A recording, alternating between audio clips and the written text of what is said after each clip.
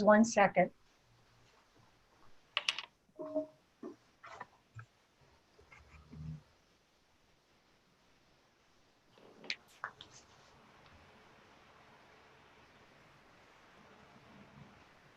We're good to go. Okay, we're live. Yep, we're live. All right, thank you.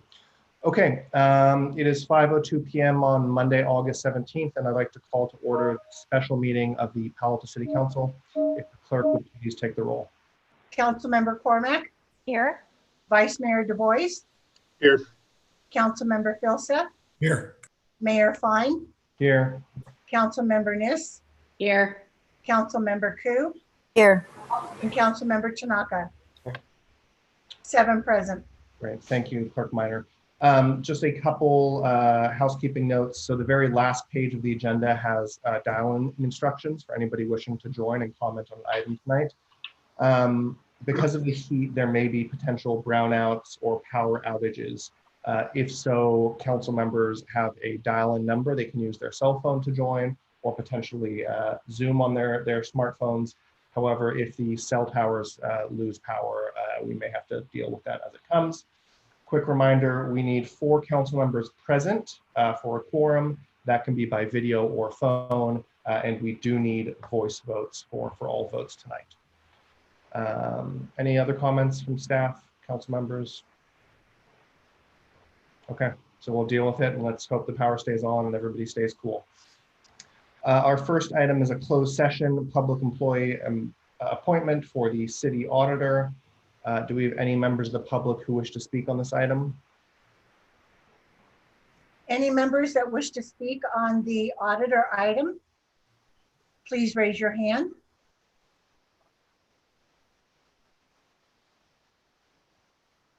Mayor Fine, there's no raised hands. Okay, thank you. I will move that we go into closed session. Second. Thank you. Any comments on this or should we just vote? All right, starting with Councilmember Cormack, Yes. Vice Mayor Du Bois, Yes. Councilmember Filseth, Yes. myself is a yes, Councilmember Nis, Yes. Councilmember Ku, Yes. Councilmember Tanaka. Yes. Okay, that passes unanimously. We are scheduled to be in closed session for about 2 hours, so we'll be back out at about 7:05. Thanks, everyone.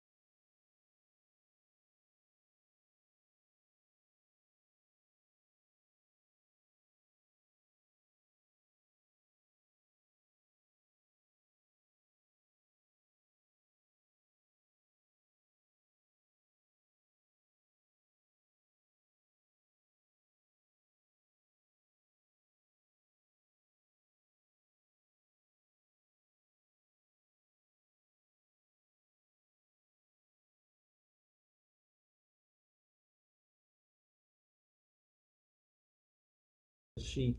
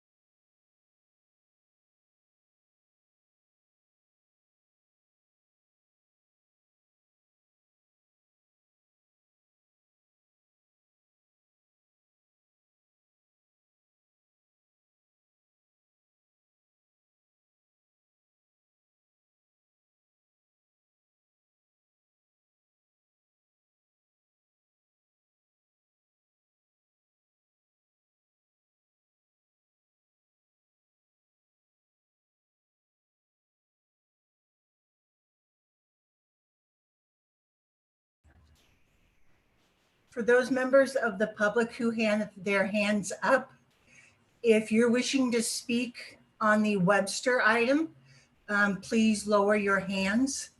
We'll take those hands when we get to that item, which would probably be in about 15 minutes. If you wish to speak on the open session on oral communications, you can go ahead and keep your hand up. Thank you.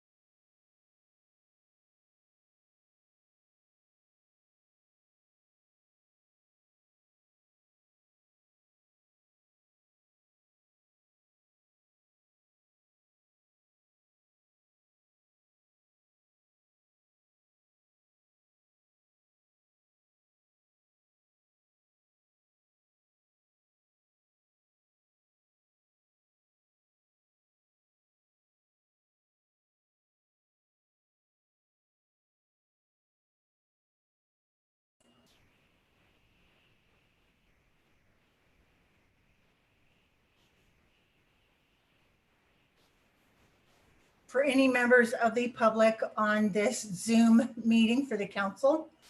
If you wish to speak on the Webster item, please lower your hands, as that will not be the first topic discussed. If you wish to speak on oral communications, they will be taking that shortly when they come back, and you can leave your hands raised. Thank you.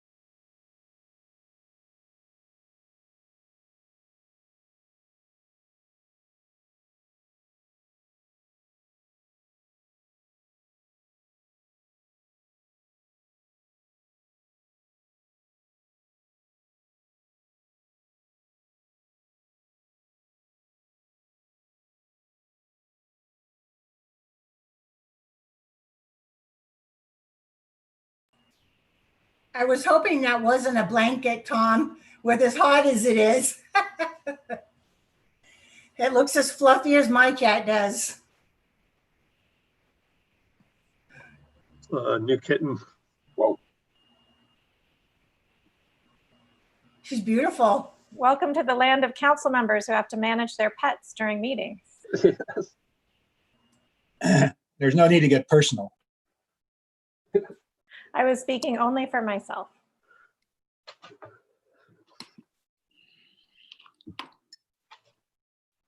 Not in your official capacity as a council member. I think you see Councilmember Phil Sote's cat more often than you see my dog.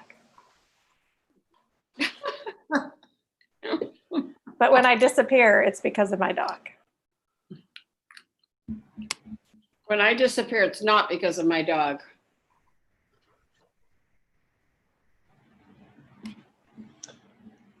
I don't know if you all have noticed more creatures out and about in Palo Alto the past few months. Like for me, when I get off council meetings, at like 11 or midnight, there's this like massive skunk just wandering around the front yard. A friend of mine in Morgan Hill is putting little things on the top of his fence because he's got raccoons coming in and digging up his backyard. Yeah. And so he's trying to keep them out.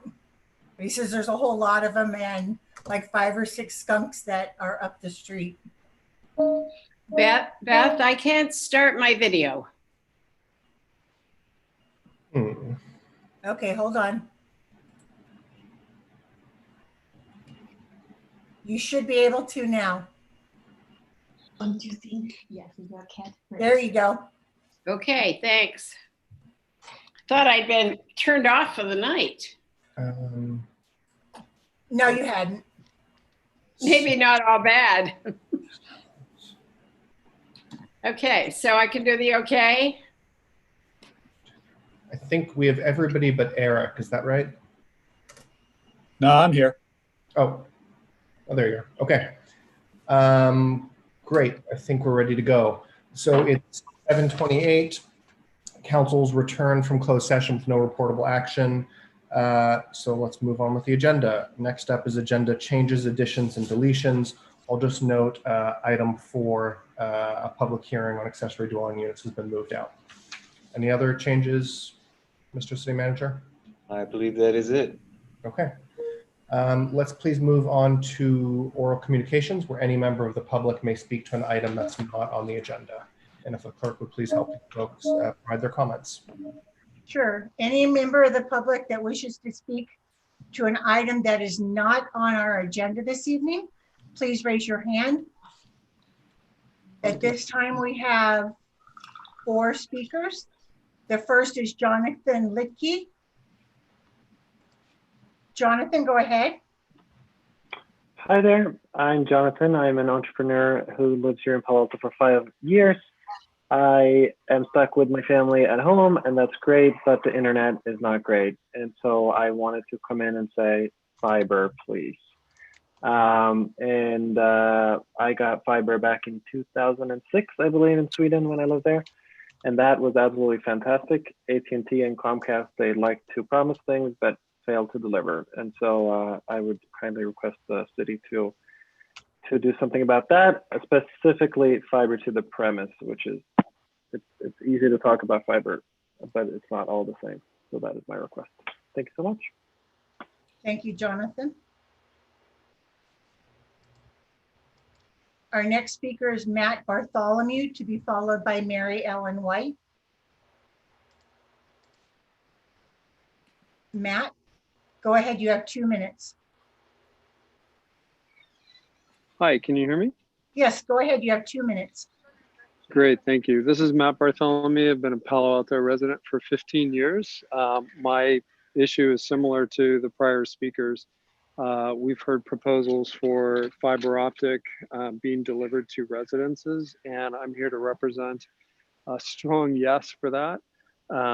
I have been led to believe that we can also offer support from emails if we collect emails from people that are not able to attend your council meeting. So if we could get some advice on that, that would be great.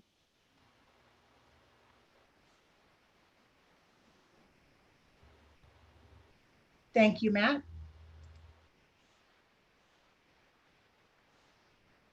Our next speaker is Mary Ellen White, to be followed by Rebecca Eisenberg.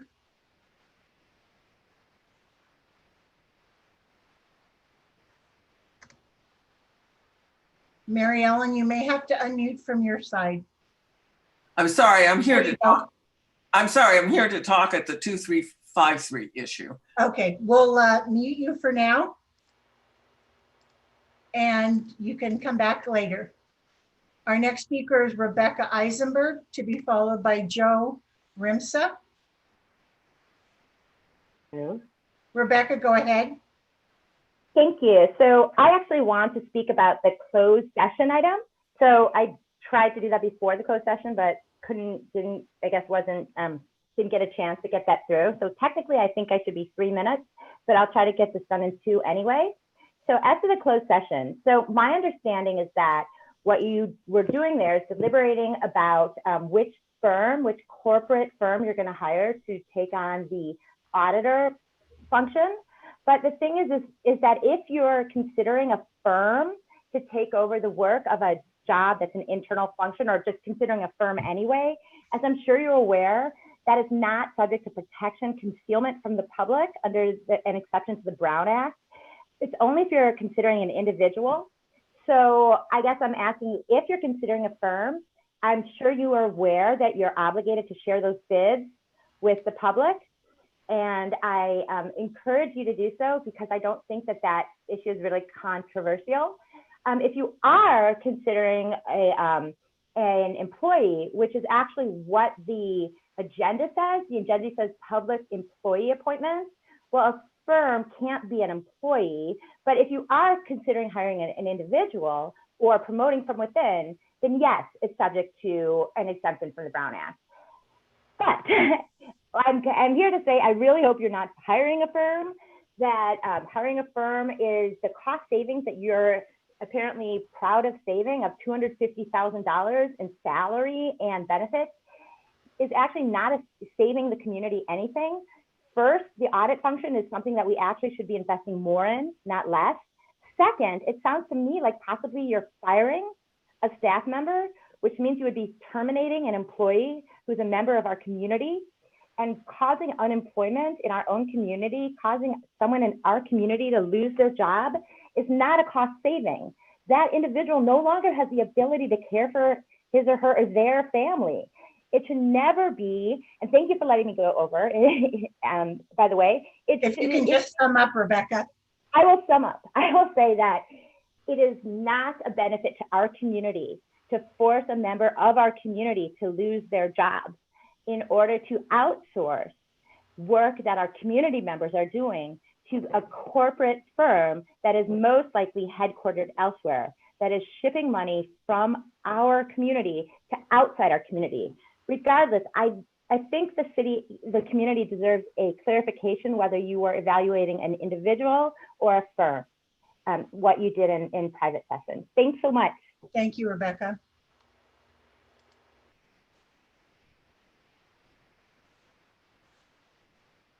And our final speaker is Joe Rimsa. Joe, you have 2 minutes. Thank you. Can you hear me? Yes, go ahead. I too am calling in support of the Fiber to the Home project. My family have been residents of Palo Alto for over 18 years. And when we moved here, it was known that there was an opportunity for fiber to the home to happen. And I think it's about time that could happen, particularly in light of everybody being at home, working from home, and school at home. So anything that needs to happen there, I'd really like to know about what we can do to support that. Thank you. Thank you. Mayor, that was our last speaker for oral communications. Mr. Mayor, quick. Yeah, Mr. Vice Mayor. Yeah, just a quick one. One of the speakers asked about email. Just want to let people know we're starting to get a lot more public participation, which is great. People can certainly email the council. A lot of people sometimes put out surveys and send us petitions or survey results, and people are free to do that. Absolutely correct. Thank you. Okay, so we've finished oral communications. We now move on to minutes approval, action minutes for August 3rd, 2020. Are there any members of the public who wish to speak to the action minutes? Any members of the public that wish to speak to the action minutes, either raise your hand or dial *9 on your phone. Mayor, find there's no hands up. Okay, I'll move the action minutes for August 3rd. Is there a second? Second. Thank you. Okay, going down our vote roll, Councilmember Filseth will be first. So for the August 3rd action minutes, Councilmember Filseth. Yes. I'm a yes. Councilmember Niss. Yes. Councilmember Koo. Yes. Councilmember Tanaka. Yes. Councilmember Cormack. Yes. Vice Mayor Du Bois. Yes. Okay, that passes unanimously. We now move to the consent calendar, which has one item, item number 2. Are there any members of the public wishing to speak to our consent item? Any members wishing to speak to the consent agenda, please raise your hand or dial *9 on your phone. Mayor, find there's no hands up. Okay, we now return to council for questions, comments, or motions on the consent agenda. I'll move the consent item. Thank you. Second. Thank you. So moved and seconded by Vice Mayor Du Bois and Councilmember Cormack. If there are no further questions, starting with me, I'm a yes. Councilmember Niss. Yes. Councilmember Koo. Yes. Councilmember Tanaka. Yes. Councilmember Cormack. Yes. Vice Mayor Du Bois. Yes. Councilmember Filseth. Yes. Okay, our consent calendar passes unanimously. Mr. City Manager, the floor is yours. Thank you very much, Mayor, members of the council.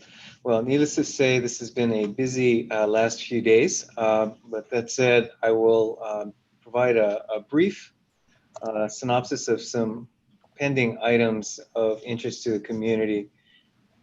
Let's see. Okay, thank you. Let's go to the next slide. Again, much of this really not a surprise as everyone is experiencing the heat and also issues around our electric system. But that said, I'll walk through this quickly in the interest of providing up-to-date information. First, in terms of the heat advisory, the anticipation is that we will have through Thursday this heat advisory as well as current red flag warning. Certainly leading to the importance of our community conserving as much as possible energy and also ensuring they're taking care of themselves and their loved ones. First, the potential for statewide rotating power outages will continue throughout this week. Would note, as we've all received our primer or refresher, as the case may be, in the role of the California Independent System Operator in setting the balancing between demand, meeting the demand for electricity and the contracts with suppliers of electric generation. And here we are, unfortunately, having to address that imbalance. And given the extreme statewide heat spell that we're undergoing, the need to conserve and ensure that we're doing what we can to make sure that we can keep the lights on, quite frankly. Our utilities department is reaching out to customers for voluntary load reductions. In fact, thankfully has received cooperation from employers, large employers in town that will hopefully be able to minimize the likelihood of rolling blackouts.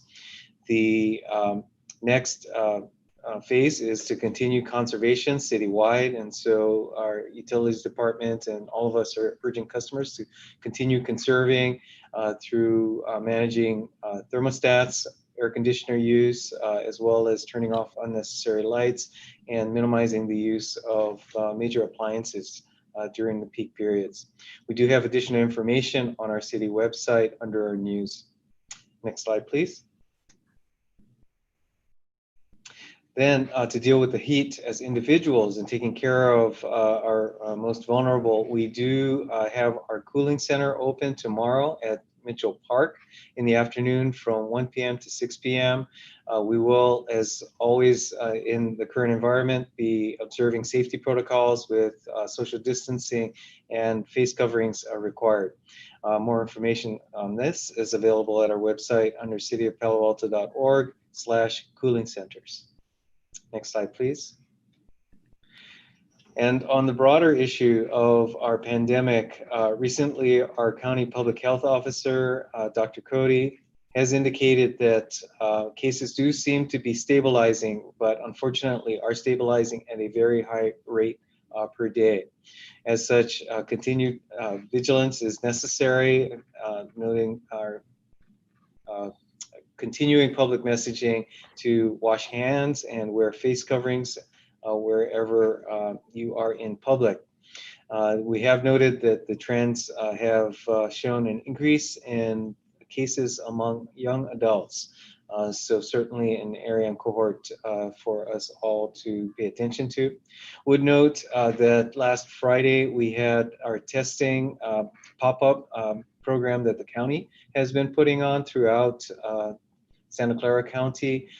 We were able to have tested more than 600 individuals, and that the county will be back here in town on September 11th and on the 25th, so upcoming dates. The county is conducting these pop-up testing, as they refer to it, throughout the county, and so there are other dates and locations available on an ongoing basis. Next slide, please. Also, just to note upcoming council activities, next week you will have a special meeting on the topic of race and equity with reports from the Human Relations Commission, update on its review of the 8 Can't Wait practices, as well as reports from the City Council ad hoc committees on a variety of topics. I would note last week that the city's Human Relations Commission did hold a listening session on the topic of Black and Brown community stories. This is tied in with our hashtag Palo Alto Speaks effort, again being coordinated by the Human Relations Commission based on a referral from the City Council to put together stories and history and current experiences of our Black and Brown community members. That report will be coming back to the City Council once complete. To share stories, you can go to our city's website, cityofpaloalto.org/Palo Alto Speaks.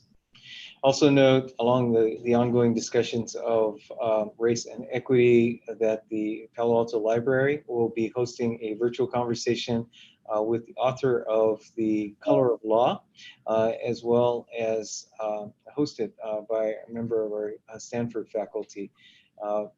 This information will also be, or is also, on our city's website and cityofpaloalto.org under our news. Next slide. And other news, local and national, in terms of removal of United States Postal Service blue mailboxes. Community members have had contacted the city, as well as I know we've been observing postings of notices on blue collection boxes around Palo Alto, as well as, I believe, other cities throughout the nation. We did receive confirmation from the Postal Service today that this, the removal that had been in the works has been delayed until further notice. We're also aware that Congresswoman Anna Eshoo will be hosting a press event at the downtown post office. This is not, I think, inviting members of the public to attend, but nonetheless, good for community members to be aware that our Congress member is going to be holding an event downtown tomorrow. Clearly, this is an issue that has gained nationwide attention and certainly one that we will want to keep our eyes on. Then more locally and more on the good news side, our Community Services Department has issued its online version of the Enjoy catalog with modified information regarding ongoing classes, as well as a variety of programs available to the community. And that is, once again, on our city website, cityofpaloalto.org/enjoy. Next slide, please. And I believe final slide here, upcoming really next phase in outreach on our rail grade separation work. We will be launching later this week on Wednesday a virtual town hall. And this is really breaking some new ground for the city and I believe for outreach in general. In this town hall, a virtual town hall, you will recognize it as it has been rendered as our Mitchell Park Community Center Adobe room. I believe it was some form of Minecraft. I have no idea how they do this type of thing, but I think it was quite an undertaking. And you will, I think, again, find this meeting room familiar.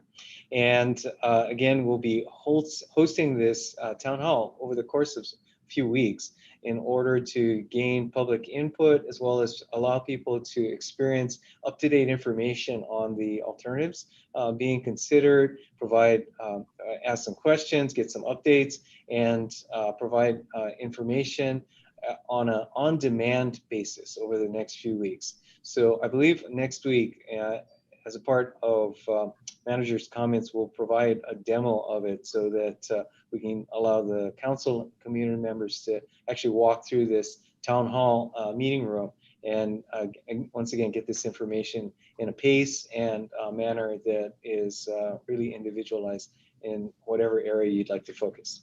And information on this is available at connectingpaloalto.com. Excuse me. I believe that's our last slide, but if you could confirm. Very good. That concludes my report for this evening, Mr. Mayor and council members. Thank you. Thank you so much, Mr. City Manager. I see Councilmember Nis, Cormack, and then Tanaka. So make sure I am not on mute. You are not. So, Mr. City Manager, once again, I find our testing process so frustrating. I don't know about any others, but I went on just to see if I could get an appointment last Friday, and it kept saying no appointments available. But they did say I could have gone down to either San Jose or to Gilroy over the weekend. Supposedly we have many, many testing sites available. If only 2 are available on the weekend, I just find that incredibly disappointing. Given the number who actually showed up last Friday, which was either 6 or 650, some phenomenal number, and we're not doing it again until September 11th, I think that no matter how often we listen to, whether it's, you know, our public health officers, whether we listen to Joe Smith, whomever it may be. I was on a call with Cindy Chavez and Joe Savidian on Saturday morning, and it is a continuous message: get tested. How does one get tested when it's that difficult to get tested? So I realize you don't have any answers to this, but I'd feel remiss if I didn't say it. And also, I think the public should know that it's not what we're doing, I don't believe. I think it's that the county simply cannot seem to get their act together. And that much was said on Saturday morning. I don't think you were on that conversation, Ed, am I right? Well, it has been an ongoing conversation, Councilmember, as you point out, and I think perhaps this is a good segue to note that the county is certainly trying to gain additional participation by our private healthcare providers, and that I believe we should be seeing more visibility to that campaign over the next few days or week. I think we will. I think in the meantime, though, we have to keep beating the drums because it's just not acceptable. We wonder why somebody's asking about fiber to the home tonight. I think people are finally just so bored out of their mind. They're saying, gosh, isn't there something else? So we're going on 6 months at this point. It's very frustrating. Thank you. Thanks, Councilmember. Councilmember Cormack. Well, I'm going to pick right up on that. The last time we saw the testing, we also had August 28th. How did August 28th disappear as an option? It was every other week. I believe that was an error. I believe it is August 28th. So my apologies for that. Okay, excellent. We got one date back. Well, I agree, every 2 weeks. I know one other thing that the county has communicated, and this certainly makes sense in the broader context, is they are focusing the testing in areas where there are the largest outbreaks. And we have been fortunate so far in Palo Alto to not be the source of that. So that's an explanation. It's not a defense, but I just want to say that so people don't think the county isn't, focused on where, it's urgent. But I agree that after this many months, we should be better coming along. And then I wonder, Mr. City Manager, if you could just go back to the first thing you talked about. How many outages have we had so far starting Friday night here in the city and various neighborhoods? I mean, just round numbers. It's sort of hard to keep up on next door. In town, I believe it is the one, and we will have, we've got our utilities director. Magically, perhaps Mr. Batchelor could. Councilmember McCormick. So we've had actually 2 outages. The one that happened on Friday, and then we also had one from a lightning storm that happened on Saturday mid-morning that hit a top of a pole, and it was in a backyard easement in a customer's home. So Okay. 2 so far. Okay, great. Thank you so much. Thank you. Councilmember Tanaka. So yeah, thank you for your report. I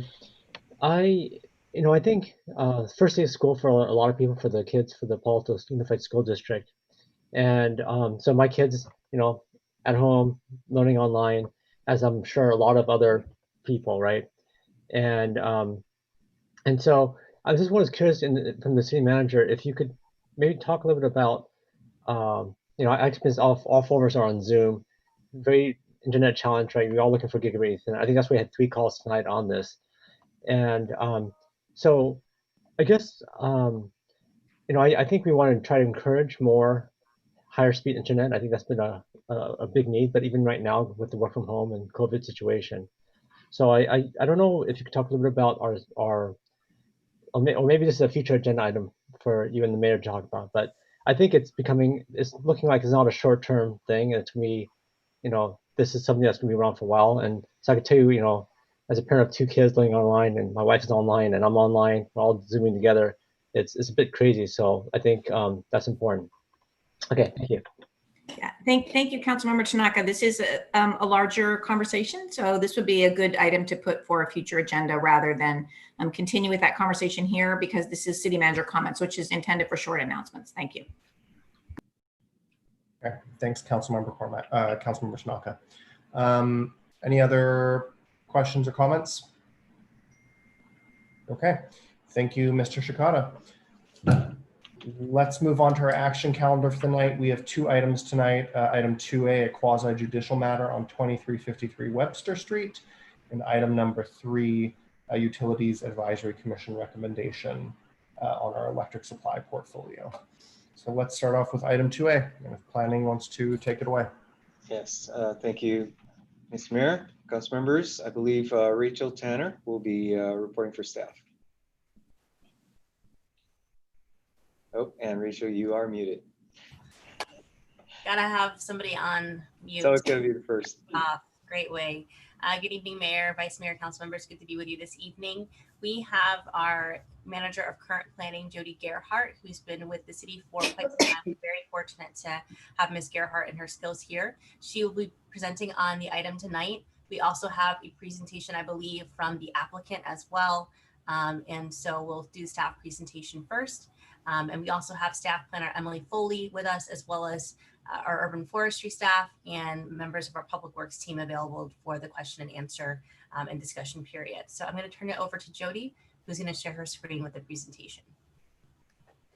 Thank you, Rachel, for the introduction. Emily will be sharing her screen and I will be giving the presentation. And if you can just make that large, Emily. So good evening, Mayor and council members. Again, my name is Jody Gerhardt. I'm the manager of current planning. The item before you tonight is 2353 Webster, which is an IR approval, and it has been appealed to City Council.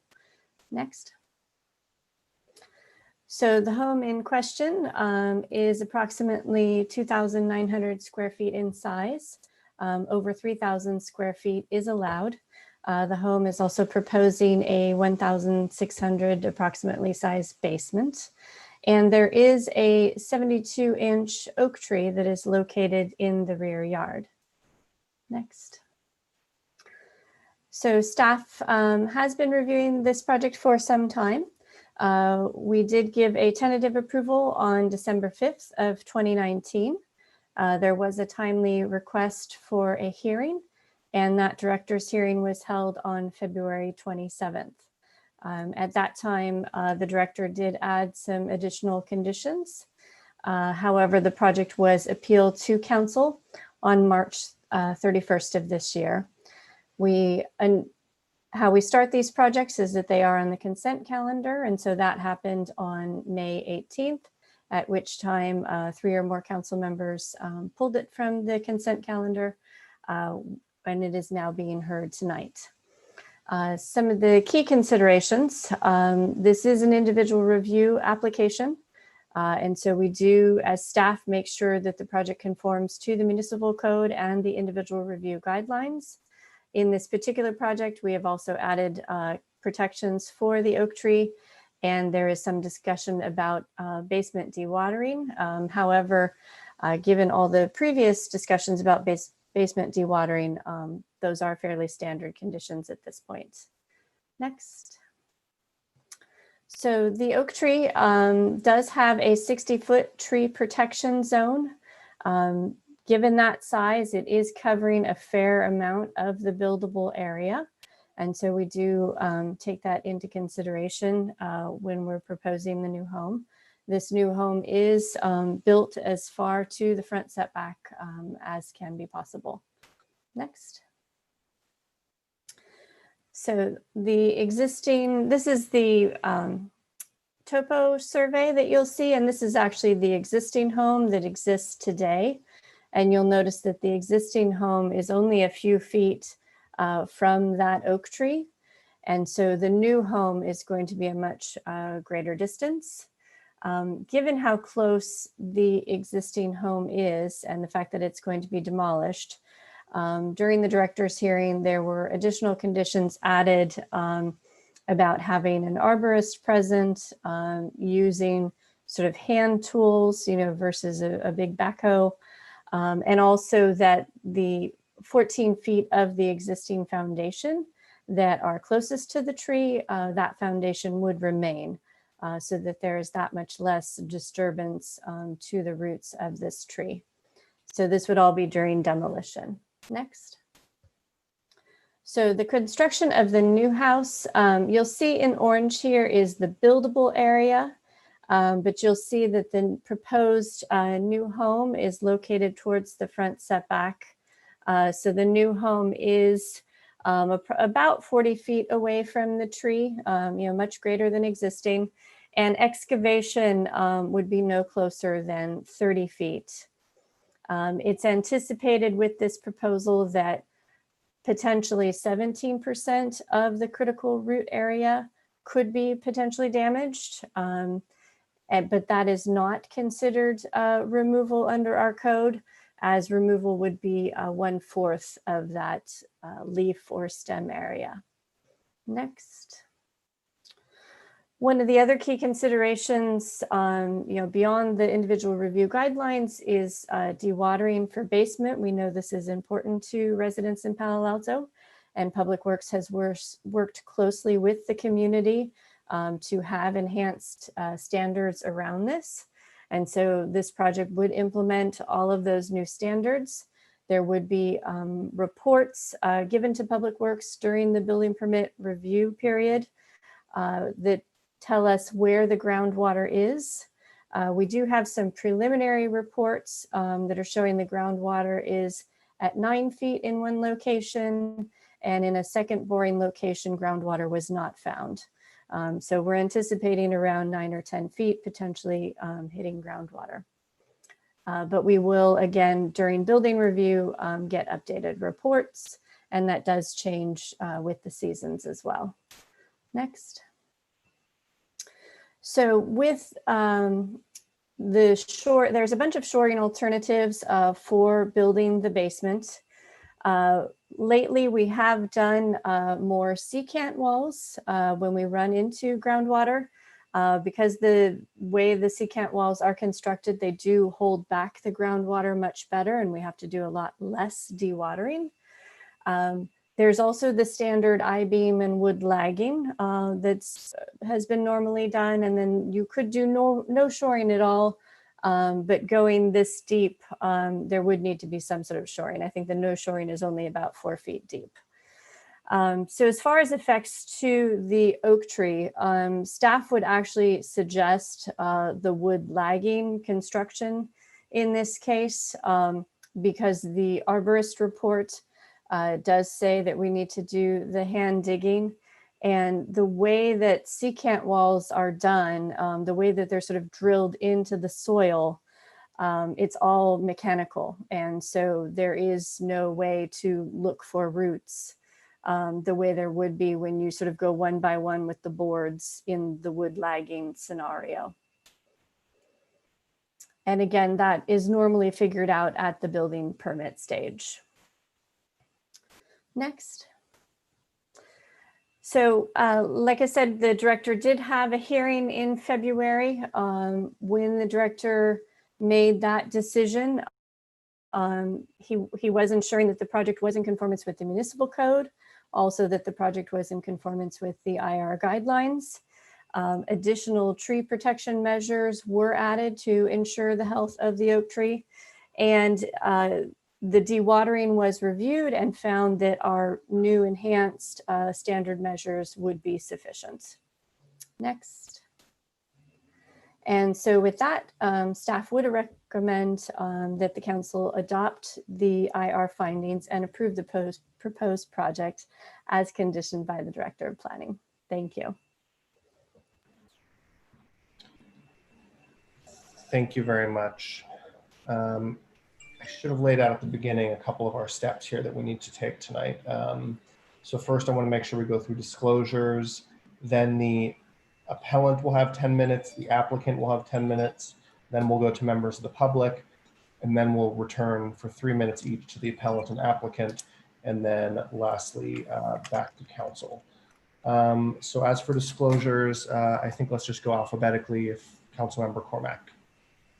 Thank you, Mayor Fine. I responded to one of 4 phone calls from the appellant as a courtesy and declined the offer to visit a site that is not the site that is being considered this evening. Thank you. Vice Mayor Du Bois. Yes, I met with the appellants, Jack Morton and Keith Bennett. We did look at a site 2 doors down to see what secant walls look like. And then we looked at the tree in question from Mr. Morton's backyard.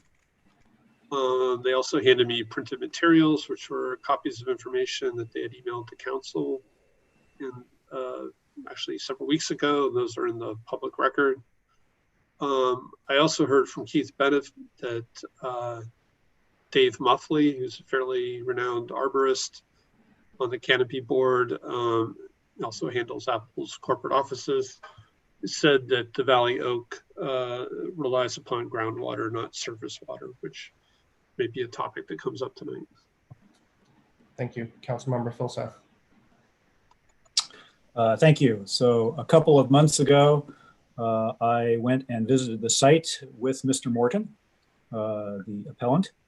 I have also spoken with the architect, Ms. Pavlovich, who is actually one of my neighbors and a very minor veterinary client of my wife, but much less than $1,000 a year. And also on the advice of another council member, I went and looked at the excavation a couple of doors down, which is very large, but I'm not sure what I saw there or what the relationship to this project is. Thank you. Thank you. So I received a number of phone calls from the appellant, Jack Morton, and a few months ago, he noticed this project was coming up and encouraged it to be pulled. And then late last week, I received another phone call from him, but declined to discuss the matter further. Councilmember Niss.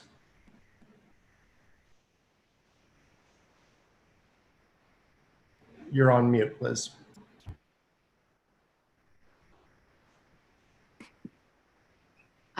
Yes, I have talked with former council member Jack Morton, but briefly. The tree is located about 5 or 6 blocks from me, so I have walked down and taken a look at it. I am I'm familiar with secant walls already. Beyond that, I didn't have contact with anyone else. Thank you. Councilmember Ku?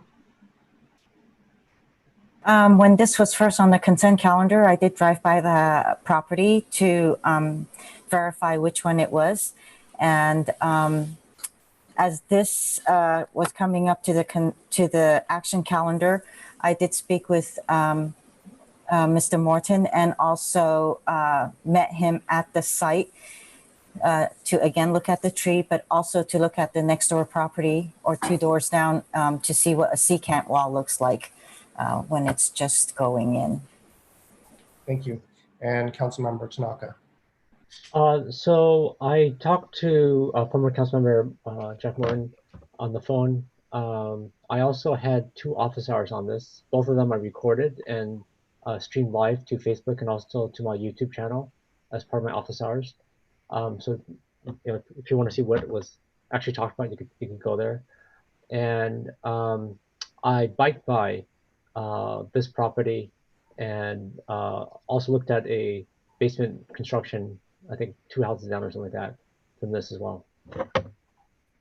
Excuse me, Mr. Mayor? Yeah, yes. So just Councilmember Tanaka, appreciating that the recording is public, the parties here don't have an obligation to actually go and review that material, but we have an obligation to disclose if there was additional material or evidence that you received during that process that might influence your thinking. So if you could address that topic proactively here, that'd be great.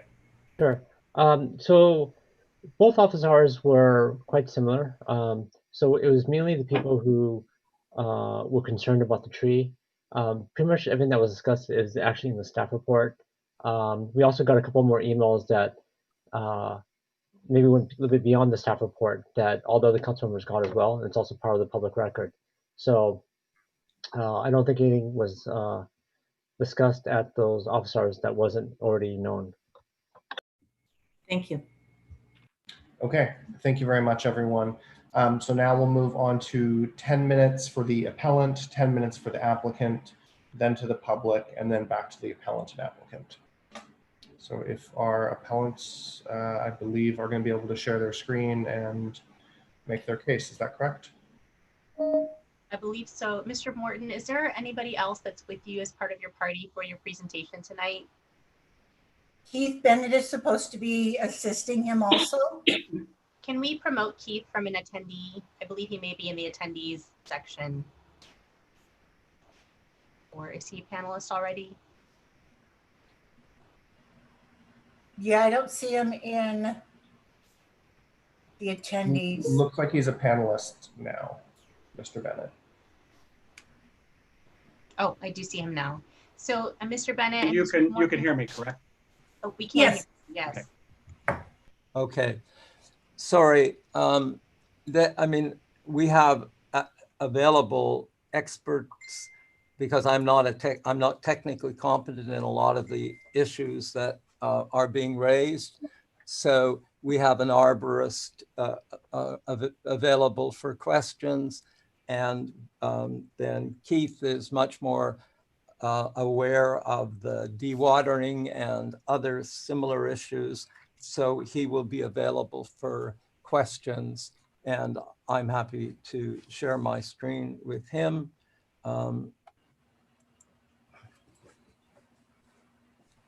So tell me when you're ready for me to go. The floor is yours. Okay. So this is a complicated thing. Council's almost never been here in the 100+ years that we've been a city. You know, when I get in struggle with what am I to say, I put myself back into the historic perspective. So, you know, 100+ years ago, a young man died, and his father, a robber baron, realized that maybe there's more to life than what was then called commerce. We came into existence a decade or so later, and were named after the tall tree, what is now a 1,000-year-old tall tree. about 1.5 miles away was a oak that at that time was 250 years old, or roughly there. And we don't know whether there was any competition between the redwood and the oak for being named the heart of Silicon Valley. But what council is going to be asked to do today is to decide that oak's favor and its future. So let me begin, and I'm happy to be interrupted if I can't elucidate clear enough what the issues are. You know, for the community, we seem to be at war on all perspectives. Nationally, we're fighting a COVID-19, you know, and the world is fighting it. Locally, we seem to, nobody seems to have the values that we have in terms of protecting our urban forest. So we seem to be, and then when an issue like this comes up, there are all sorts of legal things we're supposed to be aware of. You know, we're supposed to bring up, has the city conformed with SECA? Do they have they taken the appropriate negative declarations where necessary? Those are incredible standards for a community presentation. But since this is a quasi-legal hearing, we're expected to provide the same level of expertise that the city staff is paid to do. So first of all, I'm told that we need to indicate that as applicants, we're here to emphasize that the 300-year-old oak at 2353 is a protected tree and meets the conditions of a heritage tree under section 81009B, in that it is unique, it is of importance to the community, it is an outstanding specimen of its species, and it's one of the largest or oldest trees in Palo Alto. So we have submitted a letter from the arborist that cared for the tree for many, many years. And that arborist almost begs the council not to approve as part of a building permit what is the biggest threat to the tree, namely the basement. Okay, so let's go for this. This ancient oak has never had to compete for sustenance with a basement. When staff presents what's there, they sort of imply, well, there's already a house. What's the problem? Well, the problem is that house has no basement. The tree has never had the threat to its roots of a major, let's say, violation of the soil. So what we are asking, and then we've sent pictures to the city clerk to show what, for the record, what do you mean by one of these sea camps? We use language, but what you're talking about is an invasion. According to your own tree preservation regulations, removal which is a technical concept, means taking any foreseeable action that will lead to the death of a tree or will permanently endanger or damage its health, including but not limited to excessive pruning, cutting, trenching, excavating, altering the grade, or paving within the drip line level. We believe that taking strictly, that means you can't do anything. You can't remove that house. You can't do anything within that drip line. So you cannot change the what's there. Basically, these folks bought the house knowing it was an ancient oak, knowing that it was a protected species, even though they didn't appreciate it. And we, the rest of the community, are counting on you to uphold the values of our city as embodied in the spirit of the Tree Protection Ordinance and the dewatering regulations. Now, what we need to be sure of is that approval of a building permit that is based on an arborist that has a conflict of interest because it represents the applicant does not constitute protecting a tree. And your job is solely to protect the tree. This is one of the oldest living trees in Palo Alto, as identified under the city's tree regulations.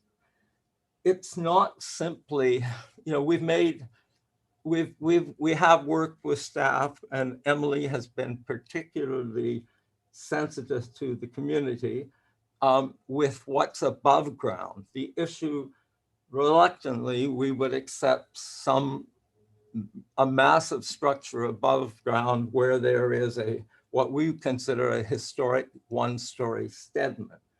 But the issue isn't what's above ground. The issue is whether A&E basement should be allowed to invade the root space of a 300-year-old protected heritage tree. That is something that only the council could approve. And we do not believe that the protection plan deals with drilling 24-inch diameter, 25 or 30-foot deep dewatering. Beth, I don't know if you have some of those pictures. Staff tried to send them earlier today, but if you have one of those sea count wall pictures, the biggest threat to this oak is the construction of a subground massive basement. Our position is that you should not approve it with a basement at all, even though we will reluctantly consent to the above ground. We believe staff has wrongly referred to sections of the code that do not apply to single-family homes. So, for example, they're feeling that the 25% test,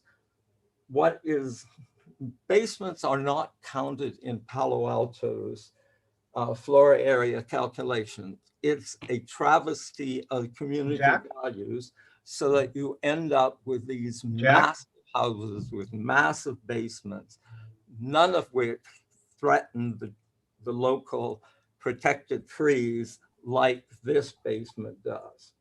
We have, Jack? Yes. We're running out of time here. If you want me to show my presentation on dewatering. Please go ahead. I'll just end by saying this is a test of what we as a community value. Go ahead, Keith. Okay, let's see. What do I need to do to share my screen? I'll stop the time. Mr. Bennett, you should see in the center of your screen a share screen button that's green. There you go. We got it? You got it. And Okay. then if we want to go into presentation mode, it'll be a little bit larger. Yeah, let me try to get that. You have a minute and 14 seconds roughly left on the clock, and I'll begin when but you will have some time in rebuttal, I believe. Yeah, let's see. Is it full screen or not? What do I need to do here? I believe Emily's sharing for you, Keith. It looks chopped. So, Mr. Bennett, this is Ms. Foley's sharing her screen to share your presentation. Oh, that's an old present. That's from last week. I have a different one today, which I sent to Beth Miner, and I have on my computer. Okay. So Ms. Baum is going to. Yes, it's this one here. It's that one. Okay, so you'll advance the slides when you let her know. The slides will advance again. You have a minute and 14 seconds remaining. Okay, I will be then very quick. Advance. That's a photo of the tree. I'm very knowledgeable about dewatering. There are two ways to deal with dewatering in Palo Alto: cutoff walls are also secant walls and broad area dewatering. Next slide. The key point here is that valley oak trees, per Wikipedia, require just year-round access to groundwater. This is from Wikipedia. Next slide. Thing comes up, says they want to give you the video. Click OK. This is from a arborist, Walter Levinson, and he provided his opinion on the issues for this tree. The main points here are that the root systems go much deeper than are commonly considered by arborists. They go down 20 to 30 feet. The groundwater at this site ranges between 7 and 11 feet normally. Next slide.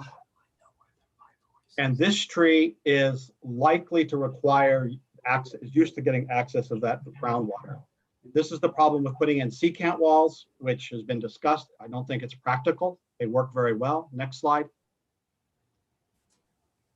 This shows evidence from 2151 Byron that the groundwater using the method that staff recommended would be lowered by approximately 8 feet, and it would be lowered for the duration of the construction. We think that is, yeah. Okay, I'll stop. If you'd just like to finish up your thoughts, sir, and then we'll go to the applicant.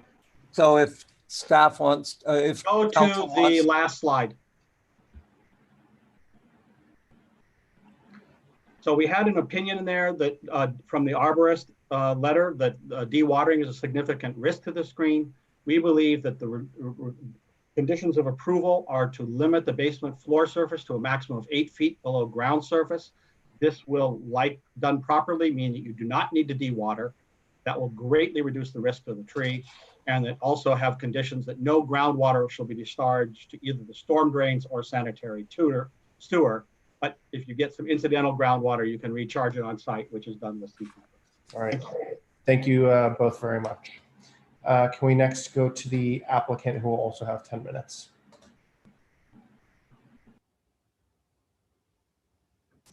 So the applicant is Ms. Gordana Pavlovic. First is Yali Zulu. You need to get the mute. Yes. Okay, go ahead. Okay, I can see it here. Okay. Good evening, ladies and gentlemen. My name is Yali Zhou, and I'm the owner of the property. I was happy to buy here and give my children opportunity to grow in a friendly neighborhood and be safe biking to school. We got a gift from nature with this magnificent oak tree in my garden. And we have done everything to nurture it and preserve it. Before starting the design of our house, we engaged 2 arborists.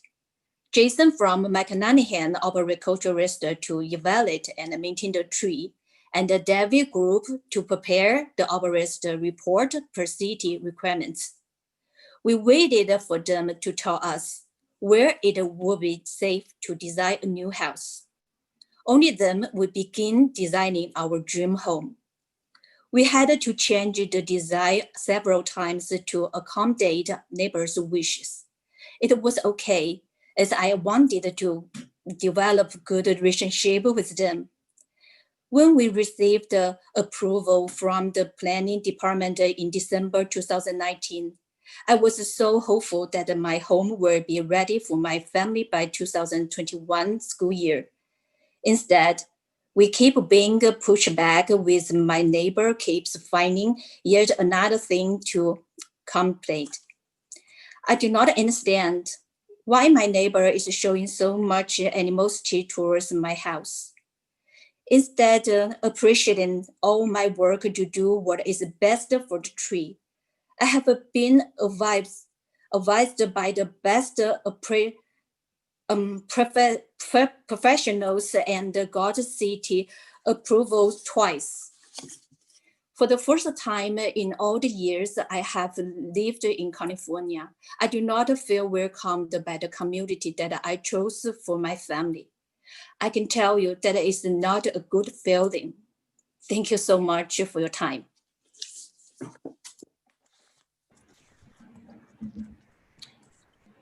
Is that all the time the applicant would like to use? I believe you still have some time remaining, but it's your choice.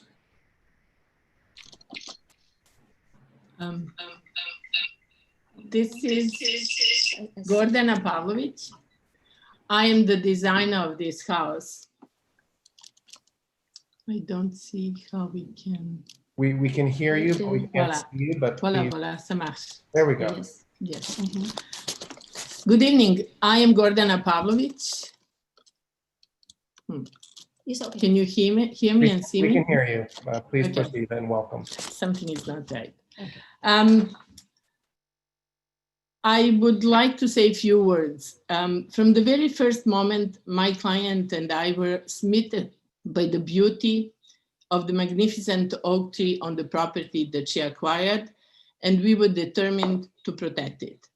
That is why we first created an advisory team, starting with 2 arborists, then surveyor, followed by soil and civil engineers to help us do what is best. Only then we started designing the house. Planning office provided us with a steady guidance throughout. Successful collaboration between our team and the city resulted in the approval of the project last year. Now I would like to share some data from the project. There is a drawing, if you can see the site plan. Emily has, yes. Can you enlarge it, please? Wonderful, thank you. On this site plan, I'm showing both the existing and the proposed house. The existing house is shaded in pink, and you can clearly see how close the existing house comes to the tree. It's less than 4 feet. At some areas where the trunk actually reaches the ground, it is less than 2. We were advised to give it 30 feet space.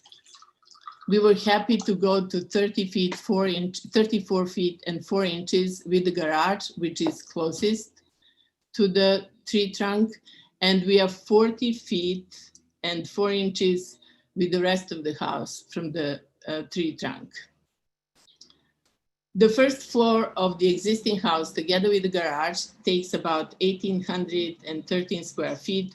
The proposed first floor of the house, together with the garage, is 1,600. It's 1,500. It's 1,625 square feet.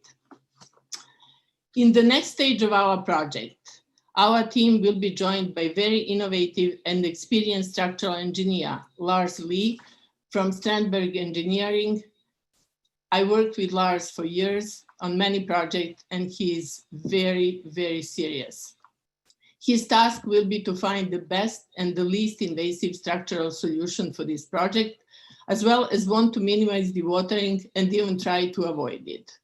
Our soil expert, engineer Lucas Ottoboni from Roaming Engineers, will do another set of borings to verify the water level and advise the best time for the construction. As always, we are determined to follow city guidelines and regulations and keep everyone informed. Thank you very much for your time. Now I would like to introduce some members of our advisory team. Elizabeth? Hi, my name is Elizabeth Lanham. I work for Davie Resource Group, and I want to start by talking a little bit about tree root science. So I've learned the majority of my tree root science from Jim Urban, who is a trees and soils expert, and most of his research has come out within the last 10 years or so.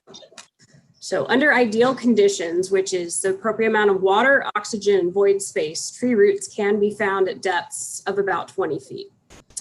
But this neighborhood was developed in, I believe it was the early 40s, indicating this valley oak has spent about a third of its life in urban conditions of compaction and hardscape, which eliminates both the void space and the oxygen needed to maintain any deep roots that it might have had. The idea that this is accessing the groundwater in a way where it can actually be utilizing it is very low. These roots have probably desiccated and died over time, and surface roots have developed to replace them. In addition to that, I don't really need to get into it too much, but the idea of mature oaks maintaining a taproot is actually a fallacy. That is something that happens with juvenile oaks, and as they mature, they'll either desiccate at about 3 feet, or it'll hit it like a hard pan or a rock and turn and become a structural root. In most situations, trees are unlikely to have significant roots under about the top 4 or 5 feet of soil, and the majority of their roots are actually within the top 2 feet of soil. This is why tree protection zones are so large, because the trees need a wide base to keep them stable. The idea of this deep root structure comes from early studies in the 30s, where trees were studied growing in very fertile dust-like soil, where they could just keep growing down and down.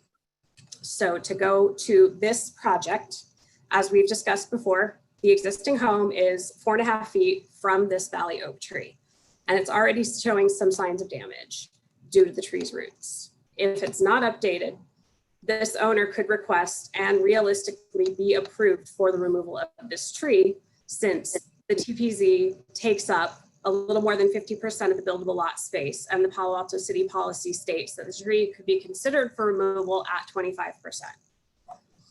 This new home is further from the tree, with the closest wall at 35% or 35 feet from the valley oak tree. This is calculated, as was already stated, as a 17% impact to the TPZ of this tree, and the ANSI A300 standard, in addition to Palo Alto standard, specify that it's acceptable to prune 25% live tissue from a healthy condition tree, and this oak tree is considered healthy condition. While there is an expectation that there will be roots found underneath this home, some root regeneration may have been suppressed over the years based on the compaction, based on the foundation. But regardless, based on what the science tells us, the roots are most likely to be damaged based by the foundation cut, not any basement activity. So the tree protection plan that was developed specifies the existing home has to be hand demoed, a certified arborist has to be on site for all demo, all excavation and any new cuts, all of this has to be hand work. The report specifies methods for avoiding any new soil compaction on the site.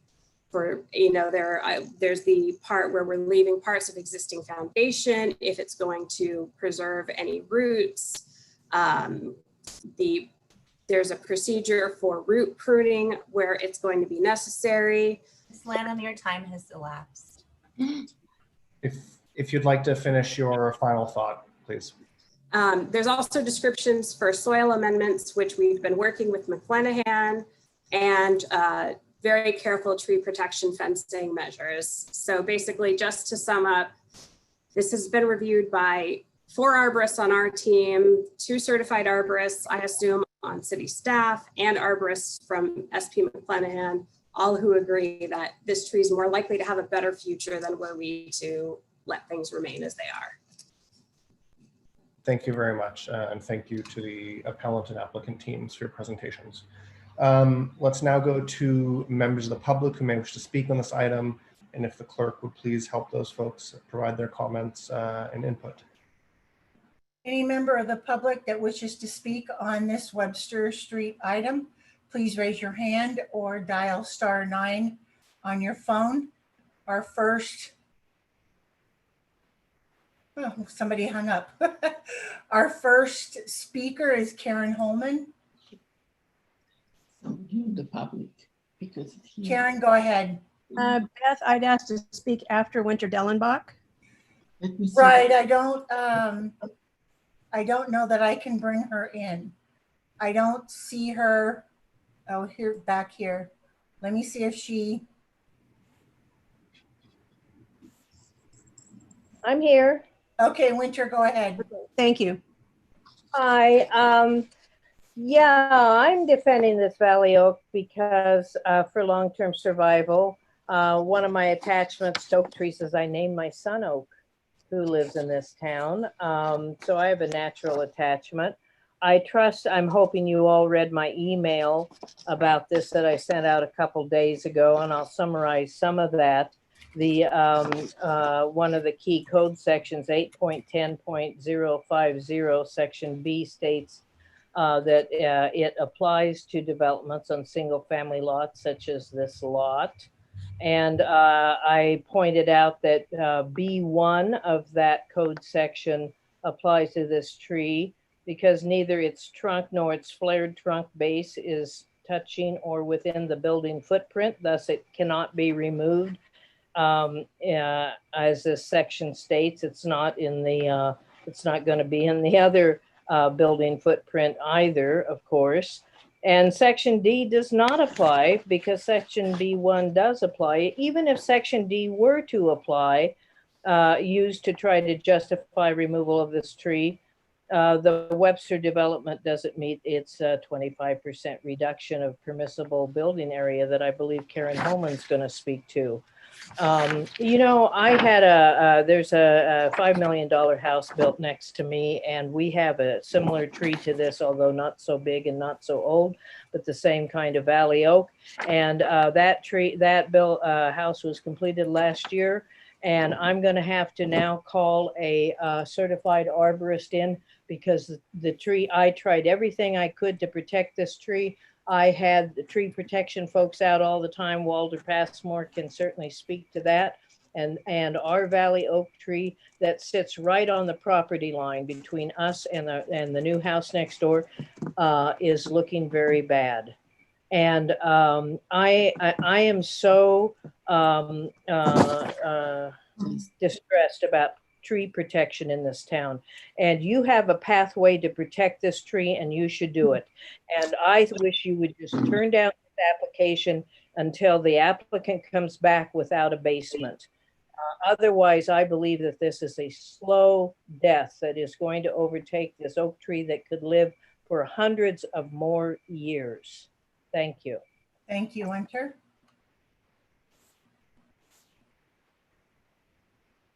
Our next speaker is Karen Holman. Karen, go ahead.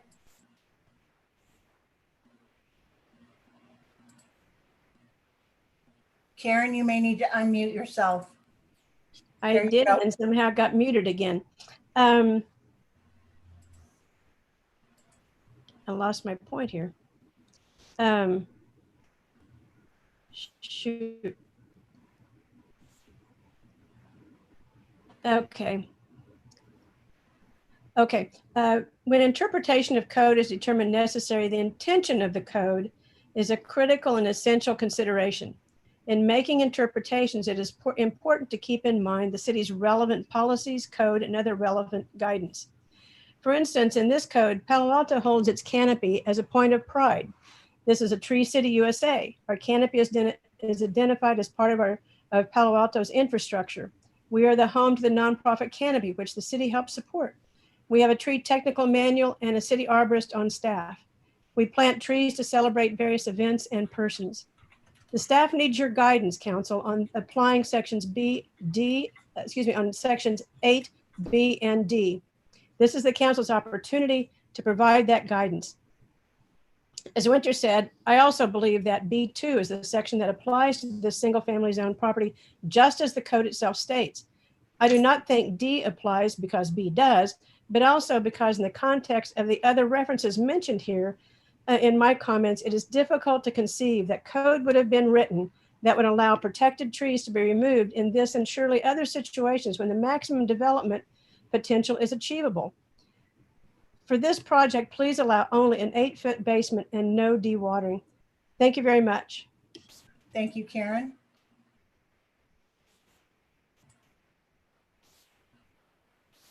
Our next speaker is Walter Levison, to be followed by Sandra Bowman. Walter, go ahead. Hi, good evening. This is Walter Levison, consulting arborist. I was retained today, just a few hours ago, by the appellant, Mr. Jack Morton, to take a look at the situation. I went through the 55-page city manager's report, and which includes the DV resource group arborist report. And much of what was said tonight in terms of arboriculture information was actually correct. The part that often gets left out, which many people do not realize, is that in Palo Alto, the soils, in my experience in 22 years of consulting as a private consultant in the peninsula, the soils of Palo Alto tend to be a lot deeper and more easily rooted than other soils. And we tend to see in the cobbly, riparian type soils, oak tree in particular, root growth that tends to go far deeper than it would normally or commonly be realized. And the result of that is that trees then become somewhat, quote unquote, dependent on those deeper water sources. And they do have these sinker roots, which vertically tap in a downward position from locations along the horizontal roots. So even though most roots may be shallow, there are a lot of these vertically tapping roots which extend downward as sinker roots along the lengths I'm of... sorry to interrupt, Mr. Levinson. If you are a party to this and under contract with one of the parties, you are not allowed to give public comment. You need to make your comments part of the appellant's time. Oh, I see. My name came up there, so I just basically, okay, very good. Thank you. Thanks, Ms. Tanner. Sorry we didn't catch that earlier. Our next speaker is Sandra Broman, to be followed by Trish Goide and Sophie Chung. Sandra, go ahead. Can you hear me? Yes, go ahead. You have 2 minutes. Yes. Good evening, dear council members. I am Sandra Broman and my house is located next to this construction. I want to make sure that you understand that the Valley Oak tree was legally protected before this new owner bought the house. Once you see this magnificent tree, you will understand why the neighbors on Webster Street are working so hard to save it. The basement needs to be eliminated. Any excavation will damage the roots of the tree and likely will require dewatering. No basement equals no dewatering and the survival of the tree. We all know on Webster Street what extensive dewatering means. It means damages to our houses and trees. Enough is enough. After all, it's the responsibility of the council to protect our canopy for future generations. A wrong decision can definitely kill the tree, or even worse, the tree could fall on my house. At this point, I am very worried about what would happen to the tree or my property. You council members have the authority to set conditions of approval for the new construction to definitely protect the tree by requiring a bond just in case the tree dies prematurely from neglect or experiments with its roots. This 300-plus-year-old Valley Oak tree is irreplaceable. I love the tree. Please save it. Thank you. Thank you, Sandra. Our next speaker is Trish Goide, to be followed by Sophie Chung and Rebecca Eisenberg.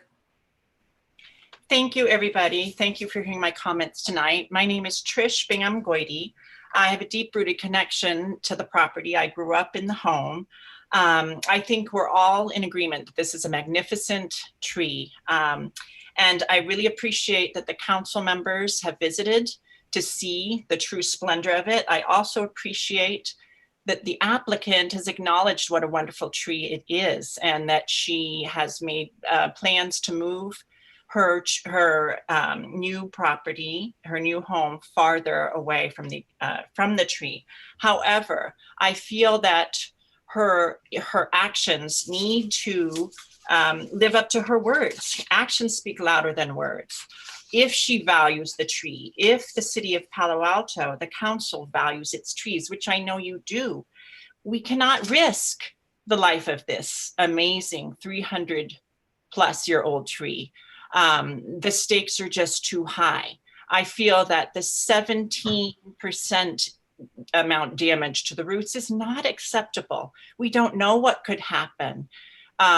There is no way to see under the ground to really know when the effects that this will have, this new huge basement will have on the tree.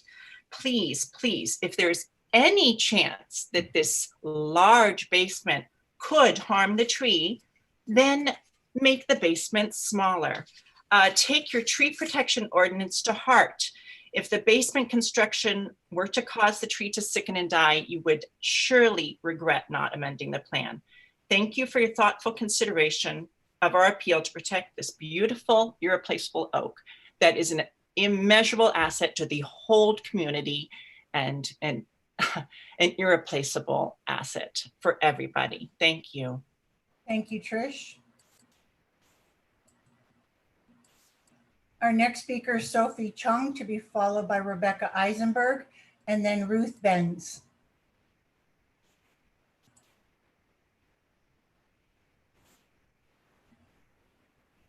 Sophie, you may have to unmute on your end. Here, can you hear me? Yep, now we can. Go ahead. You have 2 minutes. Okay, yes. So I'd like to see if Ann Guest can speak before me, because today I'm here to actually translate her remarks into Chinese. Is that possible? What is her name? Ann Guest. She's on number 11. Right. Just a point of procedure. Are we going to have both these speakers go at the same time, and one will speak in English and the next in Chinese? I would recommend, if we can, to give the speaker the 4 minutes, and so that the translator can translate in between. But if there's a common practice here, that would also be fine. Does the clerk have a recommendation here, actually? I have them both unmuted. And we have done this in the past when we've been in council chambers. So we might as well do it here. Okay, thank you. Let's go ahead. So both Sophie and Ann are unmuted at this time. Okay, great. Thank you. This is Ann Bingham Guest. Thank you so much, Mayor Fine and council members, for having hosting this special judicial meeting. As my sister mentioned, we grew up on the property, so we have a special connection to the house and the tree, obviously. We are happy that the applicant is interested in preserving this beautiful tree. I read the staff report. I just felt like it raised a lot of red flags for me.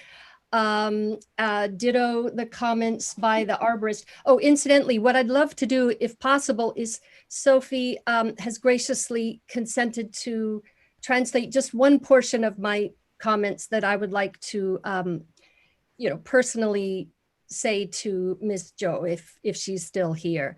So this part doesn't need to be translated, but I do have just some comments at the end that she will help me with. So thank you so much. So as Arborist Lanham was talking about the root structure of this particular tree, she mentioned that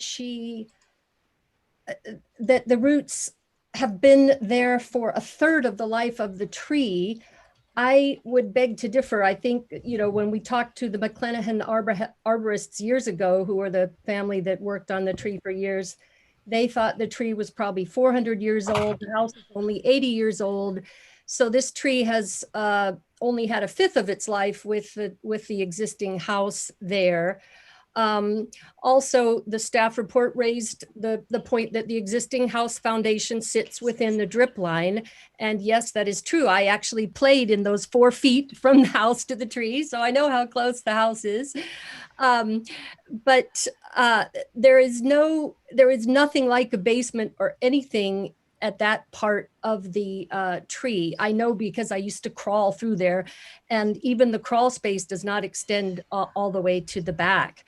So I'm also concerned about the lack of hydrogeological studies. They mentioned 2 borings that have been taken, and the rest would be done at the time of the building permitting stage, which seems way too late in the process to pull the plug, literally, if substantial dewatering. I will defer, of course, to Keith Bennett, who is the expert on dewatering, but I will add a personal anecdote. I remember when the property on Byron was dewatered probably 10 years ago. This is just behind the house. And the dewatering process went on for at least 6 months, just draining the water out to the storm drains. And I'm sure that had an effect at the time on the tree and possibly weakened it back then. So any further dewatering at this point would be a disaster. As my sister mentioned, 17% probability that the tree could be damaged. I just don't see that that is an acceptable risk. What is the benefit to the community? Having one family enjoying a large basement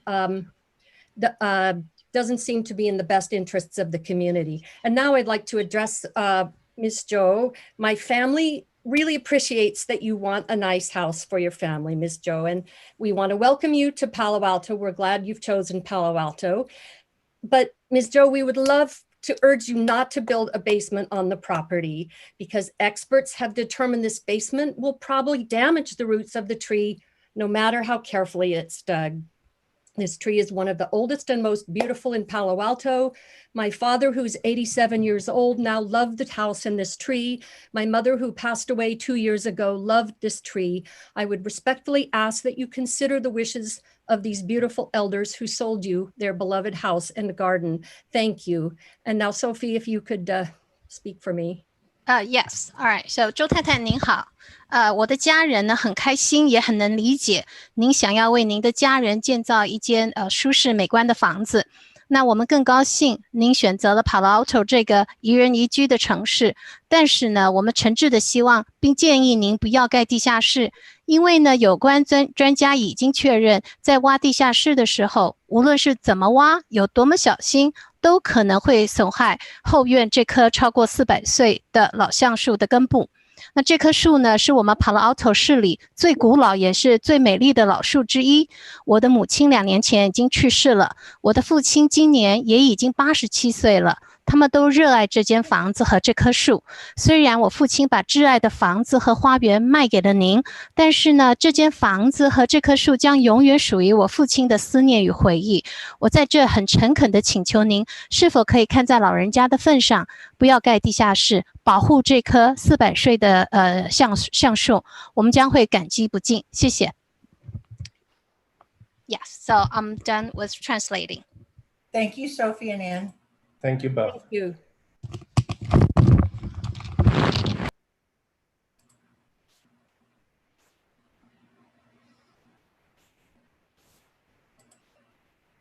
Our next speaker is Rebecca Eisenberg, to be followed by Ruth Benz and Eric G. Rebecca, go ahead. Hi, thanks so much for letting me speak about this tree. So 2353 Webster Street. As it turns out, my husband and I looked at this house when it was on the market about 5 years ago. We rent a house about exactly 2 blocks away. In fact, we went back to look at this house several times. It was a beautiful house, but the price was extremely low for this neighborhood. It was $2.4 million. We came back again and again. We really thought about it, really considered it, still couldn't really afford it. So we didn't buy it, but here's the main reason. All over all the handouts that were shown at the house and said to us by the real estate agents were in all capital bold letters. Seller advises buyer to do own research regarding tree removal. Seller and agent do not warrant that tree can be modified at all. Tree is ancient and protected oak tree. Seller tells buyer not to expect to modify tree in any way. It was said over and over and over again. So being lawyers, we actually asked for the disclosures and we saw the disclosures and we looked at them. And I gotta say, it couldn't have been more clear that this oak was ancient, it's protected, and that it can't be modified in literally any way whatsoever. And so again, even if we could afford it, we wouldn't have bought it because this was gonna be a bad investment in a house that could probably not be built up or out or down in any way because of this beautiful ancient oak tree. And I bring this up now as someone who was there because to hear the buyer say that this was some sort of innocent mistake or that there's no way she could have known that she can't modify the tree, I think is just disingenuous. I couldn't have I couldn't imagine having been told in more ways, in all caps, and just so obviously that this tree can't be removed. I don't think it's the job of the Palo Alto City Council to help solve a private party's investment mistake. Please save the tree. Thank you. Thank you, Rebecca. Our next speaker is Ruth Benz, to be followed by Eric G. and Dan Sequoy.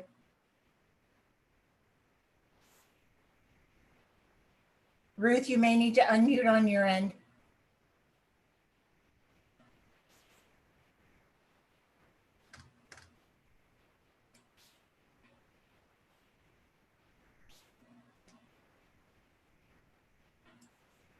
We'll come back. There we go. Ruth, you've got 2 minutes. I have it now. Thank you. You're welcome.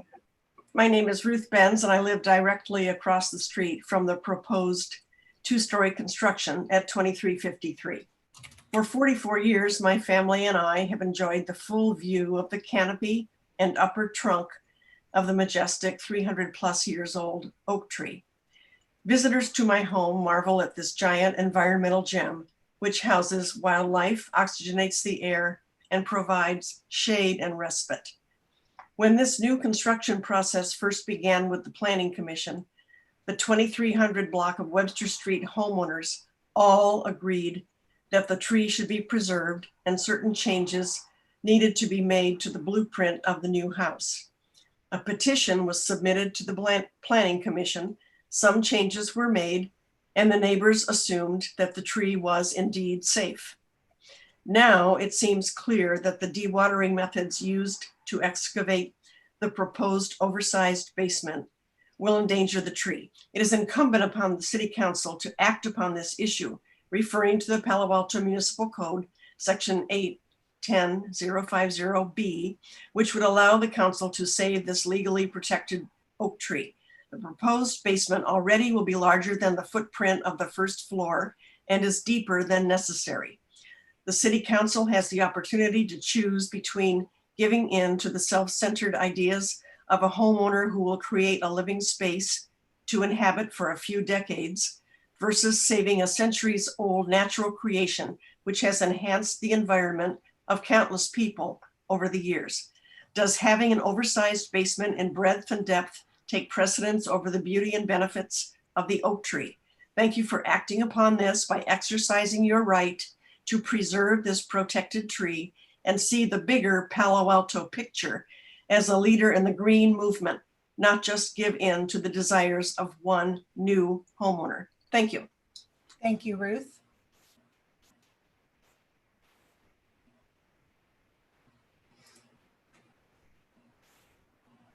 Our next speaker is Eric G., to be followed by Dan Sequoy and Vincent D. Martell. Ruth, go ahead. Or correction, Eric, go ahead.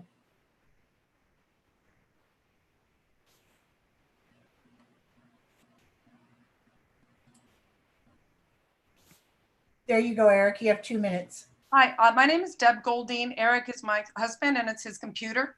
I hope this isn't a problem. As far as all the tree scientists and their ideas of how it's going to grow and how this basement's not going to affect the tree and so on and so forth, there is a tree at 2350 Tasso Street, which is 1 block away, the house was torn down 10 years ago, and a 3-level house with a full basement, pretty similar to what's being planned for 2353 Webster, was built. And that beautiful heritage oak, which was a sister tree to the tree at 2353 Webster, it was just as big, just as gorgeous, is now in decline. So I don't care what the tree scientists say or the arborists say. If you want to go see for yourself, yes, the constructions damage the trees. And these trees, they're not, the valley oaks, these heritage valley oaks are not just trees. It's like saying Half Dome is another mountain in the Sierras. The valley oaks are really on a completely different level. And my timer has stopped, so I have no idea how long I'm going. The construction can kill trees. The construction next door to me, there were 2 camphor trees, street trees, that are now dead. Because of the construction, they were properly protected. Everything was done to code. So yes, construction, even without a basement, kills trees. There was construction of a basement adjacent to mine. My house shook for 8 weeks. Windows shook, floors shook for 8 weeks and it almost killed me. So you can't tell me that building a basement isn't going to damage this tree. I'm convinced that it is going to, and there is proof that it's going to. As for needing that extra 1,600 square feet of house, I raised my kids in 900 square feet and we were fine. And this woman's already got 3,000 square feet on top of this basement. So I don't see why it's being built, and it's going to damage, if not kill, this tree. And I think decisions should be based on values, not greed. That's all. Thank you, Deb. Our next speaker is Dan Secoy, to be followed by Vincent DeMartel, and then Susan Heller.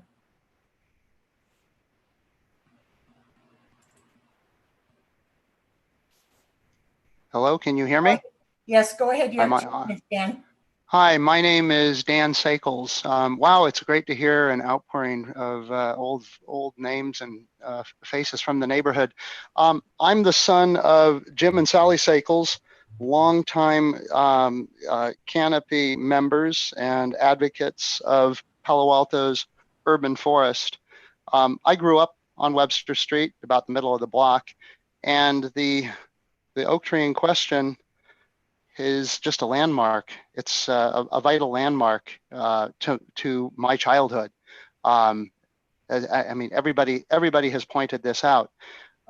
We and Palo Alto cannot afford in any way to let such a treasure be jeopardized. The whole spirit of Palo Alto is fostering and protecting its urban canopy. This is an extreme example. And the idea of building this basement next to such an important treasure is like putting a square peg in a round hole. This just doesn't fit, and we cannot, or council cannot gamble on this. It's a fascinating project, and Joe, or if I'm mispronouncing her name, has her list of experts. And yes, if you want to make the case, you can justify, you can make a case for it, but in all practical sense, this does not belong, it does not make sense, and frankly, it's unfair to the rest of the community to take this chance on the benefit of one family in such an unnecessary way. That's all I have to say. Thank you, Dan. Our next speaker is Vincent DeMartel, followed by Susan Heller, and then Mary Ellen White. Good evening. Go ahead, you have 2 minutes. Okay, thank you. I'm a resident on Webster Street, by the same block where the new construction is being proposed. I just want to make 3 points. The first one is this conversation is really interesting because it shows that there was an obvious problem from the start, in that the new owners of the house were really trying to apply the rules to the letter of the rules, not the spirit of the rule. And I think by doing so, they're putting the Palo Alto staff in a very difficult position when it's obvious that there was a problem from the start. So my second point is, this is why we have public hearings. The reason is to check if residents object to the proposed construction. And the truth is, as you're seeing, residents in this community care a lot about the water and about the trees. And in fact, I think it's thanks to the work of several of those who were in the meetings today that aggressive dewatering in the neighborhood has stopped after it was demonstrated that it created lots of issues around buildings in the neighborhood. So with that, you know, the spirit of the law, the rule is not being respected. Residents have strong objections against this. And my third point is, based on everything I've heard, it looks like simple changes to the house design would really help mitigate a lot of these concerns. So I hope the right thing is done here. I think the city council approve this project as presented. And you know, we hope to welcome the new family. We just ask that they would accommodate their plans a bit to make sure that they respect the neighborhood. Thank you. Thank you, Vincent. Our next speaker is Susan Heller, to be followed by Mary Ellen White, and then Pradeep Jha. Susan, Hi. you have 2 minutes. Hi. Can you hear me? My name is Susan Heller. I'm here with my son, Henry. We live a short walk from the subject property. The City of Palo Alto website says that trees directly improve the quality of life for Palo Alto. It goes on to outline how Palo Alto supposedly protects those trees. I want to tell you about our recent experience. We have a protected coast live oak that's twice as high as our house with a 42-foot diameter canopy, and it takes up our entire front yard.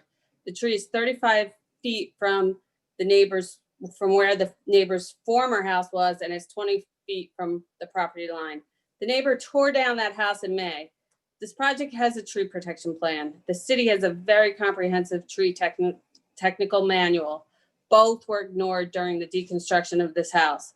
The owner's arborist abrogated their responsibility to enforce the plan that they had submitted to get the demolition permit. I could point to 4 violations off the top of my head, including the fact that the proper tree protection fencing was not in place.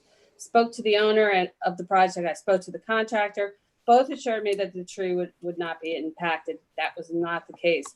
I woke up one day to see a terrifying piece of machinery ripping up the ground and everything on it. I called and emailed Urban Forestry, but it took them 3 days to come out and inspect the project due to staff cuts.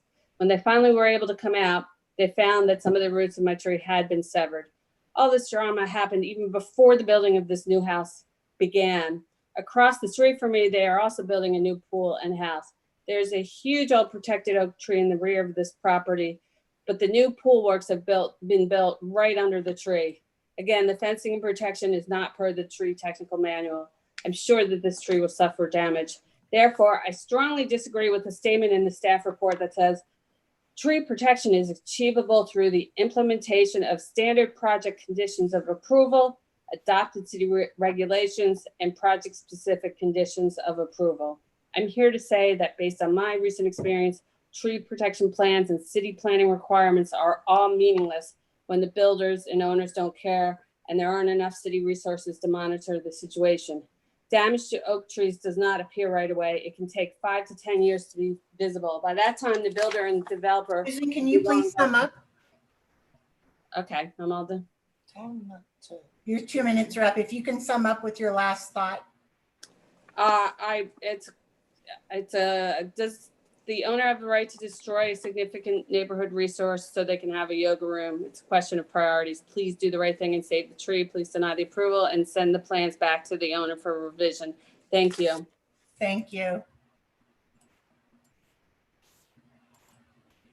Our next speaker is Mary Ellen White, to be followed by Pradipta and then Rob Levitsky.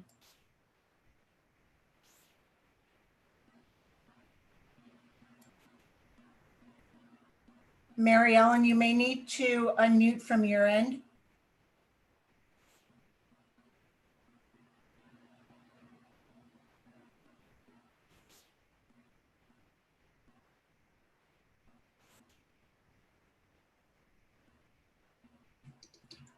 There you go, Mary Ellen. You've got Okay, thank you. I live at 2343 Webster Street, next door to 2353.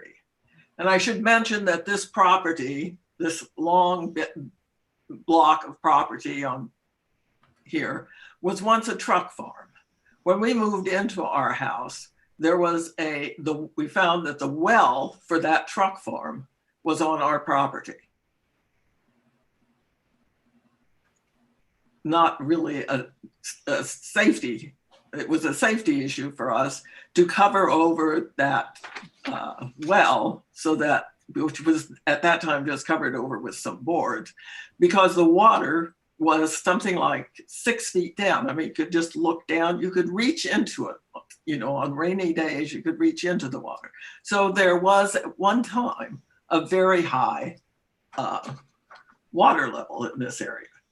At any rate, I have lived a large part of my life, if not most of it, with this ancient oak as part of my environment. Having that beautiful old oak threatened with destruction, and that of many others, I feel, as people must feel when their neighborhood is at risk in a forest fire or their hillside home and surrounding area slides downhill in an earthquake. Fires and earthquakes are a natural disaster, But like most disasters, there's always a human element. The untended campfire, the tossed cigarette, the poorly built house, and laws and regulations are enacted to try to minimize that human destructive addition to the natural threat. Palo Alto has a tree protection ordinance, and I believe it is important that that ordinance be upheld for the benefit of all. The benefit of one person, a person who knew full well when purchasing the property that it held an ancient oak and that that oak had to be saved. If this oak goes, dying a slow death by basement, then surely over time, all trees in Palo Alto will be in danger. If you don't support the tree protection ordinance now, no trees in the future will be safe. The tree is 300 years old. It cannot be replaced. This is not a case of last year I planted string beans. Mary Ellen, go ahead and sum up. Your 2 minutes are up. Okay, the oak tree is not an annual, nor does it benefit only one person. It is the beloved environment of many of us. Thank you. Thank you. Excuse me, Beth. Mary Ellen is a party to the appellant. And so again, if you are a party to the appellant in this case, if you are hired by the appellant, if you have an association with the appellant, you cannot speak during public comment. You need to coordinate as part of the appellant team to give your comments during the 10-minute presentation time or during the rebuttal time. Thank you.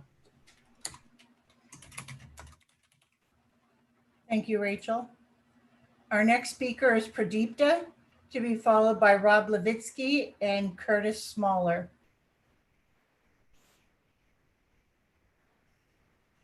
Pradipta, go ahead. You have 2 minutes. Hi, this is Peter Hu. I'm with my spouse, Pradipta. I just want to say that we're both the children of immigrants. I personally have had the fortune to grow up in Palo Alto and also to come back and live here as an adult.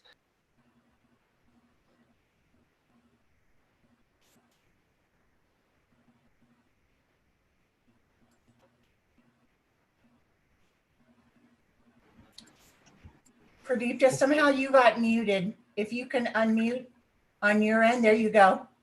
Okay, so cutting down that tree on our property actually put us into a depression for, I think, nearly a year. I think one thing you have to realize as immigrants coming into the country is that often your children will have different values from you. You know, we learn to appreciate different things. And something like cutting down a tree that's hundreds of years old is something that you can never, ever take back. You can always build a basement. Your children can build a basement, but they can't possibly grow a tree of that age. So that's all I wanted to say. Thank you, Pradipta. Our next speaker is Rob Levitsky, to be followed by Curtis Smaller. Rob, go ahead. Hi, I'd like to Rob, speak. go ahead. Can you hear me? Yes, go ahead. Yeah, I'd like to speak for this oak and for other trees. There was a similar case about 2 years ago in Mountain View, where there was a small house in the front of a deep lot, and there were 7 redwoods in the back of that deep lot. And a developer bought the house and the lot, and then proposed to build a giant house and wipe out the 7 redwoods in the back. Well, hearings were held in Mountain View, and they had to be held in a very large place because so many people came out to speak. And it was Parks and Rec that made the final call on this. And Parks and Rec told that developer to leave the trees alone. We have another similar case that I've been dealing with the Castellea School project, where we've got a bunch of protected oaks and redwoods. Staff has called them, quote, less than significant in the EIR, tried to just ignore them completely. And they're proposing to the city's proposing to allow these oaks and redwoods to be moved, sliced and diced, you know, run pipes through the roots, put a swimming pool next to one of the trees, cut down a bunch of them. And I just want people to know that if you come out for this, you can come out to the meetings about the Castellea proposal, because we've got a set of 6 redwoods that are endangered, and about a half a dozen oaks. And it's not for a basement. Here, the issue is an underground parking garage, which doesn't really belong in an R1 neighborhood anyway. And we value our canopy, and I value this oak tree that you have, and I hope it stays. Thank you. Thank you, Rob. Our next speaker is Curtis Smaller, to be followed by our final speaker, Carrie Templeton. Curtis, go ahead. The person who bought this property knew. She knew. She bought it anyway at an undervalued amount of money based on the idea that she would be able to change the zoning that she had. Why are we involved in the systemic idea of corporate socialism here? I don't understand why this board is consistently helping those who would destroy this canopy and would take our city from us. I am calling to all of you who are listening to this and are listening to this oak that was disclosed over and over and over again that she could not take it down. Any idea that she couldn't is ridiculous. The bottom line is that she's already taken away a lot of it. This council has agreed to that. So I am calling for everyone who is listening and is thinking about this to understand that this council has already taken away your rights. They're just taking them more and more slowly. It's like the giving tree, but they're taking. It's the opposite. Okay? So when you go back and there's nothing but a stump, remember that this council did that to you. And you should be voting against them in November. Thank you. Thank you, Curtis. Our final speaker is Carrie Templeton.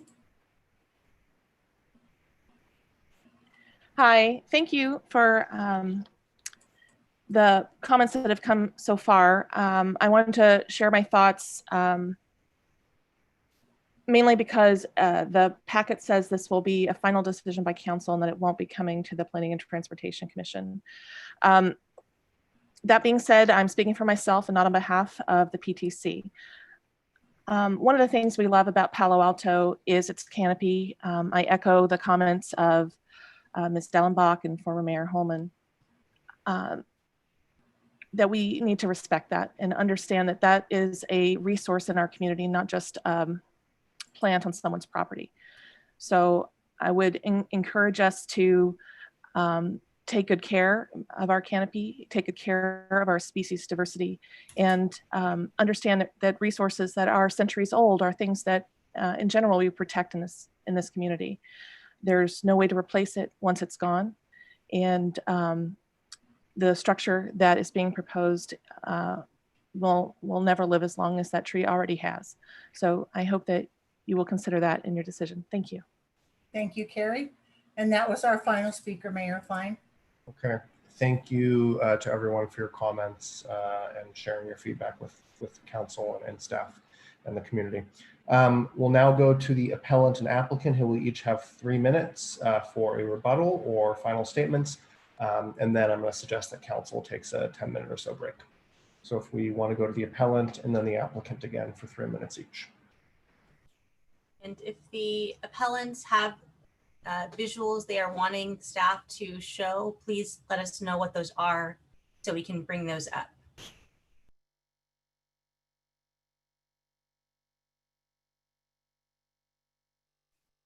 This is Keith Bennett. It's kind of hard to coordinate with Jack here remotely, but I would like the arborist.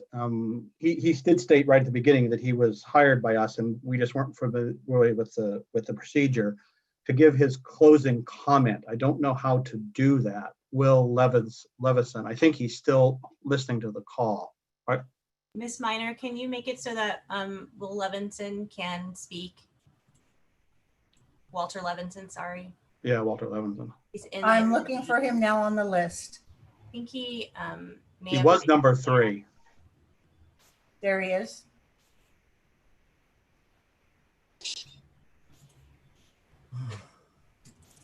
while we're waiting for him, I'll make just a couple of comments. Hi, Walter Levison here. Go ahead. I was beginning to speak a little bit about, a few minutes ago, about the fact that in Palo Alto, the soils are quite gravelly and good in comparison to a lot of other soils that we see as consulting arborists in the urban areas.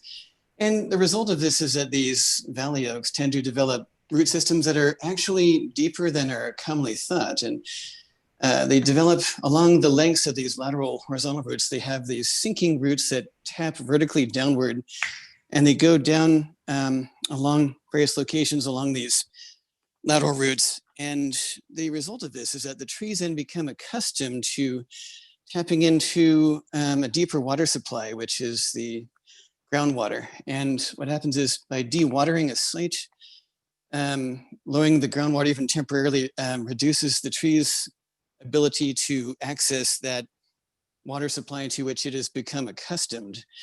That becomes a problem because once the tree has become accustomed to the water supply and you take it away, even temporarily, you are threatening the tree by reducing that access. And in my professional experience, I've had situations where my construction project clients have reduced water to trees that became accustomed to them, including oaks that are not normally given a lot of water. But yeah, the results over the long term can be significant.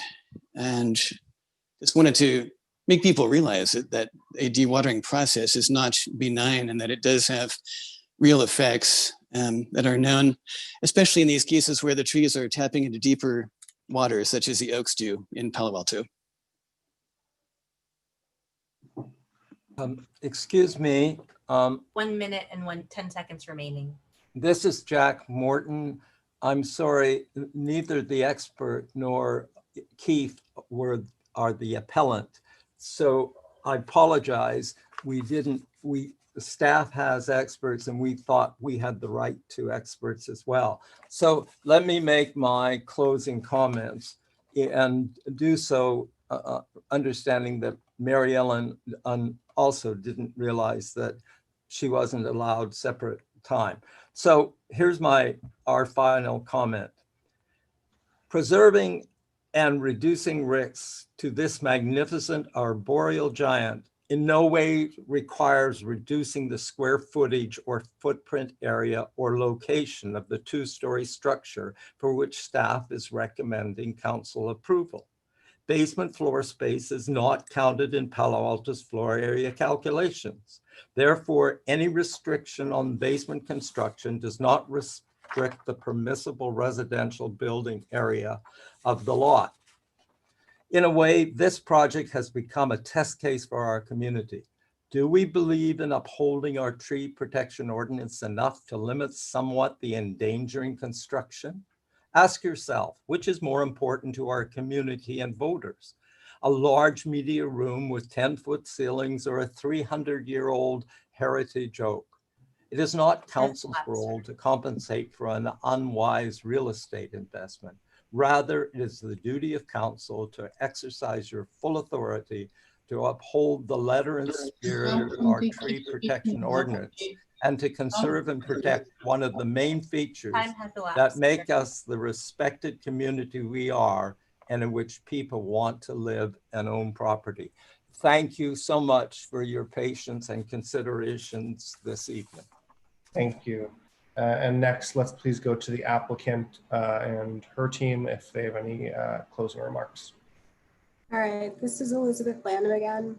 And I just want to say in this compacted environment of low oxygen and void space that this tree's been in for 80 years at this point, groundwater is not the only resource, and it has not been its main resource likely for many years. The low nitrogen fertilizer mixture with beneficial microbes and bionutrient that we've been treating it with to stimulate root growth is going to help develop additional surface rooting.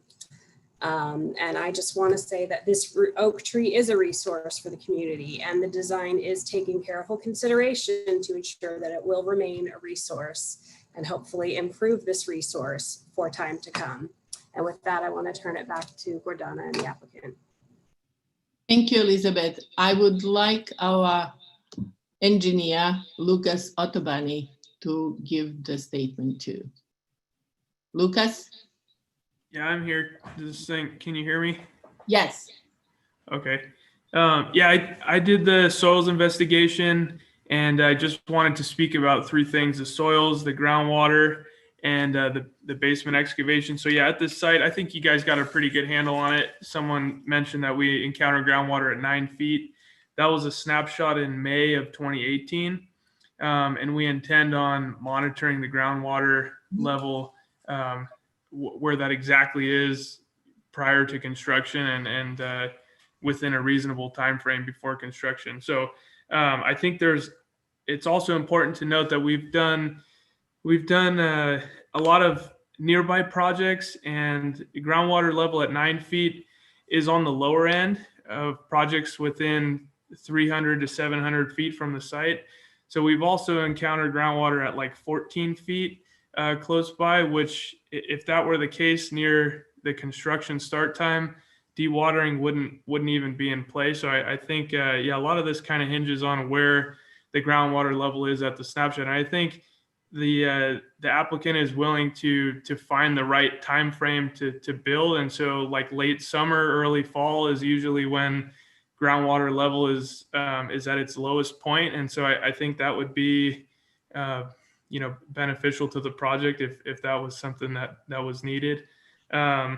Yeah, and as for the soils, it's really stiff clay, and typically roots aren't, I mean, it's very, yeah, it's super stiff. It's not like a sandy soil where a carrot can bury itself in or whatever. This is a whole different subsurface, and so I guess I would, in a way, refute the fact that roots can climb real deep in this stuff. It's it's just very stiff. There's not a lot of void space at all. And then it's a temporary drawdown. And I guess I heard one of the council members say that possibly no excavation support or dewatering, that could be an option, but it's not being considered or whatever. I think that it is. There's a lot of lateral space on all four sides of the structure, and so I don't think there is a huge need for crazy equipment to be at the site doing the excavation or dewatering.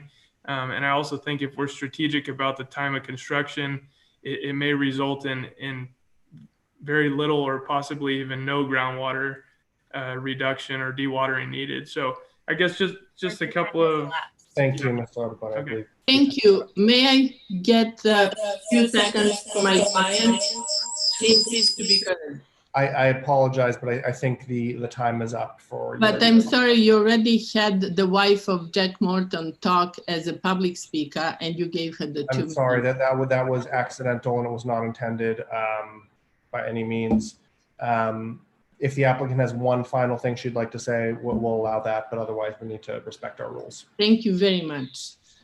What she wanted to say is, and she's very emotional, is just 2 sentences. I'm afraid that what we have heard are personal attacks. I have 4 children and my parents' 2 houses in this house. We need to have the total. That was all. Thank you. Thank you very much. Okay, that concludes our public comment, appellant and applicant comments and rebuttals as well. I'm going to suggest we take a 10-minute break and then return to council at 9:40. And just a quick time check, folks, we are scheduled to begin the utilities item at 9. So we're going to be about 40 minutes behind before we get to this. See you all in 10.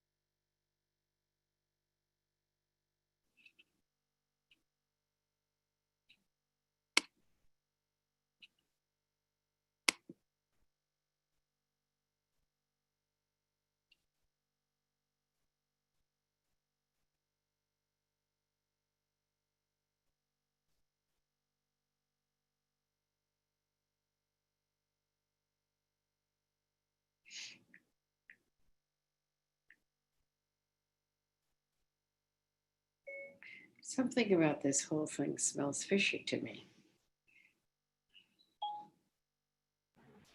Your mic is on, Liz.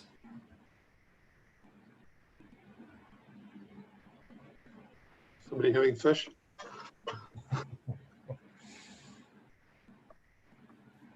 One, two.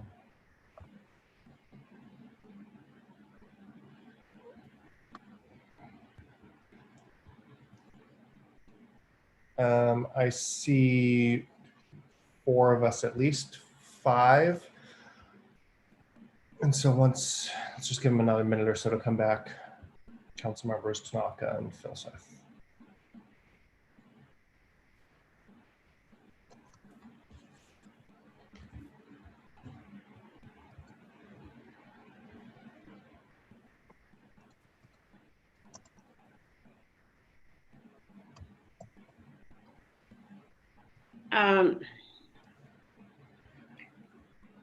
I'm getting messages.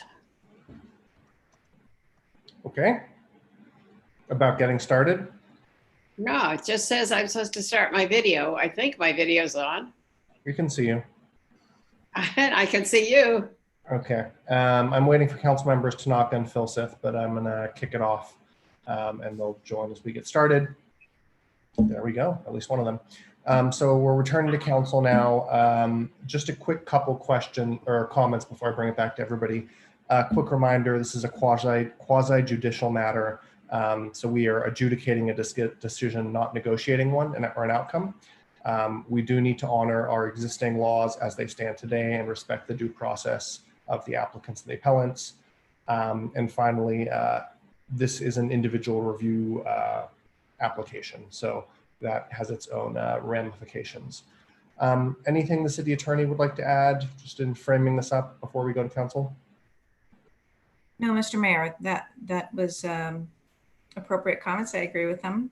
I'll be available as questions arise. Okay, thank you. So I'll suggest we first have a round of comments and questions from council, and then after that we can open it up to comments, questions, and motions. So just hit your hand as you'd like to be recognized. Councilmember Filseth. Thank you. So just a couple of quick questions. It seems what's going through my mind at the moment is, will there be dewatering? And if there is any dewatering, will it hurt the tree? And sort of we had discussion on whether there'll be dewatering or not dewatering and how deep the roots are and so forth. Let me ask a question of staff. How deep is the basement in this in this plan?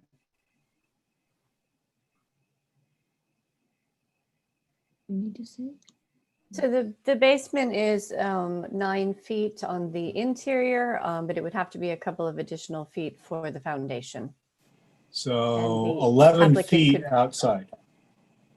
Right. So somewhere in that area, yes. Okay. So I thought I heard a statement that if the groundwater is 10 feet down, 7 to 11, I think, or 7 to 14. But if the groundwater is 10 feet down and we dig a basement that's 11 feet down, it'll reduce the water table another 10 feet. That is, the water table will drop from 10 feet to 20 feet. Did I hear that right? Is that accurate? No. Okay. Am I correct in We have the applicant here. We also have Mike Navziger with Public Works who may be able to address that question. Can I ask Public Works? Yeah, good evening, Council and Mayor Fine. Mike Navziger, Senior Engineer with Public Works Engineering. A typical one-story basement would have an excavation of between 12 and 13 feet for one story. And if the water was located at, say, 9 feet, 9.5 feet, dewatering would need to bring the water down to about 3 feet below that the proposed excavation. So down to about 15 feet. So you're looking at a net approximately 6 to 7 feet of lowering the water table. Once the basement is poured, the water can be, the pumping can be reduced and the water can rise to about 1 foot below the slab. So not 10 feet as mentioned. Okay, that's helpful. And then one of the other speakers brought up an issue that I thought was kind of interesting, which is, how do we ensure that the actual construction will in fact follow the plan, right? I mean, I think we heard a story where there was a plan and nobody followed the plan, right? Our public works inspectors, particularly in dewatering projects, visit the site daily, if not several times per day. So we're very much aware of the activity that's going on. And in this particular case, it would be on everybody's list for regular inspection. Okay. Okay, that's mine for now. Thanks. Thank you. Councilmember, Vice Mayor Du Bois. Yeah, I had a question about the critical root zone. I guess in some of the diagrams, it was a circle. Other ones, we said it was impacted by the foundation of the house. So do we believe the critical root zone goes under the house or just not under the house? So the tree protection zone as defined by the code is a standard circle. But then we look at these projects case by case to help determine where the actual roots are. And we also have the city's urban forester here, Walter Passmore, if you need some additional information. Yeah, well, there's the TPZ and the CRZ. Yeah, I was asking about the critical root zone and really the impact of the foundation. I don't know if Walter's on. I'm here. Answer that So question. the tree technical manual defines a tree protection zone radius. Critical root zone is an industry term that is used in some of the arborist reports. We can convert back and forth, but really we use the term tree protection zone. Okay, are they the same thing then? Oftentimes, yes. There is some professional differences depending on location and type of tree.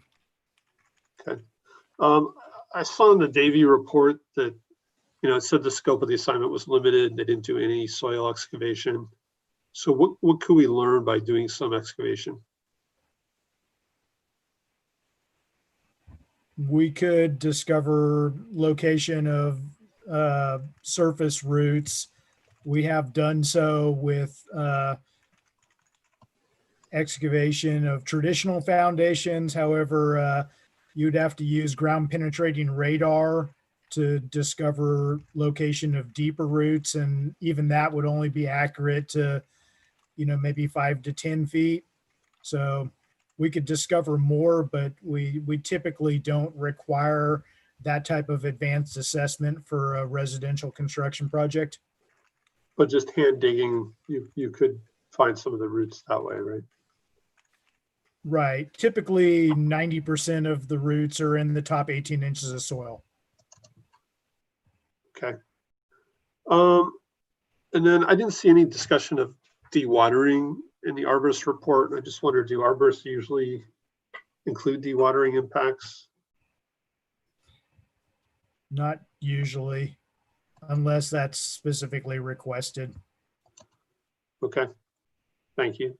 And then question for staff. So, in terms of the basement, what is the proposed shoring method? And, we've had years of discussion about these different methods and whether they prevent dewatering or not. So would this method prevent dewatering? So Councilmember, the shoring method has not been chosen at this time. That is usually done at the building permit stage. So we think that the lagging would be the most beneficial in this particular project, but we don't have all the information yet to make that conclusion. Okay. And how would that be constructed? Would there be, I didn't see anything in the conditions of approval about, equipment that would go into the tree canopy itself. And that's why I was saying with the secant walls, we would be very wary of the equipment going into the canopy of the tree, and also it's, sort of drilled down into the ground. And so there is no ability to look for roots and go around them. And so that's why staff would not suggest that method. But we also have Mike Navziger from Public Works who may be able to better address this. Both methods would go into the canopy at some level. The secant wall would tend to be more consistent along the whole excavation, whereas a soldier beam and lagging would be basically drilling every 4 or 6 feet, depending on how it's designed. So there will be some penetration into the canopy, but like Jody mentioned, the secant wall precludes any opportunity to observe any roots. It's pretty direct. And then the lagging though would still require pumping if there's water. Yes, even the secant wall would require some water removal once the wall is constructed. You're basically removing the residual water you've trapped within it. It just takes longer for the water to come up underneath the secant wall, so the flow rate's much lower. But the soldier beam and lagging would require a traditional type of dewatering, lowering it down to about 7 foot net. All right, thank you. That's it for now. Thank you, Councilmember Niss. So we sort of start at the beginning. So one of our speakers tonight said that they had looked at this house and there were any number of indications that there was a tree on the property that needed to be protected. What happened, and I don't know which staff to address this to, what happened between the time that somebody bought this with a tree that needed to be protected, and now we're here deep in a discussion about how do you protect a tree that is of this duration and success and staying alive somehow in an urban area. How did this happen? Who knows what happened next? So Councilmember Niss, based on all the regulations that staff has at our disposal, this is not a heritage tree. It is a protected tree. And we have used the code to ensure that it is not being removed. And yes, there will be some impacts, the 17% that you heard about. But from all of our past experience, as long as we're removing less than 25%, then the tree still has the ability to remain healthy and survive. So those are the standards that we use on every project in the city. So, and you're referencing the code that's 8.10.050, right? Emily, maybe if you can bring up the slide, please. So there was a slight error in the staff report as far as saying it was referring to 8.10 D as in David. It should actually be B as in boy. And it does say, and this is into the definitions of 8.10, talking about what is the definition of removal. Excessive pruning could be a version of removal. And then you see here at the bottom, the definition of excessive pruning is the removal of more than 1/4 of the functioning leaf and stem area of the tree in a 12-month period. And so that's what we are not doing. There is the 17% that's discussed in the arborist report, but that is less than the 1/4. Although I know there has been some discussion about this 8.10 and how it actually gets interpreted. But let me go back to the first part where we clearly have an ordinance that, as you said, it protects the tree. This may not be a heritage tree, but it's protected. And it had been advertised as a lot with a protected tree. So I'm looking, I guess, back at you, Jody. When that comes to you, is there some comparison? How do you decide what you will approve of if there is a tree? Are you indicating that you believe that what you put out, that actually protects the tree? Yes, But to the best of our ability, staff believes we have protected the tree. We are setting, the new house is more towards the front of the property. The portions of the existing basement are going to be retained. Everything is going to be hand dug. There's going to be an on-site arborist. There's been a fair amount of looking into this project to ensure that we have the appropriate conditions to ensure the tree survives. I mean, as best I know, that's everyone's desire, is to maintain the oak tree. Yes, yes, after 20 or 30 speakers tonight, yes, that certainly is the case. So if you looked at this, now several people have suggested, for safety, could it be a not as deep basement? Could it be 8 feet instead of being what looks like it'll be close to 11? And maybe I think maybe I heard the applicant say that someone would live in the basement. Maybe I misinterpreted. I am not aware that there is an ADU proposed, although, another family member could live there. It doesn't have to be an independent unit. And so that may be their reasoning for the basement. That's not something that we're usually able to get into. As far as the basement being shorter, I mean, there's certainly, you could discuss ceiling heights. It's only going to change it by a foot or so. Maybe that's enough, though, to not cause the dewatering. I know that we have had discussions, with the applicant, and they have already talked about, doing the excavation during the dry season, so that the groundwater is lower just sort of naturally. So I hear what sounds like a very rational way to have a discussion about this, but we've heard any number of examples tonight of where there has been not a good outcome with the trees. And even though I think for the most part, staff does a good job, Walter Passmore, who's there tonight, and I have had a long discussion about the fact that my neighbor managed to kill the magnolia trees that were actually on city property. And any of you are welcome to drive by and look at the rather unimposing new trees that have been put up. My point being that if something happens to this tree, you really cannot reverse it.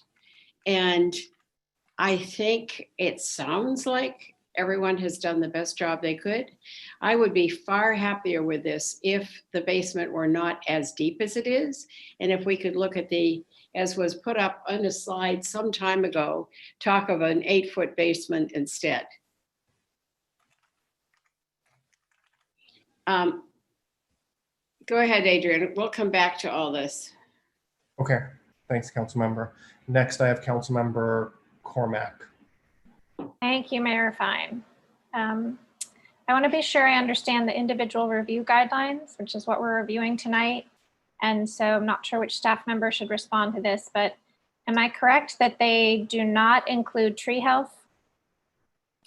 Ms. Gerhart can respond to that. Sorry, can you repeat that? I want to be sure I understand the individual review guidelines. And am I correct that they do not include tree health? That is correct. The individual review guidelines talk about massing, streetscape, and privacy are the main points there. Sometimes with privacy, we're using landscape to achieve that. But that could be existing landscape or new landscape. That's not discussed in the guidelines. And what about location and size of basements? Is that addressed in the individual review guidelines? No, that's actually not addressed at all. That's just covered in the municipal code. And what about dewatering during construction? Is that addressed in the individual review guidelines? No, that's covered by our standard public works procedures. Okay, great. Thank you for that, Ms. Gerhart. And then probably still back to you. I noticed as a condition of approval that the director is requiring daily arborist visits. To your knowledge, have we ever required daily arborist visits as a condition of approval? I may have to turn that over to Walter and Emily. There were definitely some conditions added as part of the director's hearing to further ensure the health of the tree. So I don't know, Walter, if you know about the daily requirements. Our standard is monthly arborist reports. I have never remembered applying daily inspections. Great. Thank you so much, Mr. Passmore. And then again, not sure who this should go to. One of the emails we received was from Catherine Martineau, who's the executive director of Canopy, and she had 3 comments. Is staff able to address the comments that she provided? I believe that some of them would be later in the process than this evening, but I don't know that I have a copy of that letter. Yeah, I'm afraid I'd have to look through our correspondence, perhaps to find that specific. okay. Well, for the next go round, if there were 3 suggestions, I believe, that she and Canopy had, and I know Canopy's been referenced earlier tonight. So I'd be interested in knowing if staff feels that now or later in the process that they would be able to address. Oh, Mr. Passmore looks like he has something to say. May I? So Catherine Martineau sent the comment to council, city manager, and copied me. So I am able to say that those are fairly standard conditions that we apply at building permit, and they all seemed very reasonable. I would expect that we would apply those to the building permit. Wonderful. That's so helpful. Thank you, Mr. Passmore, and that concludes my questions. Thank you. Councilmember Koo. So thank you for asking that question, Councilmember Cormack. I believe I'm glad to hear that Mr. Passmore said that these should be fairly easy to incorporate. Those were also, I believe, conditions that was reviewed by Canopy and by their expert, which used to be our tree expert here in Palo Alto, Mr. Doctor. So I'd feel very comfortable with those included into the conditional approval. But in the part that states from the city that there is an arborist that goes to the site daily afterwards at the end of day or whenever. But if the damage has been done, what's the purpose then? I mean, can the tree be damaged in a day and that could cause it to demise? I would actually like to see somebody there all day until the demolition is finished. So that is one comment I wanted to make. Then the second one is, the IR review, a lot of it is, there's a lot of discretionary in it, the decisions. And so I'm starting to wonder if maybe basements are also a discretionary decision, since there isn't any of the prescriptive minimum or maximum size depths in the ordinance there. So if it's discretionary, then I would think that we can actually have a say in how deep it should go, especially in this case, because we have a tree, one, because we have a tree preservation ordinance, and also because the tree consideration should also have precedence, and it should, and these kind of conditions should vary by site. In this particular site, there is the tree there. So I think that we should have discretionary decisions about the basement. And, if somebody wants to comment about that, it would help greatly in determining whether we even say yes to basement, no to basement, 8 feet, however many feet, how big it extends. So council member, I'll just make some introductory comments, and then the planning staff they have the details. There are rules about basements in our code, and they're ministerial. So they're not part of the IR review process, but there are certainly requirements, quite a few requirements in the code around basements. Ms. Gerhart, do you have further comments? Yes, as you said, the basements are discussed in the municipal code 181290. It does talk about basements must be under the building footprint, so they don't extend into the backyard or front yard. You are allowed to have light wells and below grade patios, but there's lots of limitations on how large those can be and where they can be. And there really isn't much more than that. You know, there's some conversation about how far up the basement can be out of the ground, but that wouldn't change this particular project. Although in this code, it says nothing about depth. So in a way, I believe that, so in this discussion, because there is an impact to a tree that we do have an obligation to preserve. So I think that, I mean, it opens for us to discuss depth and also in terms of what council would like to see, how deep it can go or how deep it should go.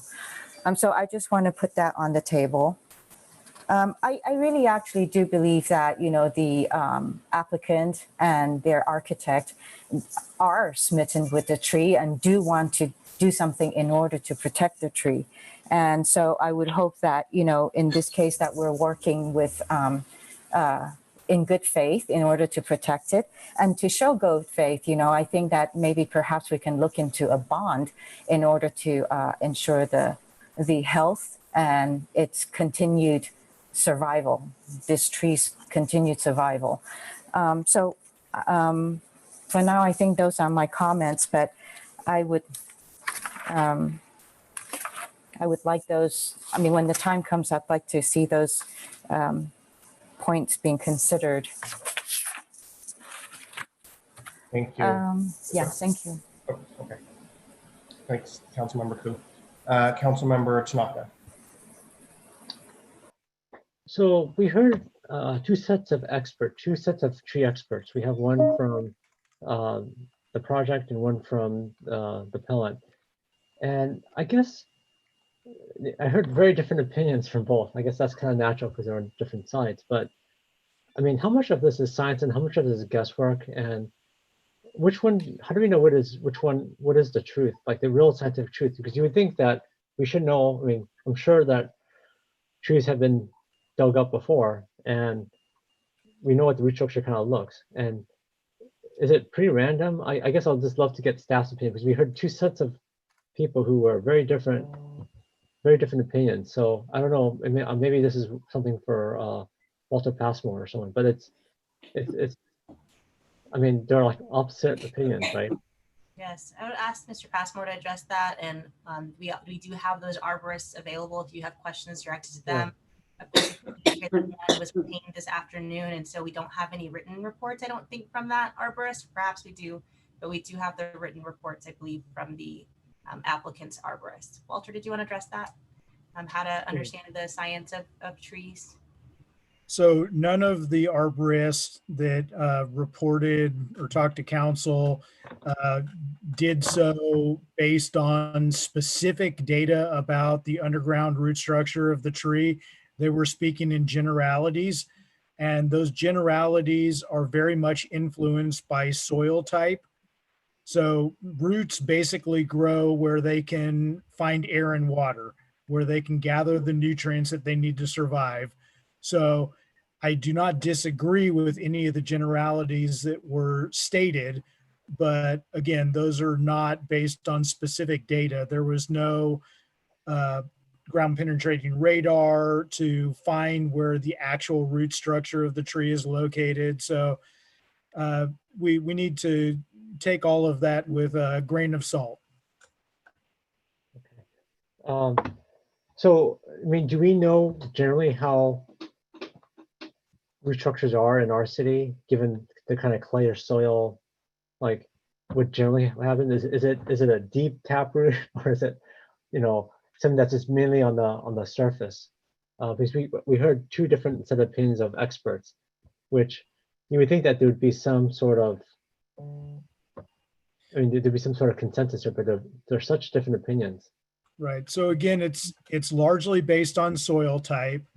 And we did hear from the engineer that they identified the soil on this particular site as a high clay soil, which would indicate that most of the root structure is concentrated in the top reaches of the soil, because going deeper, it would be anaerobic and it would not allow the roots to gather water and nutrients because of the lack of air.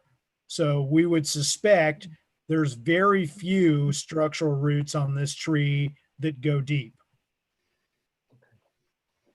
So the other thing I wanted to ask, and this is for staff, which is it, I know that we have front setback rules, but this is kind of a very unusual property because we have this very beautiful tree in the backyard. But can the house be moved forward any, or can the basement move forward any? Maybe perhaps even into the front setback. And so I don't know whether we have authority to do that or whether it's even physically practical to do this. But I'm just wondering whether the construction can be moved away as a possibility. But I don't know about the practical realities of this. And so I don't know if staff could talk about that. But I know that it seems, I think everyone we heard from, I think everyone wants to make sure that this tree is protected. So I don't think there's any doubt about that. I think even the owners probably want that too. But I'm just wondering, given this is a very old tree, I don't think anyone wants to see it die. So I'm just wondering, is that a possibility to do to try to give this a better chance? So we did look at the project and felt like we could protect the tree without doing such a thing. But absolutely, a variance is possible if council wanted to ask us to look at a smaller front setback. Unfortunately, that variance, has not been applied for, has not been advertised. Staff would need to, think through the findings for that variance, but that would be the vehicle to do such a thing. Okay. So during one of my office hours, I also got the comment of some sort of bond for the tree, right? Where if the tree, let's say, dies after 10 years or something like that, maybe that there's some sort of fine or some sort of so there's like incentive to make sure the tree stays alive. Although I would suspect that losing a tree like this on your property would greatly decrease the value of your property. So I think there's probably incentive just in that. But has that ever been done in either in our city or other cities? And if so, how could that be structured? And does it even make sense? It was a suggestion that someone made during one of my office hours, but I don't know whether that's practical, makes sense, or it's even legal. But if so, how would that happen? So we do have a security deposit that's talked about in the tree technical manual. And I think Walter can probably give some more details on that. Right. The tree technical manual does allow us to collect a security deposit for special circumstances. We have never done it for a residential project, but it doesn't mean that we couldn't.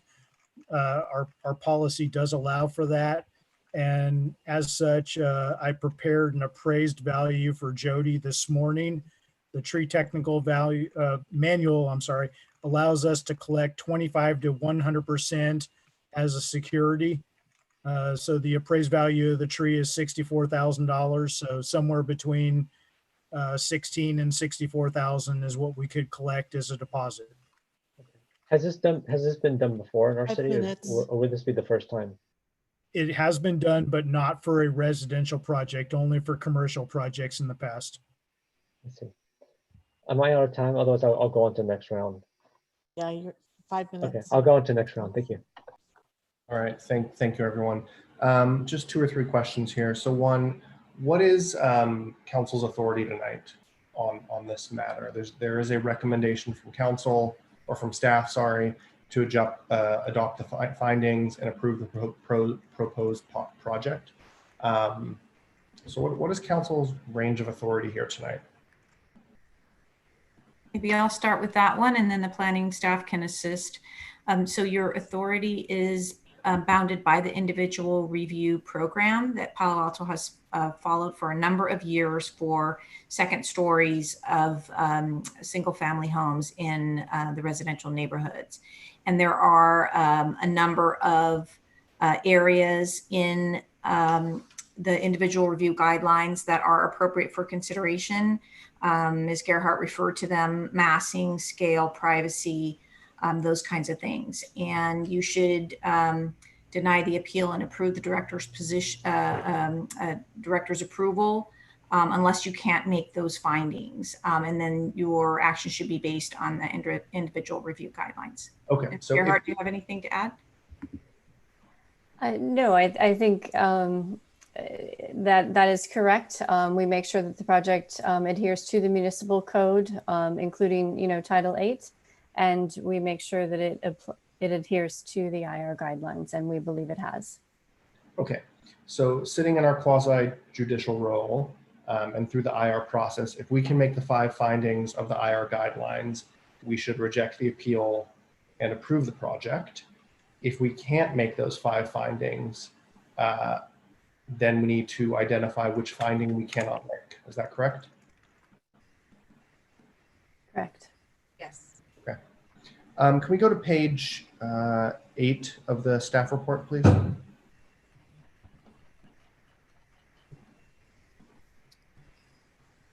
Emily, are you able to do that, or I can share my screen? Sure, if I have a minute.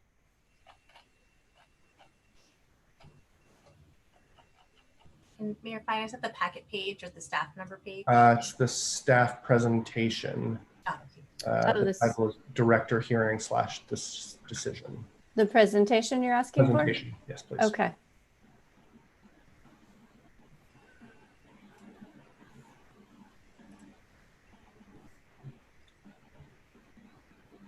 I have that, 1 second.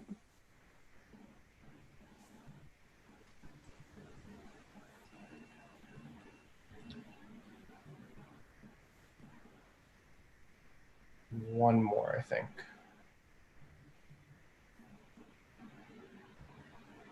That's it. Emily, yeah. Okay. So the Director of Planning and Development and our team in City Hall found that this project was in compliance with the municipal code, correct?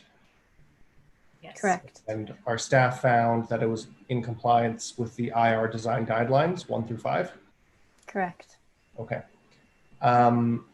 Dewatering, basements, and trees are not part of the individual review guidelines, as Councilmember Cormack asked, correct? Correct. They are ministerial and handled through the building permit. Okay. And then I was hoping, could staff briefly describe the tree protection plan for this oak? If we go, I think, Emily, is this your slides? If we go back a couple screens.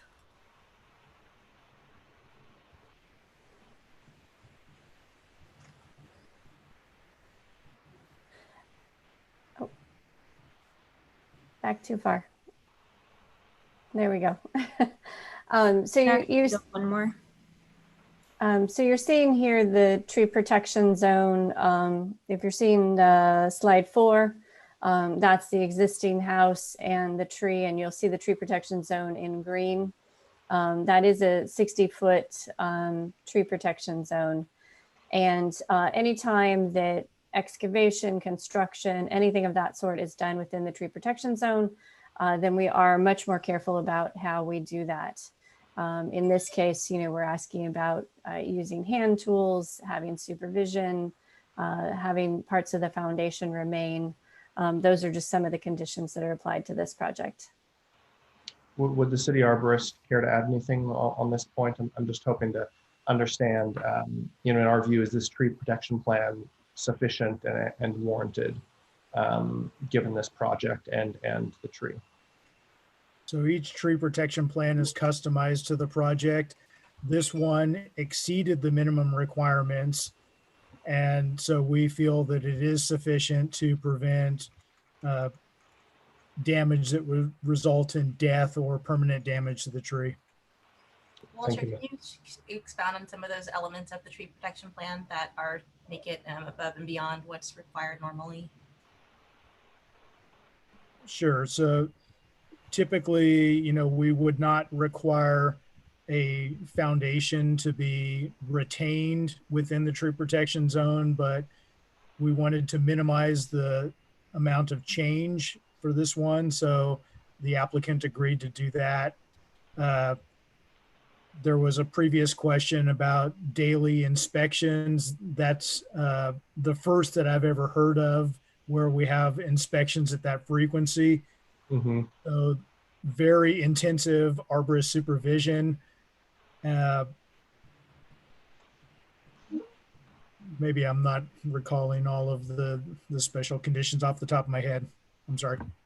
It's okay, but what you're getting at is this goes above and beyond our standard protection measures, and staff believes it's adequate and correctly tailored to protect this tree.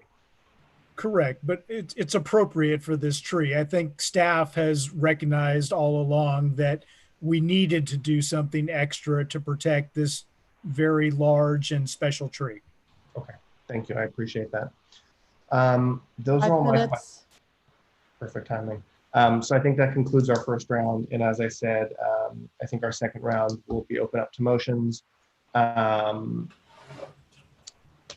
we may want to do a time check. It's 10:20. I think we can get through this and the utilities issue. Just nod if you agree. If not, we can kick something out, but I'm seeing mostly nods, at least from two of you. Okay, once we're done with this, we can get to the next utilities item, but let's try to finish this off. So I'm gonna open it up to questions, comments, and motions. I saw a couple hands in a row, so council members Koo, Vice Mayor Du Bois, Filseth, and Miss. Councilmember Koo. So I heard Mr. Passmore say that that the other arborists were speaking in generalities, and that the tree roots does not go that deep. So have we as a city done the ground penetrating radar in order to know that those roots don't go that deep?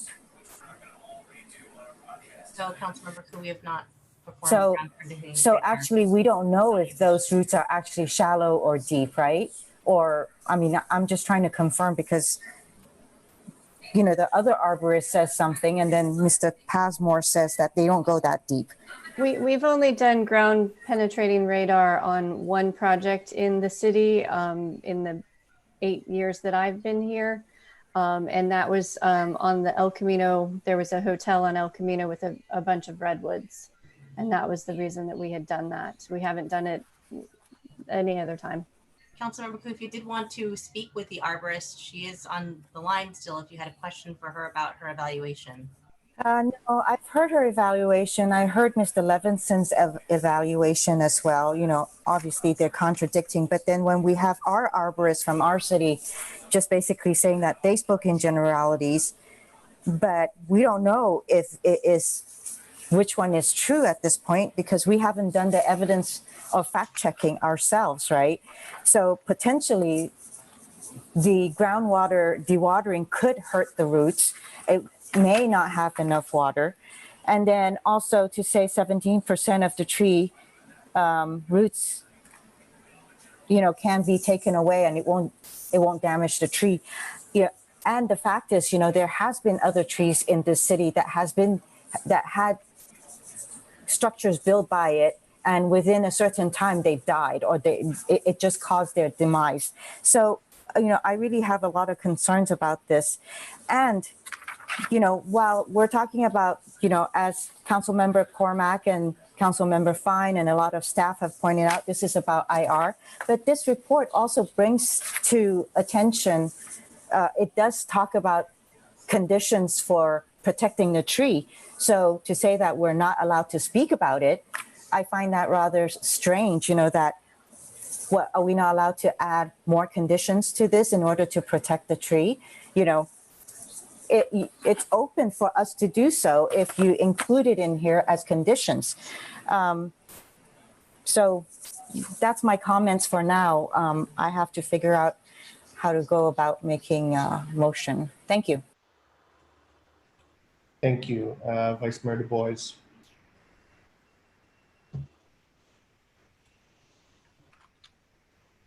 So first of all, I do want to thank the applicant. I'm sorry if I mispronounced your name, but Miss Sao, for trying to protect the tree. I appreciate you've worked with our staff, try to come up with a plan. Having gone to look at it, it really is an awesome tree, and it's protected by our tree ordinance. And as you heard tonight, it means a lot to a lot of people in town. So I hope we can find an agreeable way to save the tree and move the project forward. And so as I think about this, I think there's several areas of question. There's the extent and scale of the house under the IR guidelines. There's the arborist report and kind of what does this tree need? There's interpretation of our tree protection ordinance. And then there's a potential to impose additional conditions of approval, I think related to the tree health. So on the extent and scale of the house, it is a large house. I think it is a little bit out of character with the neighborhood in terms of compatibility, height, mass, scale. Potentially even finding number 3, which is massing. So I would find it tough to finding number 2, possibly number 3. But what I'm hearing from the neighborhood is concerns about the tree. And so I think if we can save the tree, that seems to be the primary concern. We heard that removal means permanent damage to 25% of the roots. Staff is saying 17%, but we don't really know where the roots are. And we heard this is all estimates. So it seems risky for this type of tree in this case. I understand that the basement's not part of the FAR, but I'm wondering if the applicant would consider either a smaller basement that's further away from the tree, or maybe where Councilmember Niss was starting to go would be less depth into the ground, avoiding the water table, and potentially maybe the basement extends above the ground, which we heard is part of our basement ordinance. And so maybe there's a sweet spot there where we wouldn't need to dewater and potentially harm the tree. And we have been in a drought again this year. In terms of the arborists and what trees need, we heard disagreement tonight between arborists. It's not really unusual to hear disagreements between consultants on a project.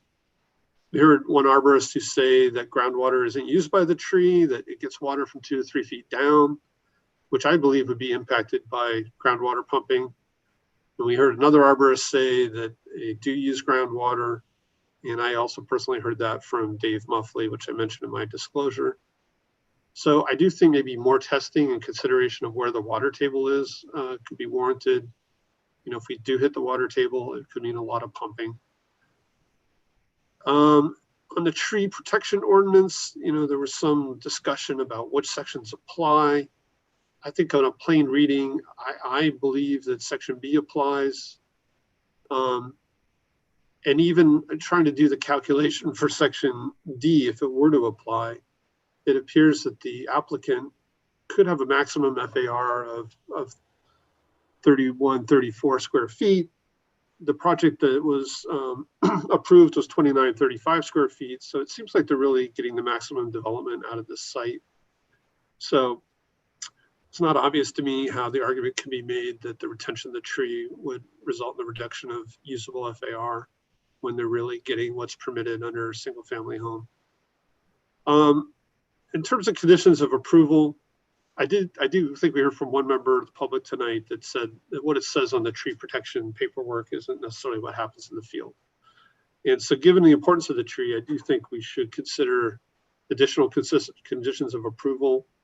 When we get to motions, I have several, but the biggest one, and it's recommended in bold, our condition of approval 1C says all recommendations from the arborist report. And on the arborist report, if you look at pages 6 and 7, there's some recommendations in bold, as well as the rest of that summary. And I think a lot of those should be made explicit in the conditions of approval, not just referred to in the arborist report. And it included things like demolition completed by hand within the building footprint. You know, the arborist said no demolition plan was present. I think, again, a lot of the concern is what happens during construction. That existing soil moisture be mimicked throughout the demolition and construction, that root protection and matting be provided, that water and that the roots be kept wet and covered if they were be exposed to sunlight during digging. There's a whole list of these. And then one other one that was brought up was, you know, changing the duration maybe of the tree appraisal. So, you know, if we're talking about a 300 or 400-year-old tree, you know, I think the tree appraisal direction should be more like 15 years rather than like 5 years. Quick question on staff. There is a reference to tiebacks. I mean, would tiebacks be allowed in any of these construction methods? I can speak to that. For a single level basement, tiebacks would not be needed. 2 levels and more, tiebacks would be used. Yeah, so I thought maybe a condition of approval would be no tiebacks, certainly on the sides closest to the tree. Sounds like they're not needed. No. There's nothing in the conditions of approval that speaks to the use of cranes under the canopy. I don't know if we've ever had those kinds of conditions. It seemed like, again, those would be important considerations. It is 5 minutes. Yeah. So Mike, was there any? We've never imposed conditions on crane activity. We haven't had a case quite like this, but we could make sure that the contractor is educated to the sensitivity of mobilizing cranes around the canopy. Great. I think I pretty much covered the gist of my thought. Like, again, so when we get to motions, I have several specific conditions of approval. Okay. So I'll stop there. Thank you. Councilmember Phil Seth. Thanks. I'm sure this is a really dumb question, but if in fact all the roots of the tree are in the first 2 feet, then how much difference does it make whether the water table's at 10 feet or 14 feet? I believe, Councilmember Fields, that was the argument of the project arborist, which is that, and I think Mr. Passmore kind of confirmed that the roots tend to be perhaps in the first 2 to 4 feet. I think he said 90%. Yep. And so the water sources are not groundwater, I believe is what the indication was. Walter, do you want to add to that? No, that's an accurate synopsis. Thank you. So if I understand what you just said, dewatering is irrelevant, right? The only issue is, you know, sort of the radius and how many of the roots are within the footprint of the house. That would be, I think, a way to look at the issue. So why are we talking about, I mean, I'm missing something here. Why are we talking about dewatering at all? I believe that the appellants have raised that as a significant issue that they see as a challenge to the project, kind of the constructability or what happens during construction of this project as a potential danger to the tree in their assessment of what might endanger the tree. Okay. So the appellant believes it's an issue. I hear some pretty careful wording going on here that I'm trying to parse. Okay. Well, the appellant has raised the issue, and we've been working with them through the director's hearing, and as has the applicant, to address their concerns with dewatering and what might damage the tree. And okay. So that has been a discussion. Okay, so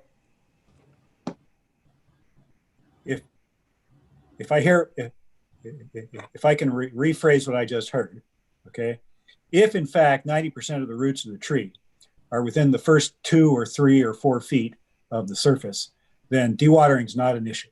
Okay, so why would we not, for example, go get some ground penetrating radar, find out for sure, and then we would know? I think, as Mr. Passmore suggested, we have not had a tradition of requiring applicants to use that technology for a tree. Okay. But I think, Mike, But so the opinion of the city arborist is that 90% of the roots are within the first 2 to 4 feet of the surface, and therefore dewatering is a non-issue in this case. I think that's what I just heard. Walter, do you want to speak for your own opinion? But I do believe that's what we've heard. I think that's the most likely scenario, is that dewatering will not be a significant impact.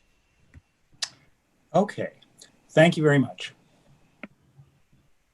Thanks, Councilmember. Next, I have Councilmember Niss.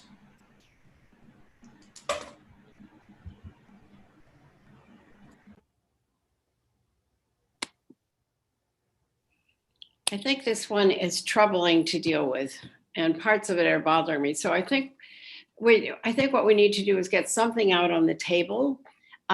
Before I actually make a motion where I'm headed, I want to ask, and I don't know who wants to answer this, but Tom said that perhaps in working with the applicant, we could talk about an 8-foot basement versus the deeper basement that's already suggested.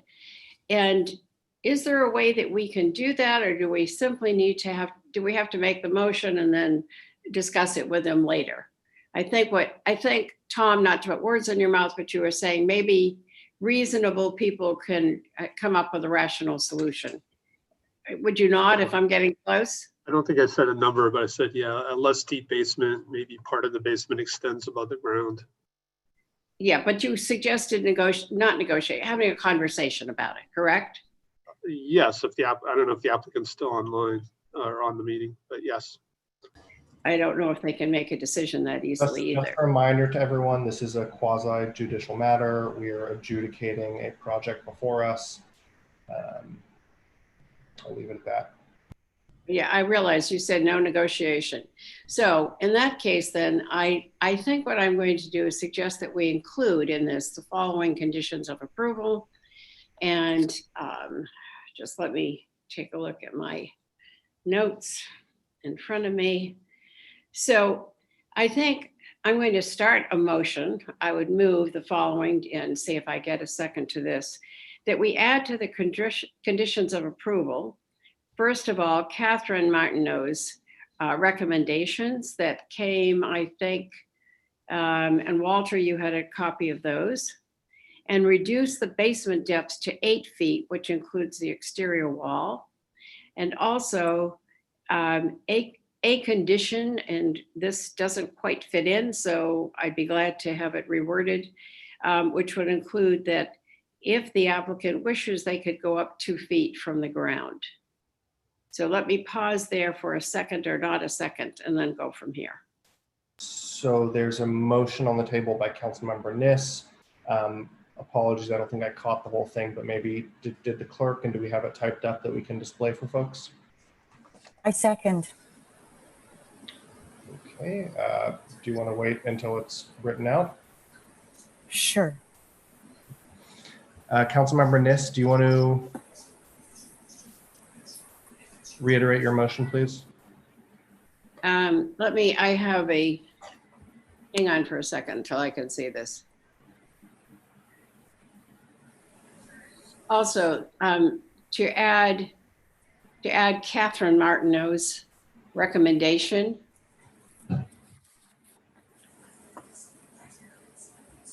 And somebody had a copy of that tonight.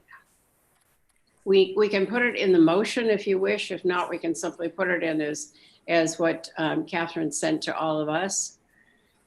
And then C would be to allow the plans to go 2 feet from the ground, essentially from what would normally be the bottom of the house, to go up another 2 feet if they're concerned about an 8-foot basement.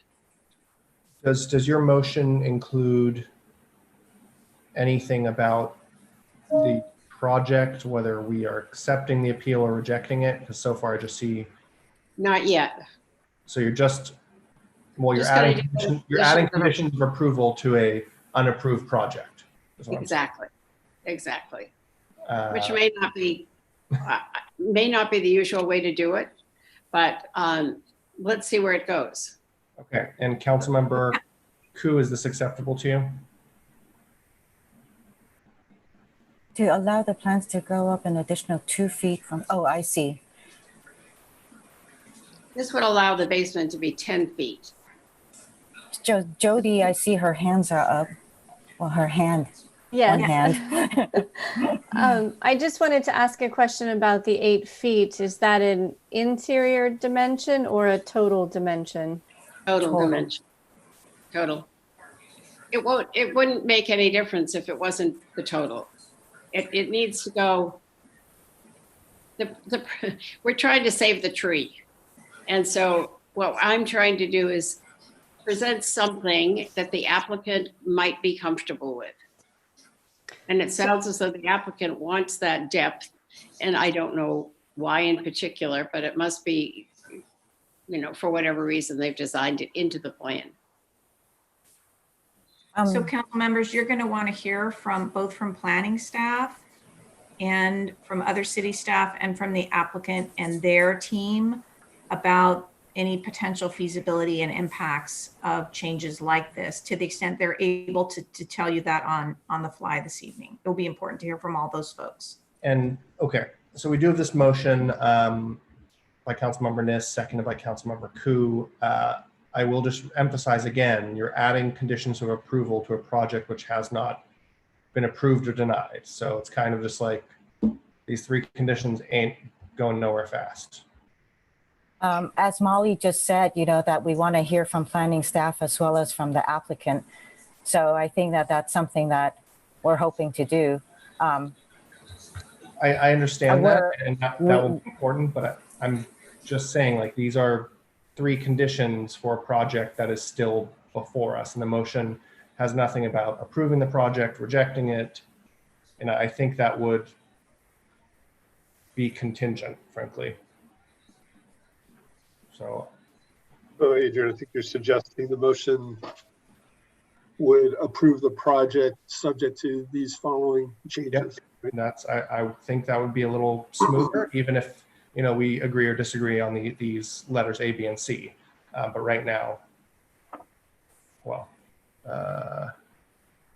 so Councilmember Niss, is that acceptable to you? I'm just trying to get us a motion that's actually workable rather than just 3 conditions hanging out. So you're saying to add to the conditions of approval subject to, and then the language there. I think the Vice Mayor had good language, which is approve the project subject to these new conditions. Councilmember Niss.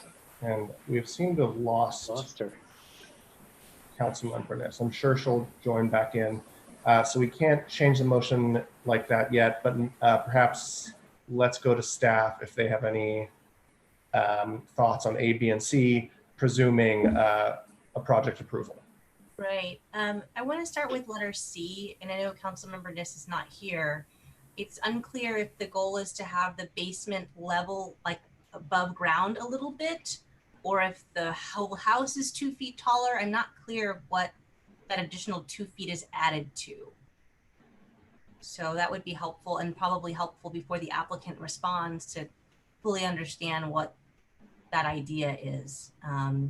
In addition, Ms. Martineau's conditions are typically part of the building permit process, which is a separate process. So I would have to say I'm not sure, and perhaps Mike Nafziger can address if this would preclude anything that may need to happen during the building permit phase that just quite frankly hasn't occurred yet because they're not at that phase of development in the project. So Mike hopefully can speak to that. And lastly, for letter A, minimum ceiling height is 7 feet, so 8 feet, depending on what kind of the interstitial material of the ceiling of that basement is and kind of the thickness of that, kind of how it's constructed. 8 feet, could be a basement that is usable and habitable. But again, the applicant's comfort with that would need to be addressed by the applicant. Mike, can you address anything for letter B in terms of if that's okay in this phase of the project's development? Sure. I think that, as I mentioned before, a standard 1-level habitable basement with an 8-foot ceiling would have about a 12-foot total excavation. That's from ground surface to bottom of excavation. And that typically provides an 8-foot ceiling. To get an 8-foot ceiling with an 8-foot excavation, you're going to have to come up out of the ground with the basement. 8-foot excavation would provide probably less than 6-foot ceiling once slab and floor joists are installed. If that makes any sense, it would raise the height of the house and the massing of the house. And I would ask that if we're talking about raising the house up from the ground level, we do need to take a look at the IR guidelines because all of that analysis would change. Well, I think that it would be approved. That it would be found to be consistent with the findings if the council goes forward with this. So I can't answer for Councilmember Nis, you know, on the 2 feet above ground and the 8. My concern with my agreement with the 8 feet is because Mr. Nafziger said that, and correct me if I'm wrong, with the 8 feet depth, it would actually have to excavate 12 to 13 feet, which is pretty deep. So if you have a 10-foot depth, then what is it digging into? What is the excavation then, which is even deeper, right? For taller ceilings, interior finished floor to ceiling level, an 8-foot dimension would need about a 12 to 13 foot total excavation. So for a 10-foot ceiling, you'd push that down another 2 feet or so. We typically don't allow basements to pop up out of the ground, but that would be an option to preserve a livable ceiling height with a minimal excavation. I mean, the other option is just to eliminate the basement altogether. And so since this is an IR project, basements are not part of the guidelines. well, it doesn't speak about depth. So, you know, that could be a discretionary matter that we could take up. Yeah, so I don't know if Councilmember Nis has. I am back. Okay, thank you. There was a question and. Well, it briefly went dead. It was a little spooky. So I don't know, what was the question for Councilmember Nis? Thank you, Lydia, for picking up the slack. I appreciate it. So at this point, we've added to approve the project.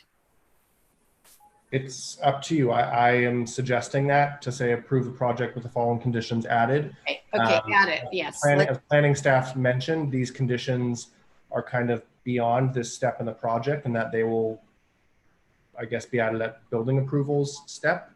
What I was trying to say, Mayor Fine, is that letter B, those subpoints A, B, and C are often part of the building permit process. So I just was confirming with Mike, to his knowledge, if those would be problematic to have as conditions at this point in time. And then Councilmember Nis, we were trying to get clarity on letter C. If you were suggesting that the building can be 2 feet higher and the basement can pop out of the ground by 2 feet, or if there was some other suggestion with the allowing the plan to add an additional 2 feet from the ground. I lost it for a minute.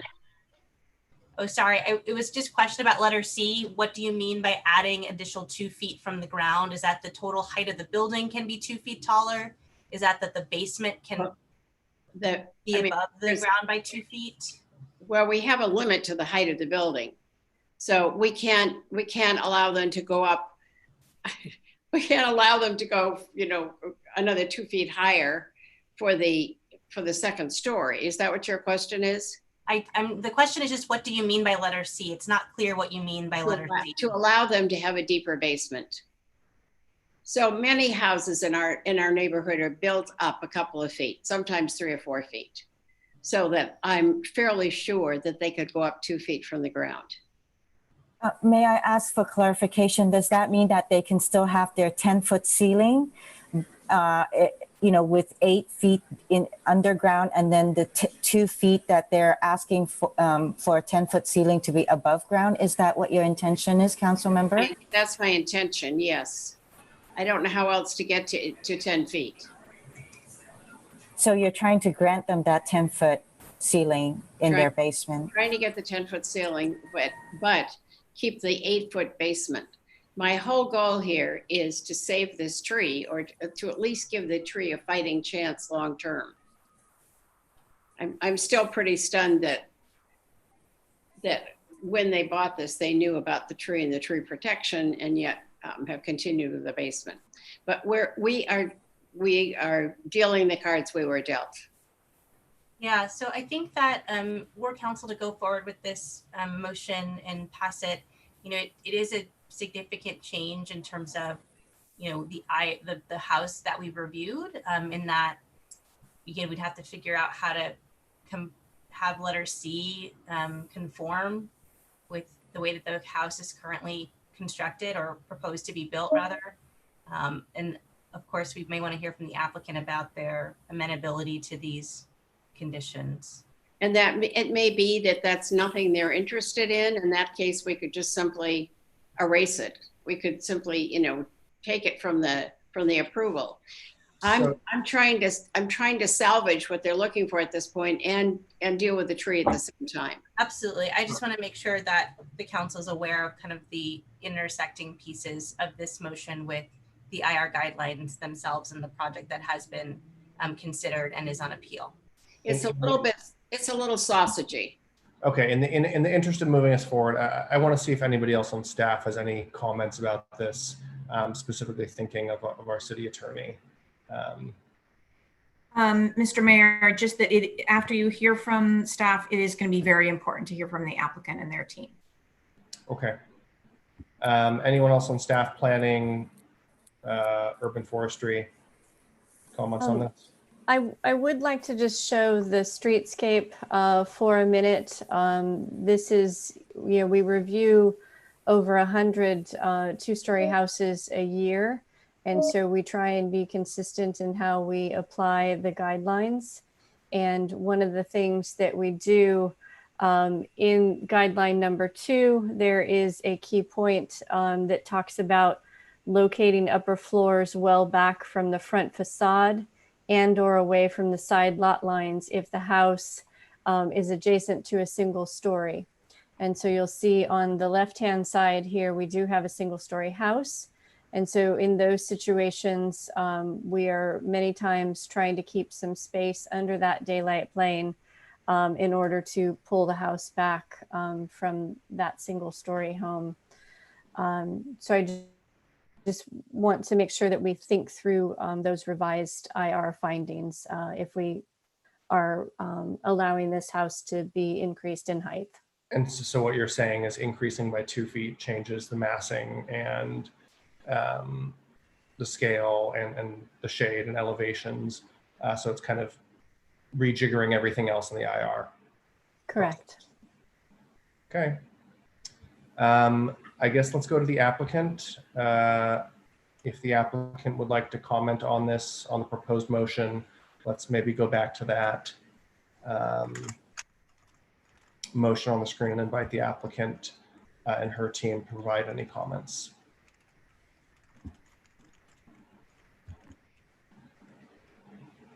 So Ms. Zhao and Ms. Pavlovic, if you would like to respond. Honestly, we are trying to process all the comments from the council members who, I'm afraid, did not understand the input from the professional team that has brought this project to your attention. First thing is, I have to consult with my client before I give you any answers, obviously. Second, if we increase the height of the building, we will violate the daylight plane, as Jody pointed out. And I honestly don't understand if both city arborists and 3 other arborists agreed that this tree does not have the roots beyond 2 to 4 feet due to clay content of the soil. Why are we discussing the depth of the basement at this point? Thank you. Thank you. Okay, so there is a motion on the table. We return to council. Council members Nis and Ku, I'm going to move on to the others who have their hands up. Is that okay? Yes. Okay, thank you. So I see Councilmember Tanaka, Vice Mayor Du Bois, Cormack, and Filseth. I'll just note to everybody it's approaching 11 o'clock. We still have one more item, and I see two of our utilities commissioners with us. Thank you all. So brevity is appreciated. So just wanted to continue my questions. So can the appellant, is the appellant arborist still on the call? I don't know if he is or not. Does anyone know? He said he went to bed. I could try to get a hold of him. Okay. But Okay. I'm willing to tell you what he told me. Well, I guess I was listening to Walter Passmore's comment, right? And I wanted to kind of see if your arborist had a rebuttal to that, because it seemed very different from our city's arborist. So I don't know if you were able to do that or not.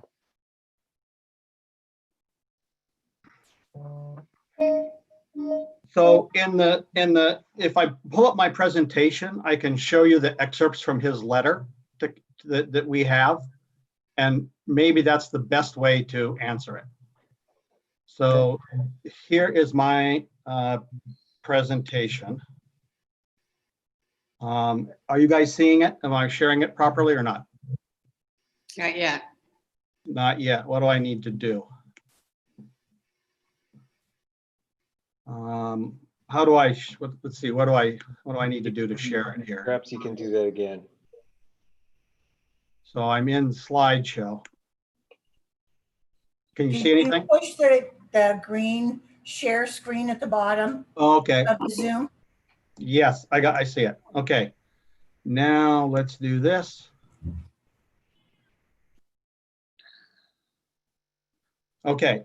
So this is his comments on the root system death. Oak root systems often exhibit a large number of sinker roots. Wait, I think you're not sharing your screen. Well, since Councilmember, since he was just quoting, perhaps. Oh, here it is. Is this it? I'll just read it. Oak root systems often exhibit a large number of sinker roots, which plunge downward from along the lengths of the horizontally oriented lateral woody roots. Oaks are typically adapted to drought conditions through a use of these deeper vertically oriented roots, and therefore they are literally tapped into the groundwater table as a moisture supply.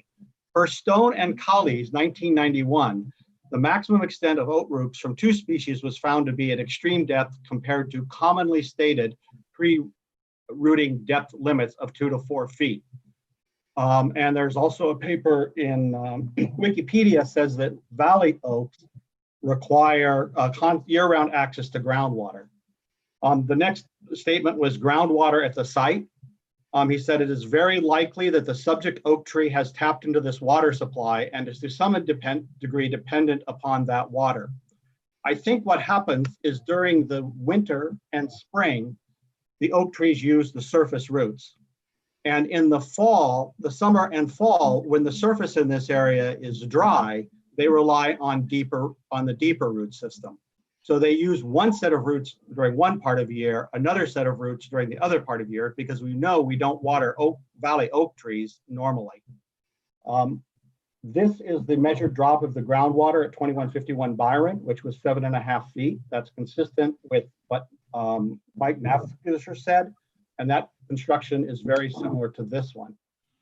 And then this is his comments, Walter Levinson's comments on dewatering. Basement construction requiring dewatering operations at 2353 Webster Street as currently proposed may have a severe negative impact on subject oak number 5.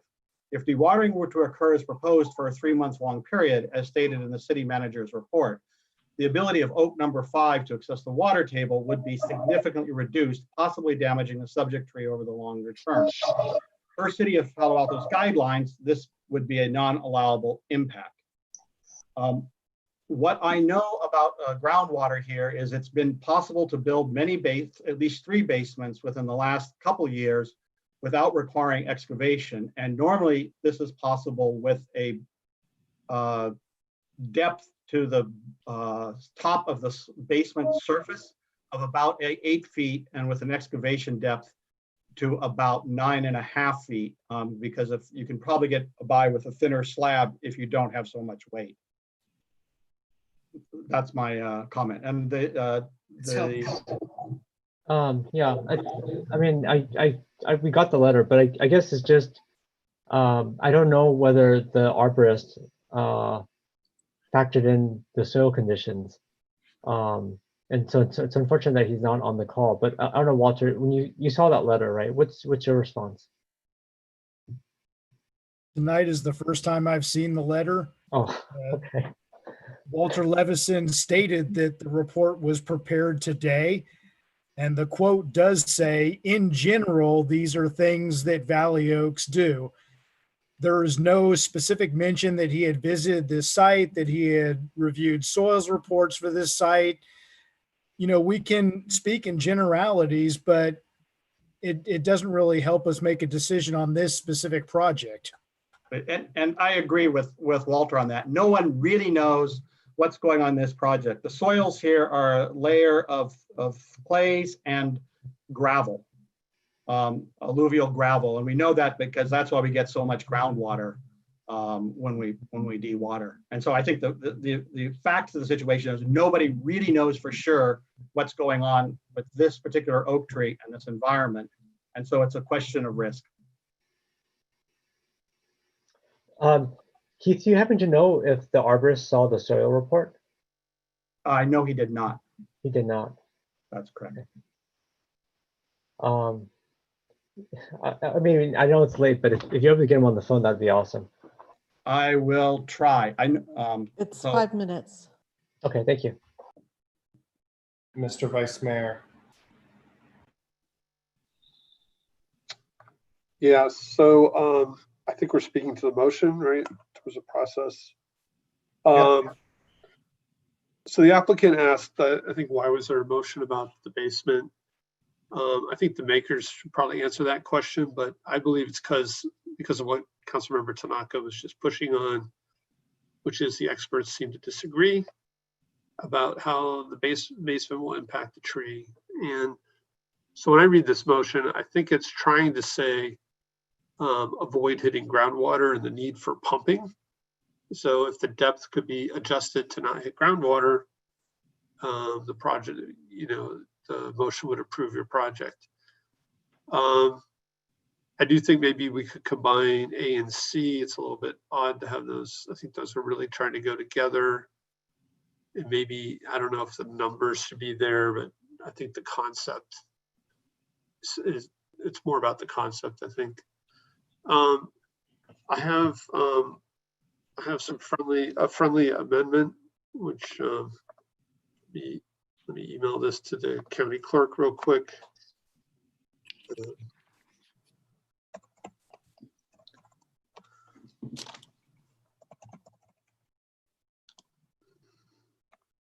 So the amendment is really 2 parts. It does agree. Sorry.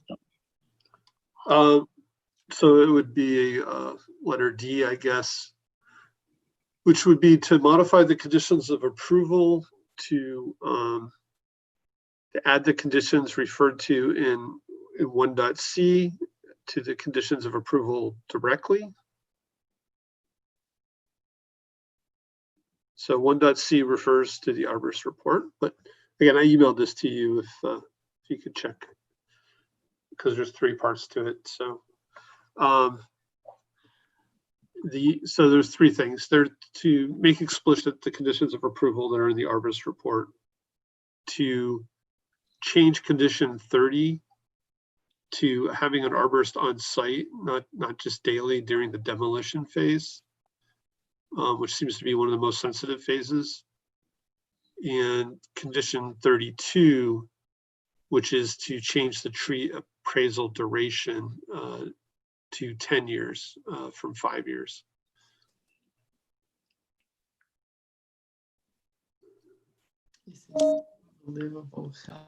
So those are all part of number D. And I could speak to those if those were acceptable to the maker. Okay, so there's a proposed amendment, letters D there by the Vice Mayor, Councilmember Niss. Yes, I think the idea of the arborist on site is a great one. I'd like to see that. It sounds as though, before we go on though, that we ought to take C out, because I think what I've heard is that's going to alter any number of issues that deal with the house. Is that correct? I think essentially I heard the applicant say, take it out. I think from a staff perspective, if the house was to go up a foot or so, I think we could still easily make the findings. Well, shall we say an additional foot? So Liz, could you maybe combine A and C to maybe direct staff to, or again, I think we need the applicant to comment on this, but. If I could see the top, hang on a second. Yes, that could be included. Reduce the basement depth to 8 feet and allow the, an above ground additional 1 foot. Yeah, but I'm wondering if it could even be more flexible depending where the groundwater is. What are you thinking? Vice Mayor, I would not want to. I mean, I think the challenge of conditioning this groundwater, there's no scenario of excavation that doesn't require dewatering that the depths that we're going to be going for this basement. So if the goal is to avoid dewatering completely, then that's not going to be achieved through this. My understanding is the goal is to minimize risk to roots that may or may not be at these depths by having the depth be less and having the excavation be less, but dewatering will still be required for this basement. Which is unfortunate. So I also really want to remind us of our authority tonight, which is evaluating this project in light of the IR guidelines, which do not include basements and trees.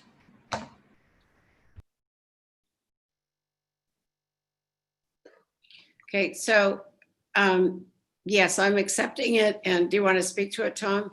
Is that what you asked? Yeah, if Lydia accepts it. Is it accepted by Councilmember Koo? Yes, but I wanted to clarify what is CI. Where is 1C? Is that on page 190 of the staff report?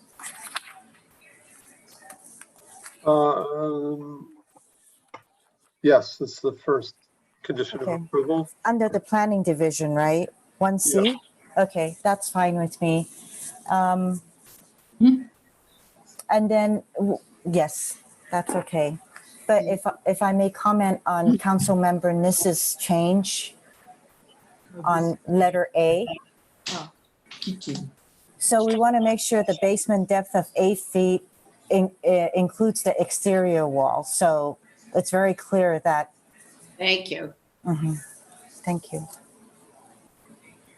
Okay, Mr. Vice Mayor, anything else? Yes, again, just to make these conditions clear. So 1C, the final sentence says all recommendations from the arborist report to be followed. Some of those were explicitly listed in the conditions of approval, some were not. So just for clarity, my little I there is saying, make sure they're all explicit in conditions of approval. Condition number 30, again, I think this was mentioned in the arborist report, but, and again, we've heard about, issues where maybe a contractor is doing things during the day. So it was, for number 30 says for the duration of hand demolition within the TPZ, the arborist should make a daily visit. It's really suggesting the arborist be on site.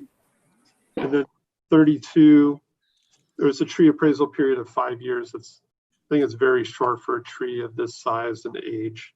And so again, just to clarify what my motion is here, would be to make that go from 5 to 10 years, which is still a pretty small percentage of the tree's life. Okay. All right, I'm gonna do a quick time check. It's 11:10, folks. Do you think we're gonna get to the utility recs? May I ask a question, please? Hold on 1 minute, please, whoever that was. I'm sorry. I don't think we're gonna get to what number is it anyways? The next item, number 3. Can't even get to number 3 in a council meeting. How do the rest of you feel? I see Phil Seth nodding no. Council members? Ask your question again. Do you think we're going to get to number 3, or should we let staff and our utilities commissioners go for the night? It's 11:10. I think we have a ways to go on this project. It'd be kinder to let them go. Okay, are we in agreement? We are going to push out number 3? Yes. Okay. Just making sure everyone's all right with that. Let me really apologize to utility staff and also to our commissioners for sticking around so long. I really apologize on behalf of the council that we have to delay your item because it's also important business for the city. Okay, next up is Councilmember Cormack. Thank you, Mayor Fine. I'd like to make a substitute motion. I'd like to move the staff recommendation that we uphold the Planning and Development Services Director's approval of the application file number 18 PLN-00339. Okay, so that's the staff recommendation? It is, with Is no there a modifications. Second. Seconded by Councilmember Phil Seth. Would you like to speak to your motion? Briefly, this is a quasi-judicial matter. I have reviewed all of the staff work provided. I have reviewed all of the arborist work that was provided. I feel comfortable making the findings that are required. And I believe that staff has fully answered all of the questions with respect to the tree health, which again is not a part of the individual review guidelines. Thank you. And Councilmember Phil Seth? So I more or less agree with that, and you know, we're supposed to be looking at the individual review process here, not, you know, banning dewatering or something like that. I actually still have a couple of questions, and I guess I'll ask one in a second here for the city arborist. But it seems to me like, I mean, we got 3 arborists here, but it seems to me like I actually heard pretty violent agreement between them, right? Which is that it kind of depends on the soil, right? If the soil is very dense and thick, then the roots are going to be shallow. And so that if the soil is sort of loose, then they're likely to go deeper. But, and I actually thought I heard violent agreement on that, right? But the only one that's actually looked at the soil is the city arborist, Walter. Everybody else is sort of going, well, in this case, this. So I'm uncomfortable with the direction this is going because I feel like there's a whole lot of sort of us who are non-scientists all arguing about science we don't know because we don't, right? And so that makes me a little uncomfortable. And I also feel like we're sort of council sort of trying to start, you know, modifying the architecture of the house right now. And we're sort of doing some design work here. And that sort of makes me a little bit nervous too, right? But that said, I'm still sort of nervous about the tree because, you know, that's the whole point here, right? So I want to ask a question of the arborist. Suppose we're wrong, okay? Suppose actually it turns out there are some roots that go deep because, you know, maybe the soil is thick, but maybe there's some like really, really tough, strong roots that have gone deep and so forth. So if during the process of construction, we drop the water table from 10 to 15 feet, I think somebody said, for 3 months. If there are roots that go down that deep, how big a threat to the tree is that? Is that a little threat or is it a big threat? And are you referring to the city's arborist? Yeah, I am, please. Mr. Passmore. Okay, thank you. So it's very unlikely that roots would be consistently drawing water from that depth, especially during the full term of construction. There may be some incidents that they could be absorbing water at that depth, but there would be many fewer roots at that depth. So the impact would be fairly minimal.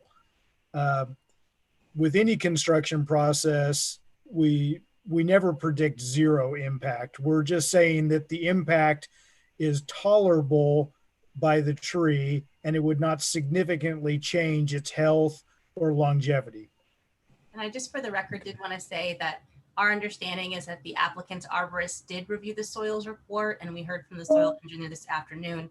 The appellant's arborist did not review the soils information. Got it. Got it. Thank you. Thank you for that clarification. That's helpful. So let me further ask, suppose against all probability, we actually should find out that, oh, actually there are some roots that go down that deep. Suppose during we do that.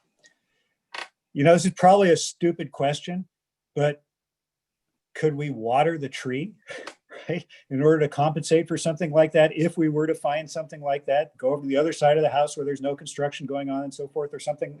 Is that a possibility? Are there remedies if we should find that out?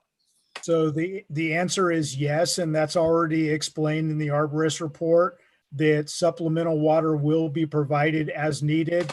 And they're also doing the treatments to enhance new root growth in the area that is being protected. I don't know if everyone picked that up from the applicant's arborist report when I didn't, so thanks. Ms. Lanham was talking.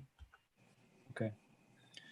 Okay, so you know, it seems to me like staff has done a fairly thorough job. I mean, everybody here is worried about the tree, right? And that's where the focus should be, you know, and so, but it seems to me like staff's done a pretty thorough job on this. And we're sort of on the dewatering thing, we're concerned about something that nobody really knows if it exists or not, and actually doesn't look that likely, but we don't know, so we're afraid of it, right? So yeah, I think all things considered, I think the substitute motion is the one that I feel more comfortable supporting. Thanks. Thank you. I'll go to the other members in a moment. I just haven't had a chance to speak yet.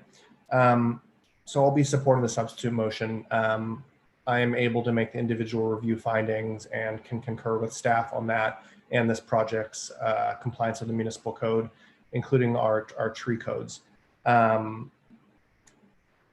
Councilmember Filseth just mentioned, you know, obviously we are concerned about the tree, its health and longevity, but I actually think staff's approach here is the right one in terms of daily visits, some specific construction measures to keep the tree safe, and monitoring. I think those are the right things to do. I'm also worried about us redesigning on the fly. Just lifting a basement up 2 feet has a whole bunch of effects on the rest of the IR process. And I actually think that would be an enormous disservice to other community members and staff who have engaged with the IR process for a while. And, you know, suddenly the building is 2 feet taller, casts shade in different areas, has different windows and privacy concerns. I don't think we should privilege an area outside of the IR process to potentially negatively impact areas inside the IR process. In short, you know, what this comes down to me is the applicant has followed the rules, and I think we should follow them as well. So I'll be supporting the substitute. I see a couple hands. I hope we're not going to have a whole series of amendments and counter amendments, but let's see where this goes.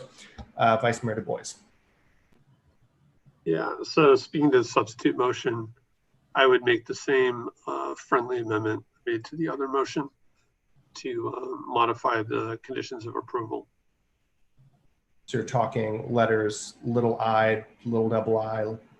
Yep. Vice Mayor, I confess to being confused by that because it looks like they're already included. I'm on package page 190, Planning Division 1, Special Conditions. What is it that is not included in the conditions of approval? You're talking about my letter I. Yes. There were quite a few actually. So if you go to pages, I'm in last week's packet. That's where this was, right? ID 11411, page 190. yeah. So last week's packet.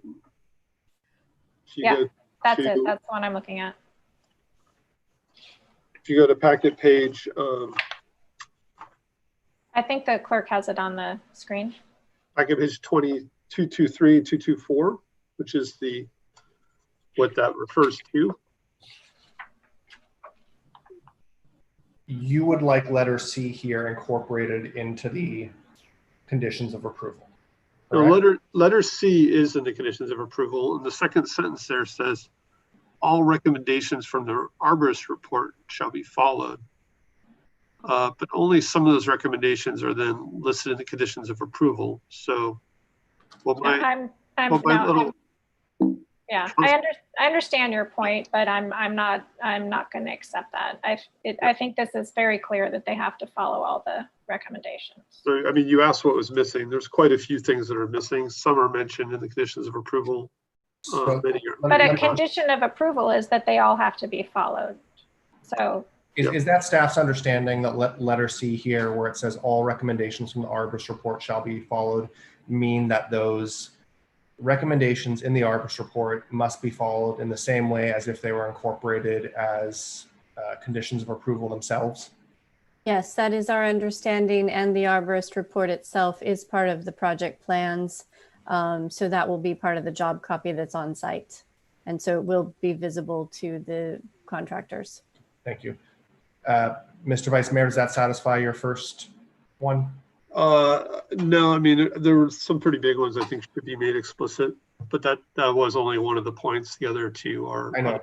Okay, can we go back to the main motion? I'll look at the other ones. And staff did just say that letter C incorporates all the recommendations. Yeah, so I decline to accept CI.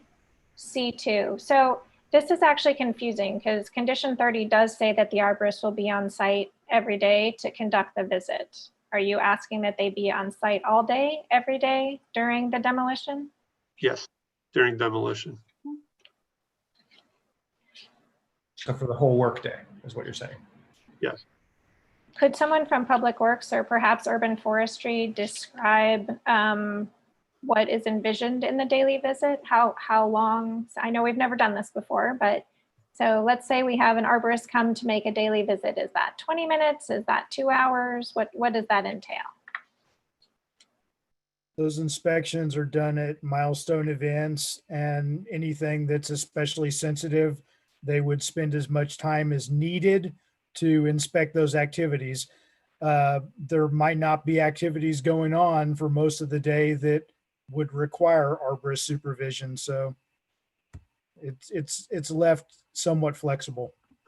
I would say, to add to that, demolition will include more than just, digging and excavation work, because there's obviously the home itself that's existing to remove, which will be subject to the deconstruction ordinance that council passed and is in effect as well. So some activities may not engage in the ground with the tree roots, but as Mr. Passmore indicated earlier, if a root, for example, was found, there might be watering that would need to be made, and that might be something the arborist would see and then ensure that the watering is occurring for those roots that might have been found or other items. Okay, and Mr. Passmore, in your opinion, do you think that a visit each day would be sufficient to detect and ameliorate any potential damage? Or do you feel that the tree would be better protected if an arborist was on site all day, every day? Just during demolition. So this is far beyond conditions that I have ever known us to issue. More inspection is obviously better, and that's what we're trying to derive from this daily inspection condition. So. Okay, but you feel that the daily inspection visit is sufficient to protect the health of this particular tree? Yes, and just to elaborate, we have very few violations of conditions of approval. Okay, So I understand and appreciate your intent, Mr. Vice Mayor, but I think listening to the expert, I'm not inclined to accept that. With 3, I'm happy to accept that the tree appraisal duration be 10 years if my seconder would do the same. I agree. Great. Okay, so I'll make, condition triple little I is incorporated into the motion. yeah, so I'll make CI into unfriendly amendment.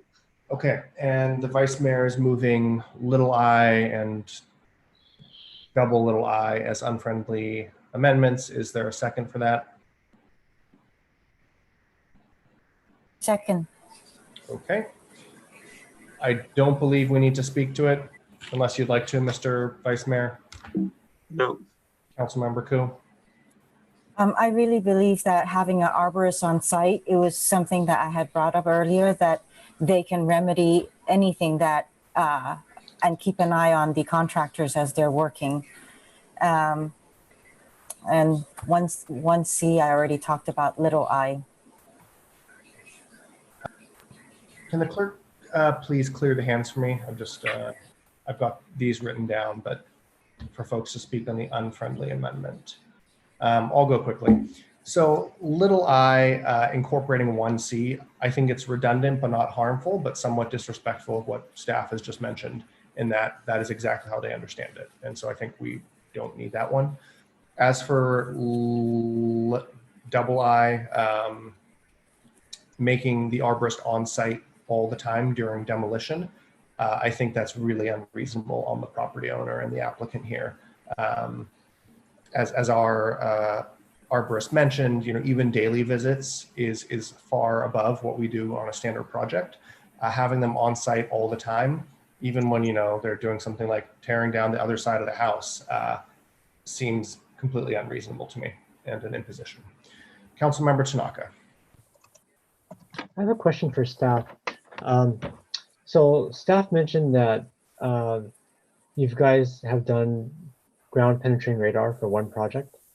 And one question for you is, how much does that cost? Is it like any idea of like how much it's like $2,000? Is it like $20,000? It's like $200? What does this cost? I don't have a price. I don't know if Walter maybe does, but it is very expensive, especially for a single family home. Walter? Very rough ballpark, maybe $5,000. And there's a limited amount of discovery. As I said, ground penetrating radar is effective to 5 feet, and it gets less effective the deeper you go. Yeah, someone just emailed me saying that it's only about $2,000, but I wasn't sure if that's true or not. Okay. And could it, I realize it's only 5 feet, but as they dig, can they utilize it to kind of, see ahead of time, like whether that's going to be okay or not? Because I think the root of the matter are the roots, right? It's like, where are the roots? And so can they, let's say it is $2,000 to $5,000, right? Could they do that? Because maybe if they do the ground penetrating radar and there's no roots, well, heck, then we should be okay, right? And if there are roots, then they stop, right? And they have to go to plan B or something. But I'm just trying to understand the feasibility and practicality of that. Well, the feasibility is that, I think part of the challenge we're wrestling is that this is an IR hearing, which the tree and the basement are not subject to that hearing. And so as council is considering the appeal and approving the project, I think it would be unusual to have it be appealed, and if this happens, then do this, and if this happens, then do that. That would be a unusual scenario and difficult for the applicant to move forward with their next steps in the process.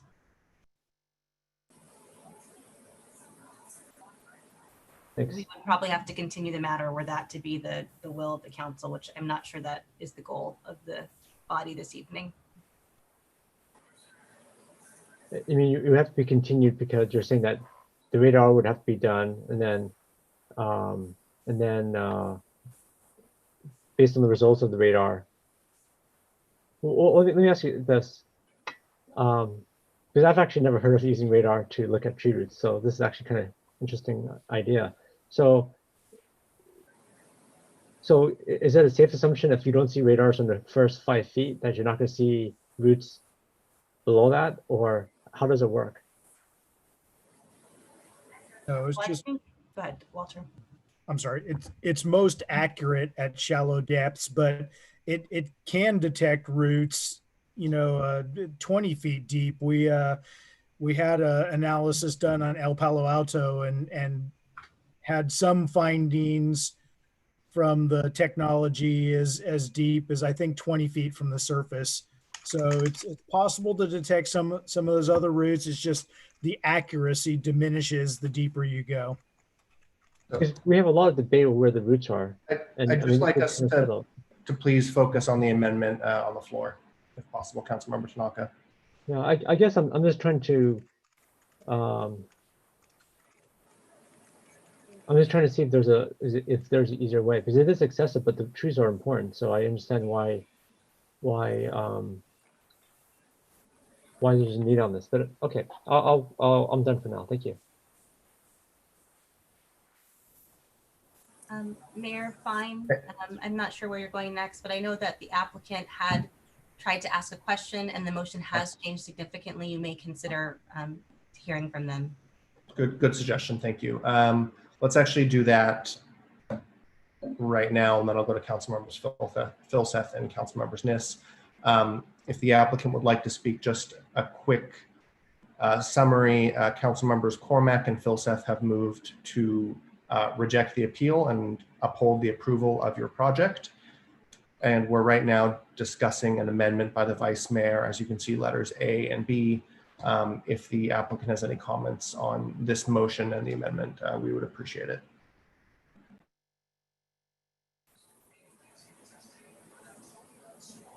Ms. Zhao and Ms. Pavlovic, if you have any questions or comments regarding the amendment, you can come off mute and make those now. Yes, I've been trying to talk, but I was on mute. Yes, I would like to point out that the present depth of the basement anticipated is 9, not 10 feet. I also discussed before the meeting with Jody whether it would be possible to go 6 inches above the present height of the house to facilitate lessening the depth of the basement. But I also would like to point out to our statement earlier that by bringing in the next phase of the project, while we are applying for the building permit, structural engineer and new soil borings, we will definitely explore the possibility, and we are aiming not to do the dewatering and to minimize dewatering to the maximum. So I would like to understand from your motion, are you proposing basement to be 8 feet maximum to the bottom of the foundation or the height of the ceiling of the basement? So that is no longer the prevalent or prevailing motion. But if Council Members Niss and Koo would like to answer that question, please go for it.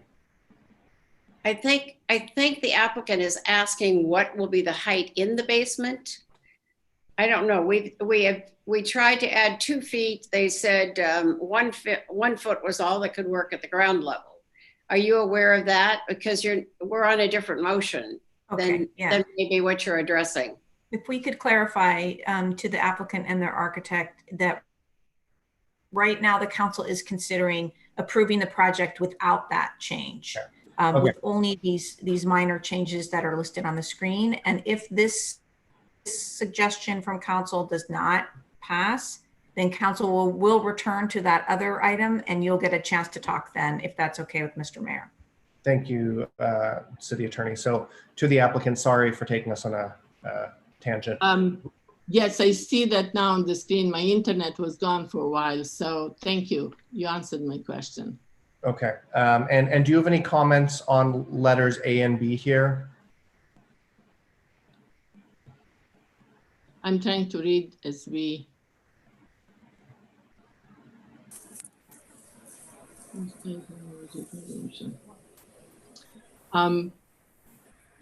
Change the condition 30 to arborist site on the, have the arborist on site daily.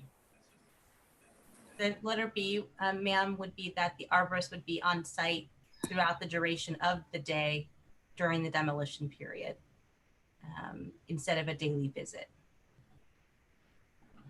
And letter Yes, A, yes, yes, that would be fine. Thank you.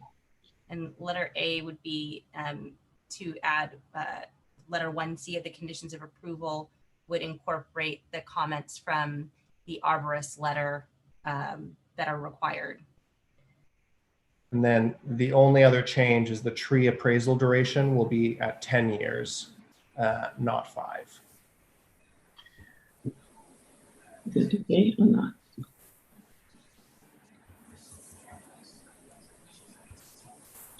Okay. Any last comments, or should I return to council? Yes, that would be fine. Thank you. Okay, thank you.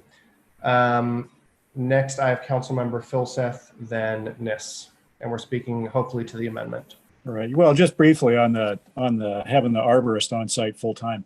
You know, I mean, you guys have ever done this stuff, okay? I mean, the construction crews, I mean, they're doing some of this stuff today, some different stuff tomorrow, as people have said. Some days they're not there, okay? Some days they're there, some days they're not, and so forth. Yeah, the principle here is you don't want them to uncover, you know, a big thatch of roots and do something without sort of the arborist sort of being there to take a look at it, right? So that's what you want, but having the arborist on site 9 to 5 for the whole duration of demolition, I mean, that's a big waste of Walter's time. I mean, right?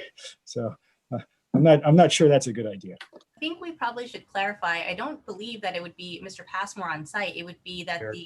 the applicant would have to hire their own third-party person to be there all day, every day during that duration. That's my understanding of what this letter B means. Okay. But still a big waste of somebody's time. Well, it would be a great expense and time. Yep. Okay, Councilmember Nis. So I'm going to support the amendment. And would just make a side comment. While I realize this is an IR, it came to us tonight because of the tree. And there's no question that there's great concern about the tree. And there's no question that whomever bought this knew that there was a tree problem. Done.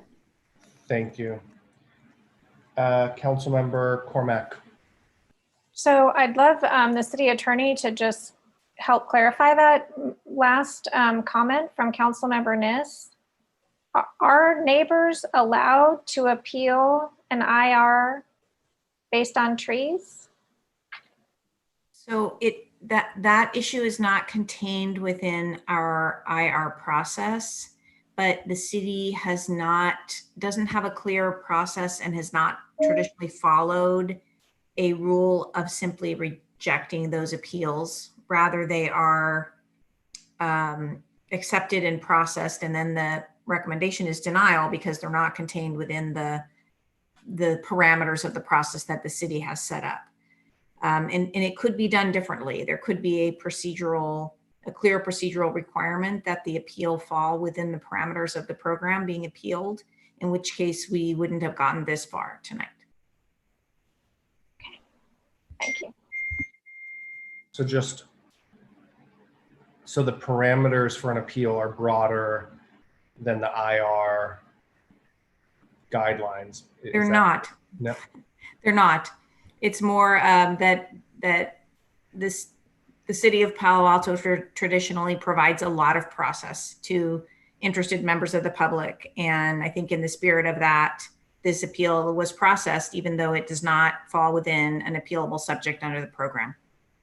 Okay. Interesting. Thank you. Council members Nis and Ku, do you really need to speak to this, or can we vote on the amendment? I actually do have to speak to it, you know, based on what our city attorney said. So staff would just, so when there's a appellant come in, they're going to be paying $595 to appeal something. And if staff takes it, they are saying that we will look at this problem or this appeal.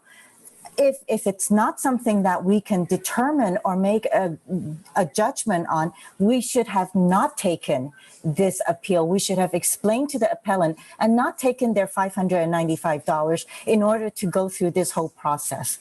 So that's why we are discussing it here today, because staff took the money and took the application for the appeal. So I really have an issue with that, when we take people's money and then say we can't decide on that after everything is said and done. So that's one comment. But then for this substitute motion, I would also like to see if I might get a friendly amendment in, and that is. We actually can't table that at the moment. We have an amendment to the substitute on the table. The amendment. We have Okay. to vote on this first. Sorry. Okay. Thank you. Okay. I'm going to suggest we vote on this amendment by the Vice Mayor, seconded by Councilmember Ku. First, I have Councilmember Nis. Yes. Councilmember Ku.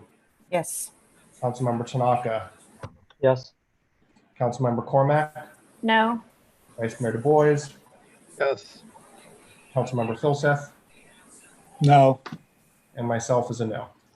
Okay, that amendment passes on a 4-3 vote to amend the substitute motion. So it's incorporated therein. Councilmember Ku. Yes, I'd like to make an amendment. Hopefully it's friendly. And that is to add what Councilmember Tanaka had mentioned, why, since there's so much questions about the root system, to add in there that, what is that radar thing? To do the radar detecting study. Okay, there's an amendment to do a radar detecting study by Councilmember Ku. The ground penetrating radar study. So then we can remove any doubt where the roots are and how deep or shallow they are. Is there a second? So, well, she's making it as a friendly amendment, so may I respond? Sure. Okay, great. Councilmember Ku, what exactly would you envision? What would be the result of the study?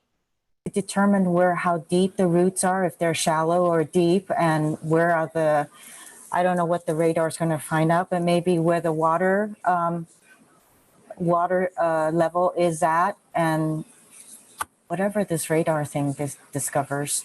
Okay. But that could settle the question about what the arborists are all having different opinions on. And then what would we or the applicant do with that? It would also help determine the building permit process, what is needed.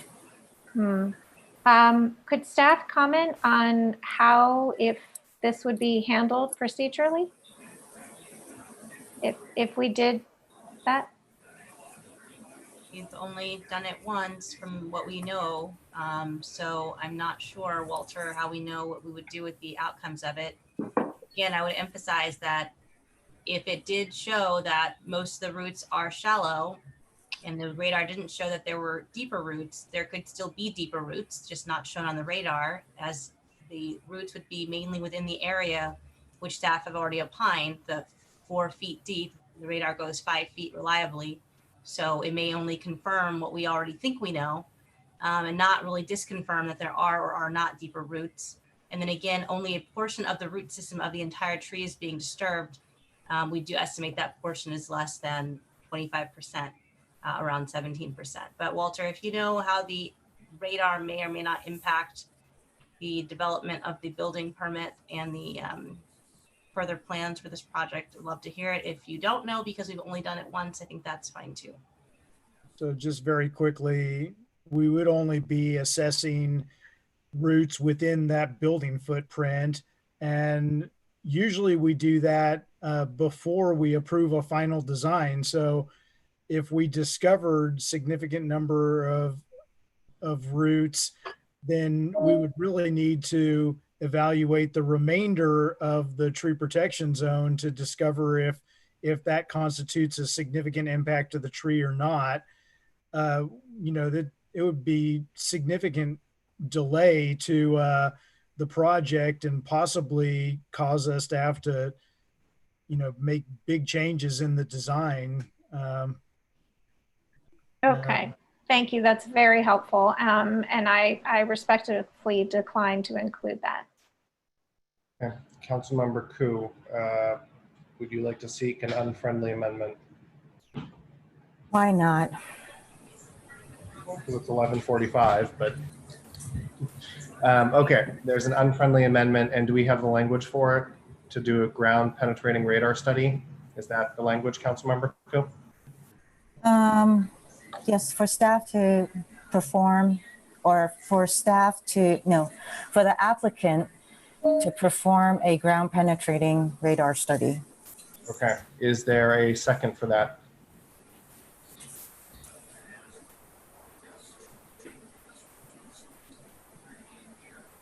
Seeing none, I believe the unfriendly amendment fails.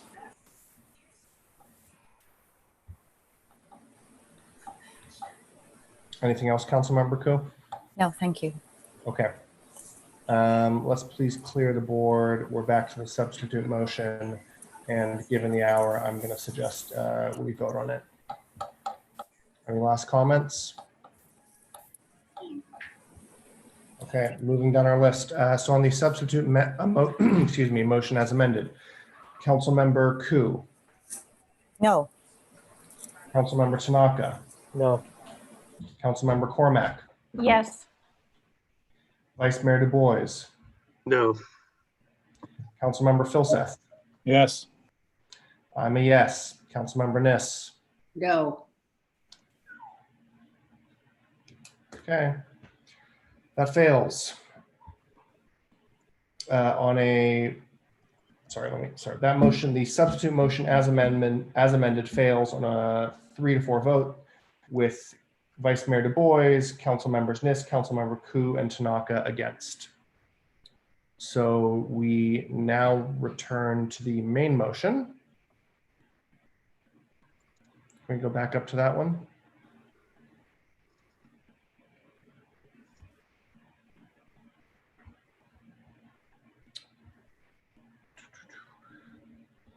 So this is the main motion to do letters A, B, and then all of letters C had been incorporated into the substitute motion. So I think we can all see some of the support in there. Ms. Tanner, I see your hand. At the risk of continuing this topic, I do have to ask about letter A.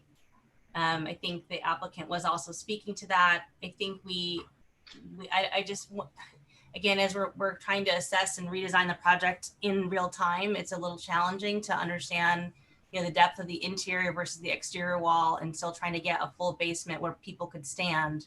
I'm not sure that the 8 feet plus 1 does it, but if there's clarity about if it's 8 feet. I think hold on, Councilmember Niss. I think part of the confusion is council doesn't understand it either, and we're trying to design this on the fly. Perhaps if we could clarify that we can have at least the 8 feet interior of the basement, which would give it a full height, and then the exterior would be, you know, enveloping that 8 feet. I was just going to add that, and continue the 1 foot above ground if necessary. Okay, can we update letter A to reflect that language, please? And then I'd like to go to the applicant briefly. So to the applicant, we are back on this motion that you see in front of you, which is reducing the basement depth to 8 feet, which includes the exterior wall, and allow the above ground addition of 1 foot in total dimension. It's adding a series of recommendations from Catherine Martineau, written here in letter B, and letter C were the conditions which in the previous motion you had agreed to. So ideally, let's try to focus our discussion on letters A and B. But if the applicant has comments. I thought Councilmember Niss was accepting 8-foot interior. I thought it was just changed. The interior. Let's get the language right in letter A, please. Ms. Tanner, Councilmember Niss, and to the clerk. So I believe it's an 8-foot ceiling height. Is that what we're? Yes, that's correct. However you want to put it. So at least you can stand up inside. Yeah, so it would be an 8-foot ceiling, and that 8 feet, 1 foot could be above grade. Yes. Because they didn't want any more than that, apparently. To meet the IR guidelines, yes. Right. Okay, and then to our applicant, if you'd like to comment on this, please do so. How am I unmuted? Hi, yes, as long as we have clear 8-foot ceilings, not the exterior wall as the council has stated, I think we will be able to go and fulfill our guidelines. So I just want to make sure that to those 8 feet depth, we need to add additional 3 or 4 feet for the excavation, as it was stated earlier. Is that clear to everybody? If I understand correctly, this is actually 9-foot ceilings, right? With 8 underground and 1 above ground? No? No. We will take that. No, we're going to stay at 8. What I'm concerned about is you're talking about going down 11 feet. What I hear this saying is that it would be an 8-foot ceiling height, but only 7 of those feet would be below grade. So 7 feet, but there is still a foundation. Yes. And so there's the 7 feet plus the thickness of the foundation. Okay, that's my understanding. I hope that's correct. It's harder to deal at midnight than in the light of day. If I might add, perhaps what Councilmember Niss is referring to is to minimize the necessity of dewatering, which again, I think the applicant is also. Exactly. Thanks for jumping in. Precisely. It doesn't need to be in the motion, but that's precisely the intent.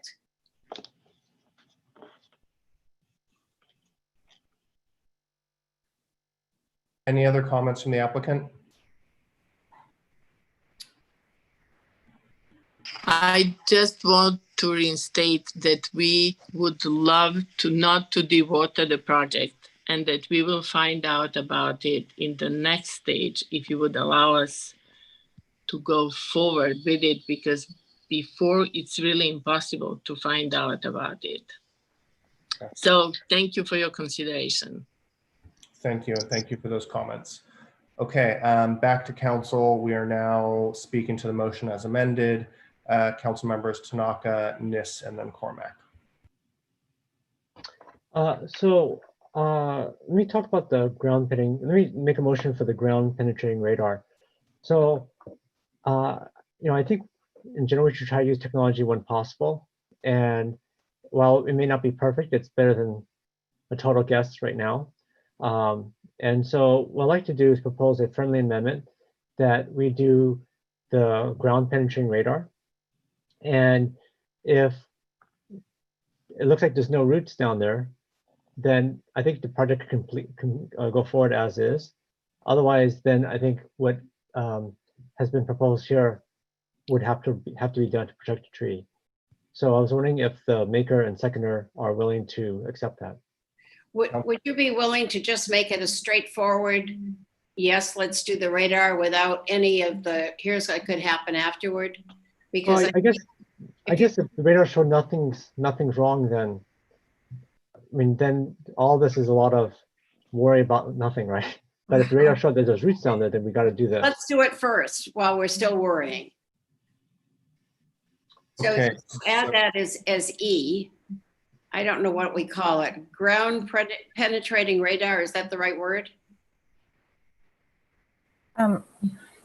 If I might, Councilmember Tanaka, can you get the language that you'd want for the applicant to perform a ground penetrating radar study? Is that correct? Yeah, but I think the purpose, well, I guess I have to look at the maker and seconder for guidance on this because, you know, for me, the purpose of doing the ground penetrating radar is see where the heck the roots are, right? And if the roots are there, then we want to be super careful, right? And probably what is on this motion makes sense. But if the roots aren't there, right?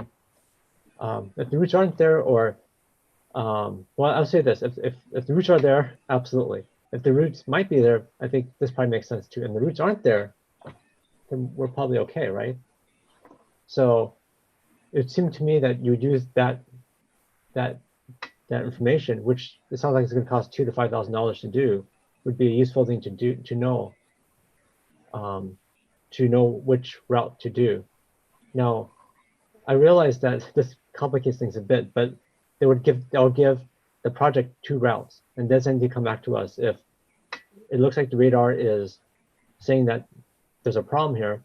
I think this is what has to go, right? What's on this what's written here, and then if there shows it looks like there's no problems, then I mean, it seems like the original can make sense, right? But maybe I'd love to hear the maker and seconder's opinion on this and whether they would accept it or not. Yeah, council members Nis and Ku, will you accept letter D? so I'm sorry. I think it's gotten complex, Greg. Perhaps if you want to say to perform ground penetrating radar study, but I don't want to make a decision now as to what we would do with the end product. The only problem is what the mayor said earlier is what do we do with it then, right? Well, in that case, then maybe we don't need to bother with it. Yeah. Okay, so is it not accepted? So I just want to say that, you know, the applicant has just also mentioned and reassured us that they were going to minimize on the dewatering. The whole reason I was actually pushing for the ground penetrating radar earlier was because there might have been I wasn't assured about no dewatering, and given that the roots, we don't know whether the shallow roots are looking for water or the deep roots are looking for groundwater, which is why the ground penetrating radar. But since they have reassured, Ms. Palov had just come on and said that they are going to try not to dewater, one, or try to minimize as much as possible the dewatering. I mean, I would actually feel better to put that into this motion versus the ground penetrating, because if they agree to it, it isn't a concern then. Correct me if I'm wrong. Liz, do you understand it the same way? I'm thinking maybe we should not just, maybe just eliminate it, because it doesn't seem to have the end product well enough established or well enough. So Councilmember Nis, is that you rejecting? I'm saying no. Okay, Councilmember Tanaka, your amendment is That's fine then. rejected. Thank you. Sorry, Greg. It's midnight and I'm just not thinking that's going to make a great difference long term. 11:59. Councilmember Nis, I see your hand up, but I believe you've already spoken to this. I'm just going to jump in really quickly. I won't be able to support this for a couple of reasons. I think letters B, we haven't evaluated, although I have enormous respect for Canopy and Ms. Martineau. A lot of that's unevaluated.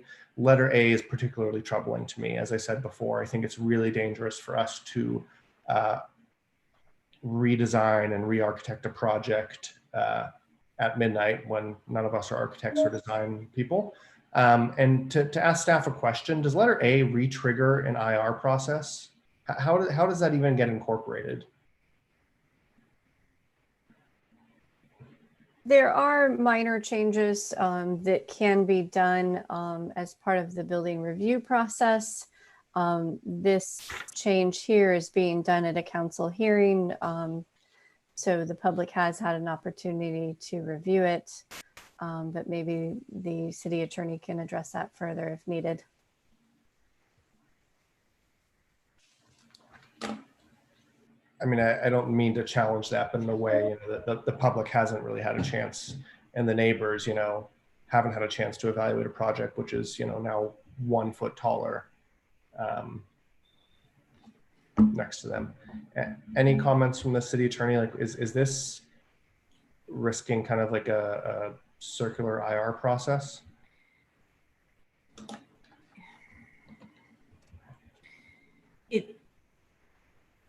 I appreciate the concern. These review processes that are done by staff are done carefully in an office environment over many hours and days, and it is of concern to add new things like this and make changes in a project without really an opportunity to fully understand all the ways in which it kind of flows through the project and what the input of the various parties might be.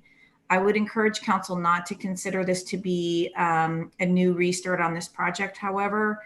Otherwise, we will be back with another IR process. And, you know, I think this was intended to be a process that's fairly light, that allows neighbors to be able to work together and kind of come up with some minor changes that allow then single family homes to be built without a lot of intensive review and involvement. And we're way past that on this one already, with good reason because of the significant tree. What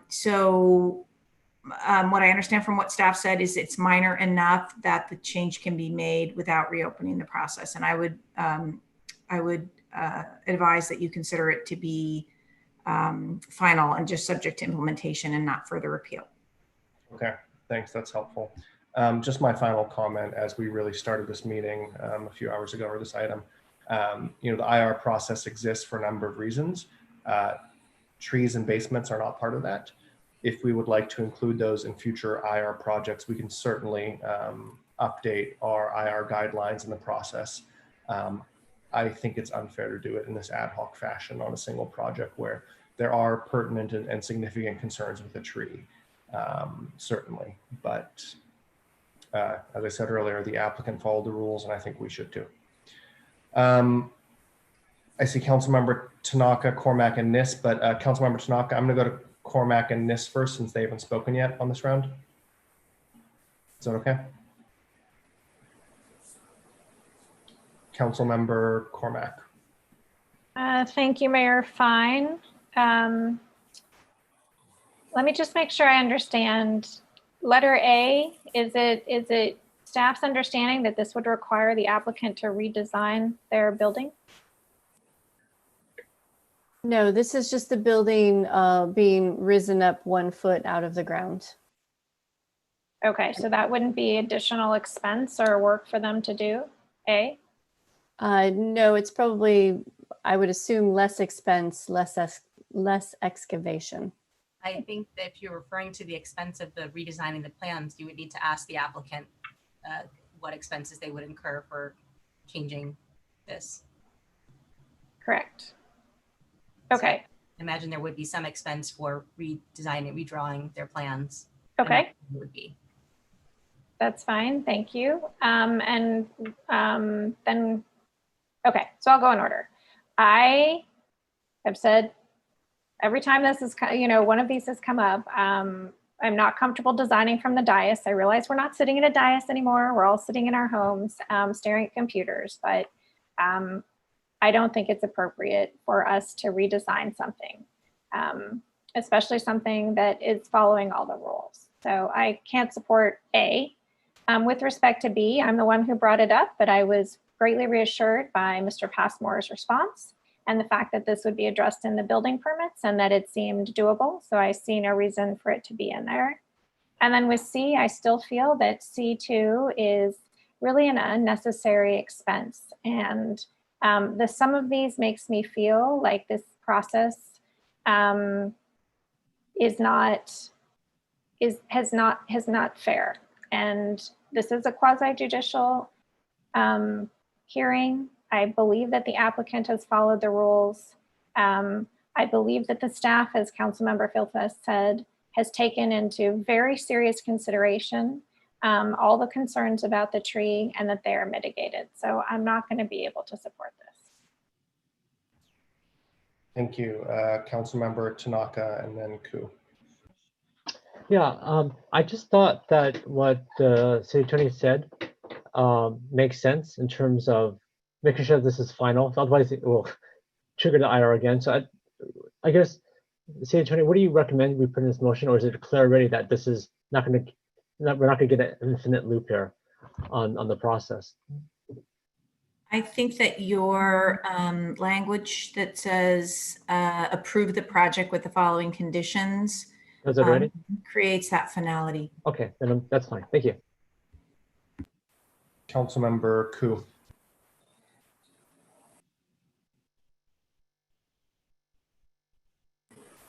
So I actually think that Councilmember Tanaka and the city attorney has basically said it. We did approve the project with the following conditions. And I don't really think we are redesigning. I actually don't think we're redesigning the project. The applicant, Ms. Pavlov, actually did say at an earlier comment that they were actually looking for 9-foot depth and 6 inches above present height. So if that's the case, then they're going to have to go back and redraw their plans unless it's already drawn. But, you know, with this, we're ensuring we're addressing the appeal, because there was an appeal to the project, and it could have gone accordingly. It could have followed all the rules. But then my point is that there is still the basement and the tree that was mentioned in this report with the conditions. So I feel like we did need to address the appeal since it was accepted by staff and brought to us. And every time we go through ministerial approvals, this can happen, and this can come to before council. So, and at that point, yes, we will have to decide on what comes to us. So obviously I am going to support this. Thank you. And Councilmember Filseth. Yeah, well, so I'm not going to support it. I think B is actually useful. I think C doesn't add much of value. And A, you know, either the project, either the tree isn't sensitive to building a basement because the roots are shallow, in which case A is, all we're doing is changing their design for them, right? Or it is sensitive to dewatering, which is unlikely, but it is sensitive, in which case A isn't going to make much difference anyway. So I'm not going to support this. Thank you. Just before we vote, I know it's after midnight. Do want to go to the applicant one last time. See if you have any comments on this, any reactions, comments, or requests. It seems like this is the motion council is going to go with. So I want to invite you for any last thoughts. Thank you for all your thoughts. I would like you to know that it took me a year to consider all the rules, requirements, and go back and forth with the city. As much as I appreciate your input, I can only vouch that we are going to do what is best for the tree, and that I cannot tell you what the changes that you suggest would do to the project till I actually go back and look at every aspect of the code. Thank you. Okay, thank you for that, and thank you for your patience. Okay, let's vote on this motion as amended. Approve the project with the following conditions A, B, and C, starting with Councilmember Tanaka. Yes. Councilmember Cormack. No. Vice Mayor Du Bois. Yes. Councilmember Filseth. Nope. Myself is a no. Councilmember Niss.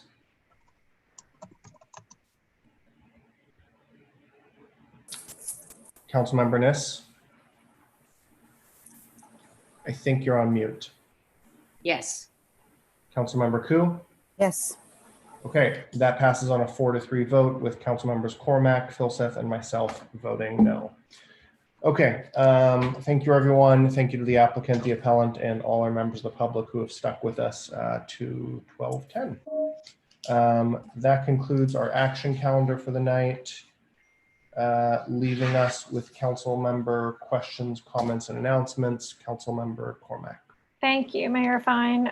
Two things about Bosca, and then I have a question about the airplane roundtable. As you all know, I'm on the board policy committee of the Bay Area Water Supply Conservation Agency. One of the things we've been contemplating was whether or not to participate in the expansion of Los Vaqueros, which is a storage project in the East Bay. It'd been floating around for a couple years, and I just want you to know the board policy committee has recommended that Bosca not continue going forward with that, but the SFPUC do. So I'm happy to take any questions if people have them. And then second, during these power outages and fires, we did receive a message from the general manager of Bosca today, and I want to assure people that the water supply is functioning during the power outages. We do have, SFPUC does have backup generators that are working and are being refueled. And critical SFPUC facilities are not at risk from the Marsh Complex fire, which you may have read about in Alameda County. And then I know that there was a roundtable today, and in the event that Councilmember Ku attended or has an update, it looked like the agenda had a ton of reports. So if there's any information you can send on that'd be great. Thanks, Councilmember Cormack. Glad to know the water is still flowing. Any other updates, questions, comments? I just want to say thank you to the city manager. I pinged him last week about some of the notices I was seeing about mailboxes being removed, and he looked into it with the local postmaster. And I think we're all relieved they are not currently planning. They were planning to remove 70% of Palo Alto's post boxes. That's been delayed for a number of months. So potentially something we have to re-engage with in the winter. And again, thank you to the city manager and Congresswoman Eshoo for her leadership on that. Anything else? All right, I think we are adjourned. It's 12:13. I hope you all stay cool. Cheers. Bye.